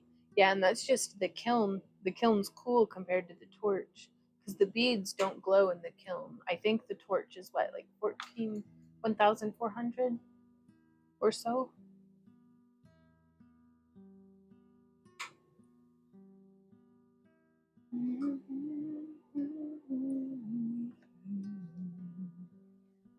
But how far off am I? Is it like thousands? It's probably thousands, isn't it? It's like at least 5 degrees, technically correct. Hey Lori, how's it going? Lori says, hey beautiful, finally got out of the bed to join the living. I worked in both gardens way too long yesterday. Right on. I have aches in places I didn't know that existed. Heating pads and ice packs have been my friends. Gotcha. Oh, that's good though. What all have you been doing in your garden? Blacksmith says, Boro glass, you anneal at 1550. Right on. It's still not glowing at 1550 though, is it? Because like we do full fusing in one of our bigger kilns, and it's like we take that up to like 1450, and then the glass is glowing. Ooh, Walk in the Rain says, is your new website complete, or is the creator going to fix some things? I don't know. I've gotten an email from him, but I haven't read it yet because I've been doing this all day. But if you found something that needs fixed, please let me know, and I'll put it in the email.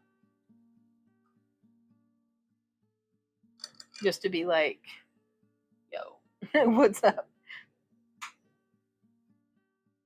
Ooh, Ashley asks, do you have any favorite color combos with glass? I am a sucker for purple. I love purple. I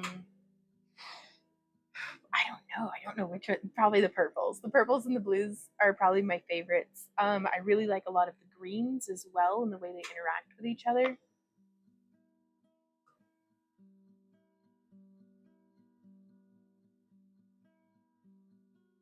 So just using my marver to shape that. Yeah. Blacksmith says you don't want the glass glowing in the kiln when annealing. Right on. How hot do the torches get? Like, is the flame itself, I wonder.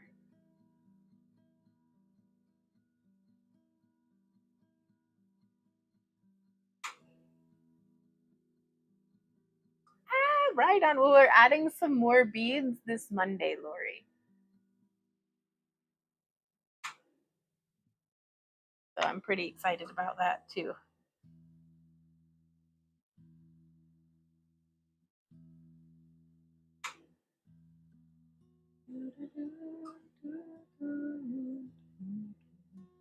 Okay, so now we've got that. I think, yeah, I'm gonna do like how I did before. And I'm gonna go 1. Let's try to do 5. 2, 3, 4, and 5. Those are gonna be jank. I'm gonna do this one at 3. 1, 2, 3. 1, 2, 3. Okay.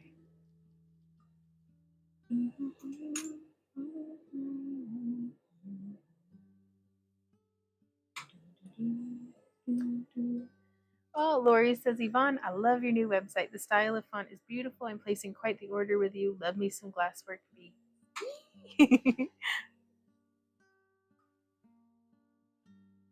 Thank you so much, Lori. But yeah, we will be adding more on Monday in Monday's shop update.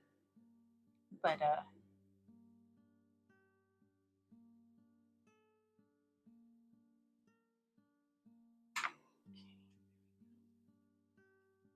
I still need to get the pictures in video so that Randy can upload that for me. Joette says, I put some things in my kiln one time and it was too hot. I had about 10 things that melted into puddles. Oh no! So that's what we do, like on purpose in our fusing kiln, is we'll stack up bits of glass sheets or frit into molds, and then we just melt them and see what happens.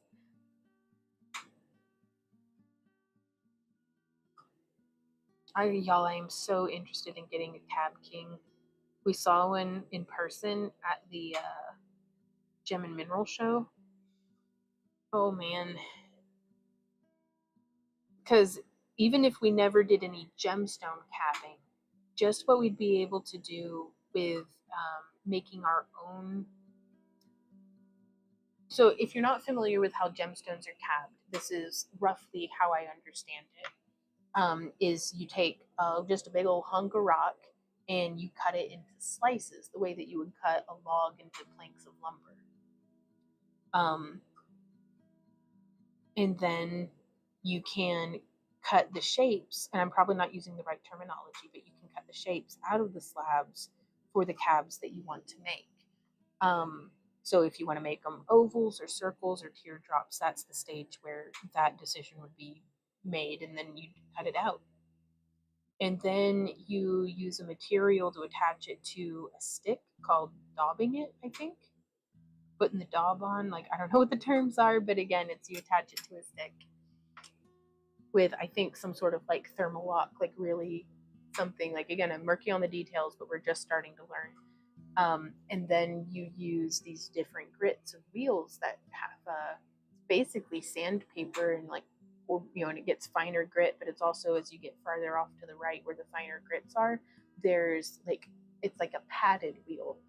So it has a little bit more give, so it really helps you round out the cabs. And then you can do the shaping, you can do a little bit of faceting if you have a steady enough hand, and just making it nice. And then there's like a polishing wheel attachment from the end of the Cab King as well.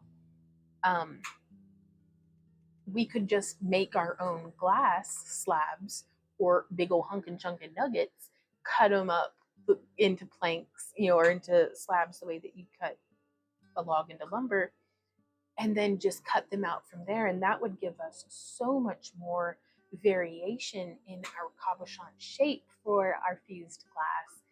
I think that would be freaking cool. And it's getting us practice so that whenever we do get our hands on some rocks, we can cab them into our own cabs. And that would be a dream that's like almost 20 years old at this point come true, like for both Randy and I, because we used to like pine after, man, I wish we could go to the Tullahoma Gem and Mineral, you know, club meetings, because they had lapidary classes, but we had neither the time nor the money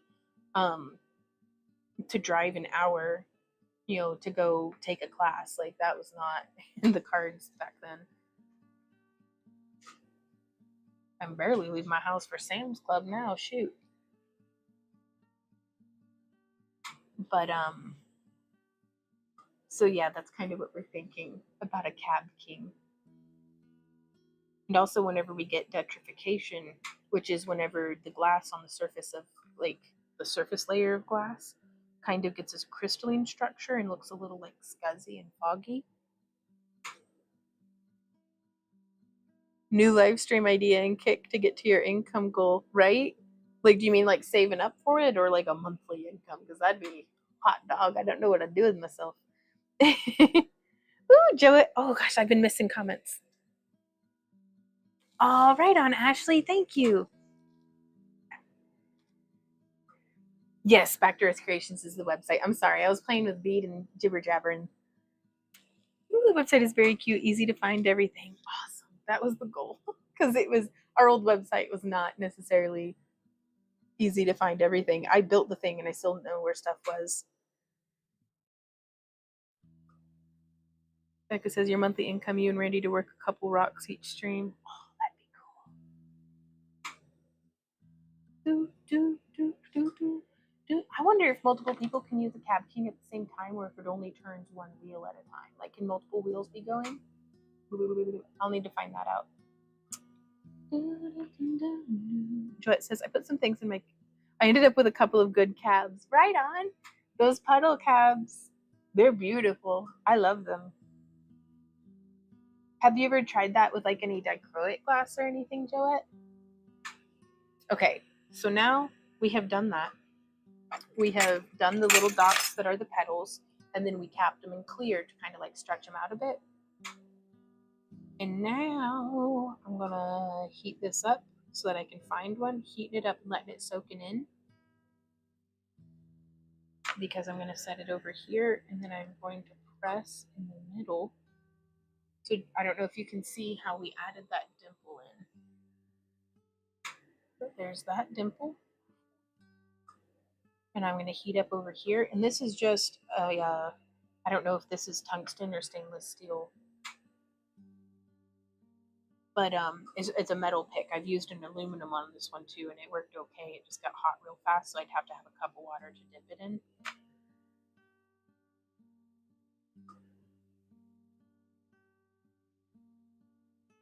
So there's that. And now keeping the bead warm in the back of the flame, I'm heating up the clear.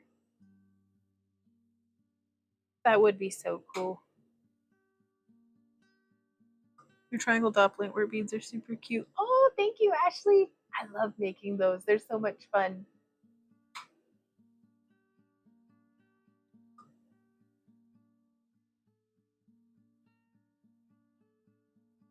And now I've got just a decent sized blob of the clear, and I'm gonna cap it, trapping that air bubble inside the little belly button that we gave to the bead. So like,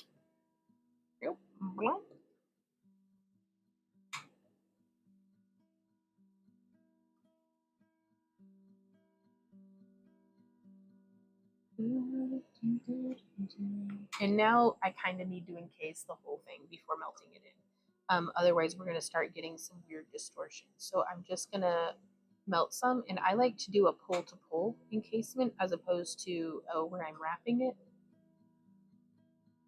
And what I mean by that is I'm going from the south pole to the north pole. Sorry, I'm stuttering. Goodness. Hey, Wendy, could you make a cup of coffee for me with the leftover coffee that's in the pot, and just like put it in the cream in a cup and then like microwave it? Just what's in the pot. 40 milliliters, but that's after microwaving. I usually nuke it 2 minutes. Thank you, baby. Yeah, we've upgraded or downgraded, I guess, from our old Keurig broke, which we got a good couple of years out of it. So I feel like, okay. But we replaced it with a $15 Mr. Coffee pot. So I've been making my own coffee since then, which is okay. But so I hadn't, Brady didn't know how I take my coffee anymore, so I had to, like, that's why I explained it. I'm not just a micromanaging tyrant. Like, I am, but I'm not just a micromanaging tyrant.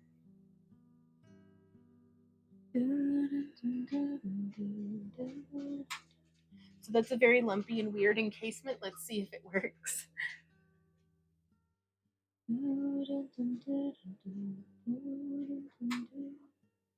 Oh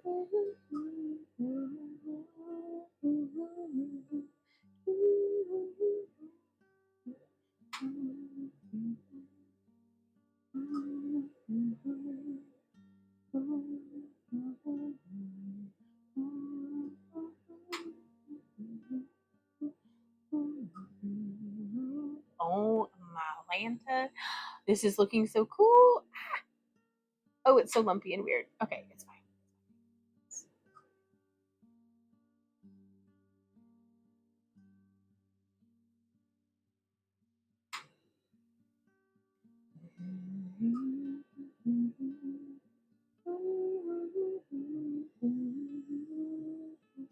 I wonder, can I use this as a bead roller for the round stuff? Oh,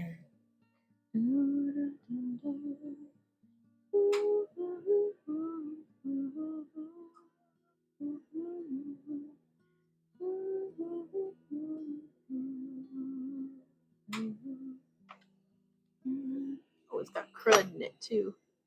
Well, I really like bead rollers that are on a handle so I can pick them up. Hey, Lotney, how's it going? And so this is a much easier mandrel size. This is the 3/32 inch mandrel. And it is a much easier mandrel size to work with than the thicker one, especially with these bead rollers.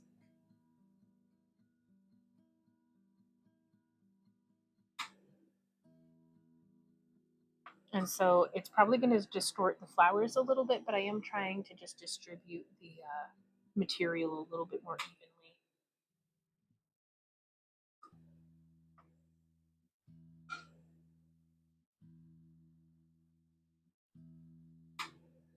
Now the graphite behaves as a heat sink as well as a shaper, but unlike with the metal, I don't think I have to worry about the glass sticking to the graphite. Hey Brenda. Brenda says, hey everyone, hope your day is going well. It's been a wonderful day. Making a bunch of beads.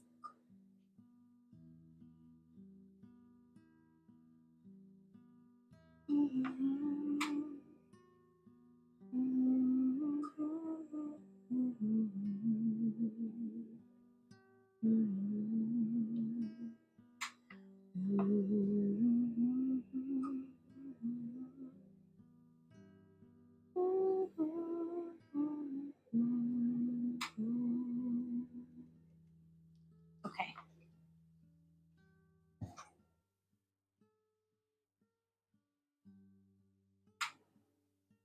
So you can kind of see the flowers that are in there. Maybe. I'm going to pop it into the kiln before it cools too much.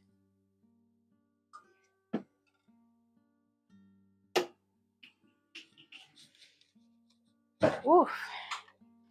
Hello, my love. Oh, thank you. Oh, he frothed it and everything, you guys. Oh, I'm so spoiled. Okay, so we finished right on time. I am whooped.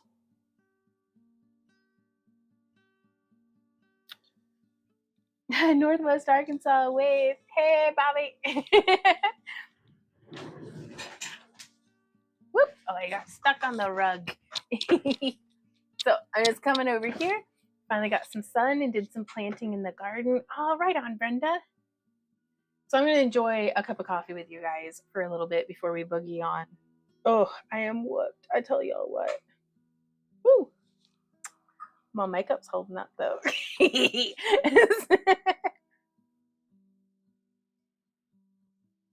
Oh, good coffee. I don't need to be drinking coffee at 5 in the afternoon, but here I am. I'll still go to bed or something probably. Eventually tonight. So we're going to be raiding somebody this evening too. So I'm going to have to see which of my friends are on and I will go raid their asses.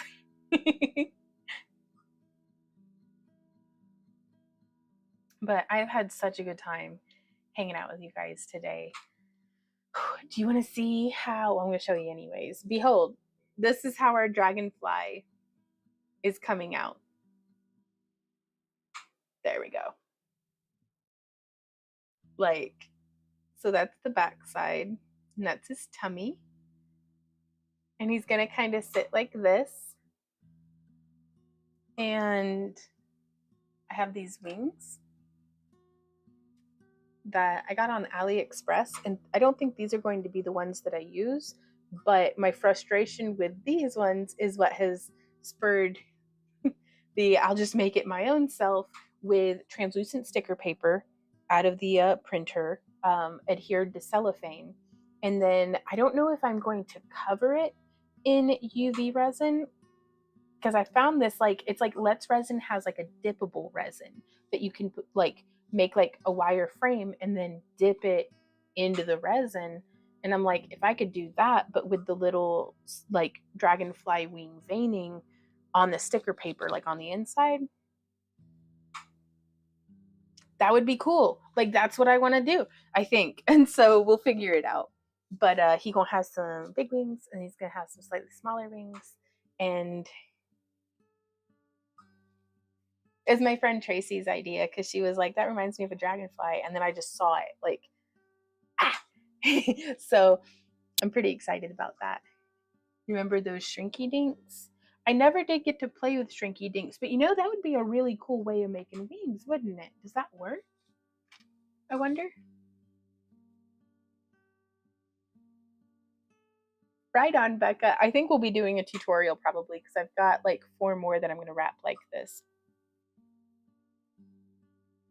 Oh, that's good. I need dippable resin. That sounds perfect for some projects. Right, Brooke? Because I want to make like big old butterfly headdresses. Like, that'd be perfect for the little butterfly wings. Like, that does like a dragonfly body, right? They have them on Amazon. Ah, yes. This coffee is so good. Cheers, you guys. A clink. Thank you for hanging out with me today. I know I already said that, but I super duper appreciate you guys, so I'm gonna keep saying it.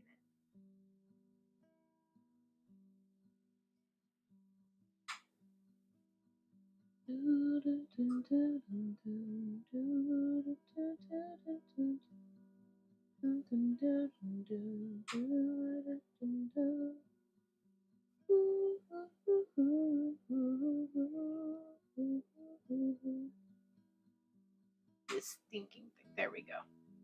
Do they have them on Amazon? I need to find motivation to make stuff. Sometimes you have to just make yourself start crafting, Brooke. And it's not fun and it feels like work, but you have to break through to open the floodgates. Like, I don't know, at least is what I have to do with me sometimes. So it's the motivation isn't always there. Sometimes it's just the gumption and the just making yourself get started on a project, and then like just craft for 5 minutes. Just play with beads, or like with clay. Clay is so easy for using to break the floodgates, because if it's like polymer clay or air dry clay, you don't even have to worry about baking it right away. You can sculpt pieces and then just let them sit and then do like a big bake all at once. So Brooke says, I know it's hard. I've been slacking on all the stuff I enjoy doing. I haven't streamed in months either. I don't know what's going on with me. That's what I kind of know, but it's annoying. Gotcha. Yeah. No, it's, and life's life, and it's going to be, but we have some agency in that. We can be like, this is bullshit, and I'm gonna force my way back into being creative again, like just out of pure stubbornness. So I don't know, maybe that'll work. Let's try it. Sometimes you have to let go and let it happen, and sometimes you have to bullheaded get through it and get into it. I'm gonna get my bangs out and I'm gonna do crafty horoscopes for people for the remainder of the stream today. When's your birthday?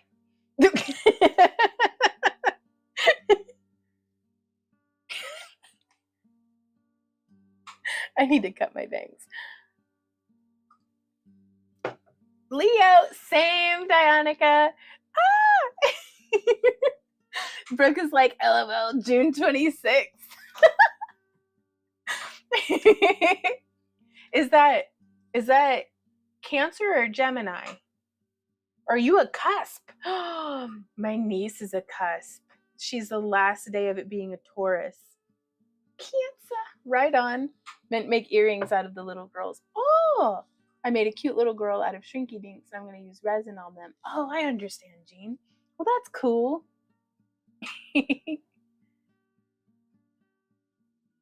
Blacksmith says, I'm on the cusp too. Kale Mama says, I love it, love it, love it. I'm the one that asked you about the wire wrap dragonfly from my dad. Oh, really?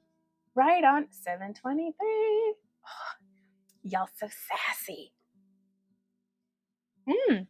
Becca says, I watched a creator from England make butterflies from the dipping resin, but the shipping cost to try it was way too high. Okay. Oh, 1021. Is that a Scorpio or whatever is after a Scorpio? Or what's before a Scorpio? Is that a Sagittarius? 724 cusp? I don't know. I read it in a magazine once. It's whenever you're like right between like whenever it transitions over into like one zodiac into the other. I don't actually know what I'm talking about, but this is one of my favorite, like, because I'm like, oh, it's not real unless like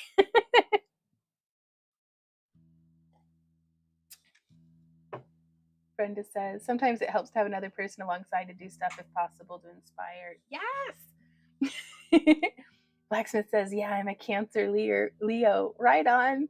Near the cusp to Scorpio. I have both attitudes. Oh no, Becca.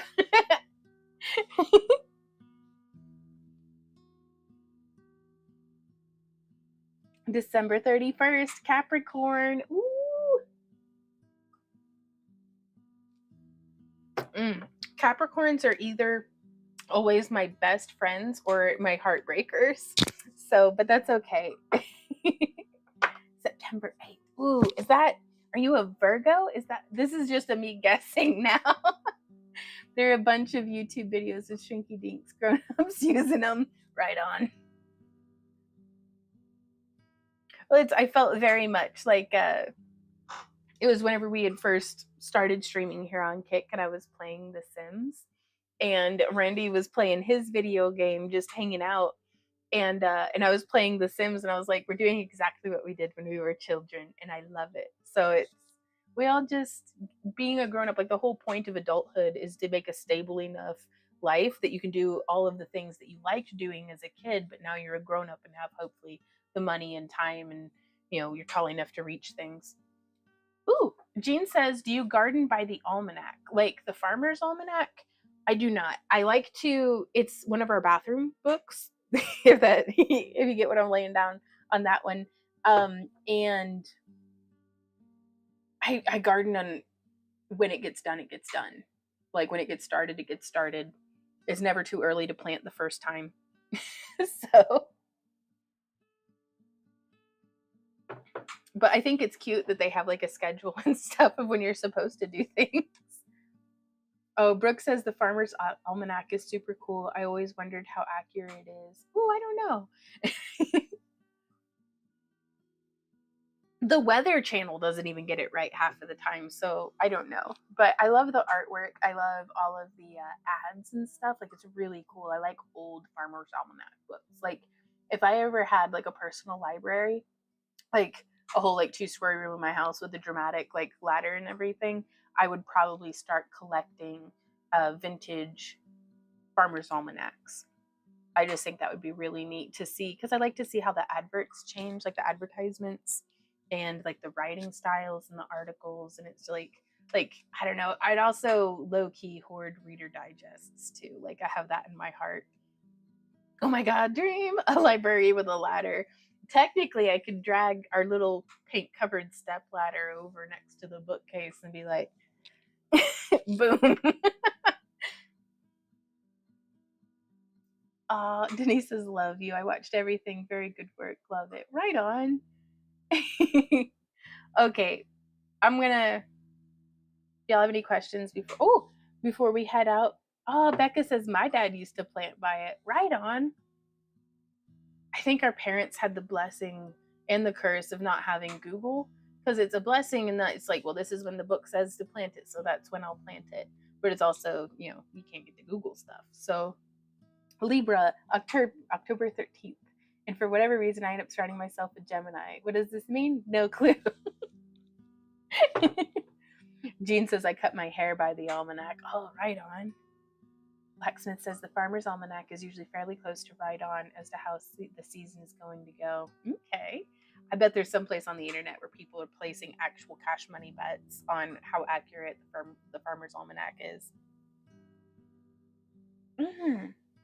Ashley says, sold my jewelry for the first time at a garage sale. It was a hit. Makes me want to make more and try selling at a booth and craft fair. Oh my God, Ashley, congratulations. That's awesome. Oh, cat. Shucks. Like, it proved to me whenever we had the camp along that all of y'all are just my best friends that I haven't necessarily gotten to meet in person yet. Like, because every single one of y'all who showed up at the camp along, it was like we'd been best friends for a decade and we were just finally getting to sit down and hang out after a while. So, Jean. Okay, so kind of tempted to search something. Oh, I don't have Facebook on my computer. Okay. Like, I don't know my login, so I can't log in on this computer. I don't think it's logged in under Randy though. Can I look at my own pictures if I'm not logged in? Because I want to find our very first craft show setup so that y'all can see. No, I don't want to start a page. It's gonna make me log in. I'm not doing that. Okay. I'm gonna go. We're about 10 minutes over. I've really enjoyed hanging out with you guys. Thank you so much again for helping make today awesome. I will at some point get a kiln opening. Like, it'll be like a real short TikTok where you can see whenever we open the kiln, like, ooh, the beads. Like, I love it. And then we have a tutorial tomorrow. And then we have a shop update on Monday. And then we have another tutorial on Tuesday. And all three of those videos are dropping at noon. So, and we'll be there in the chat, in the premiere chat. So that'll be pretty cool. Jean says, did you ever get the site straight? Kinda. I need to check the email and get a few more things worked out. But yeah, I think the website's doing its thing. So bye, Faye. It was great getting to chat with you. Yep, noon Central Standard Time. So whatever 5 hours ago was right this second. Like, that's around what time it'll be in your area. Unless you're watching this in the future when it's no longer live, in which case you could RSVP on our website. That'll send you a one-time email an hour before the event happens, like before the video comes out, basically. And or you could sign up for YouTube notifications over on YouTube. You can ring that bell and all that stuff. But I think other than that, I think that's it, you guys. I'll see y'all next time. I'm exhausted. I still have a whole rest of the work day ahead of me. Happy crafting, you guys. Bye. Mwah. Bye. Oh, well, we're gonna... How do I raid? Let's see. There we go. This is the page I need to be on, and I'm gonna click that. I'm gonna click this, and I'm gonna come over here. Let's go raid Loki. Oh, that'll be so cool. All right. Bye, guys. We click the button. We click that button.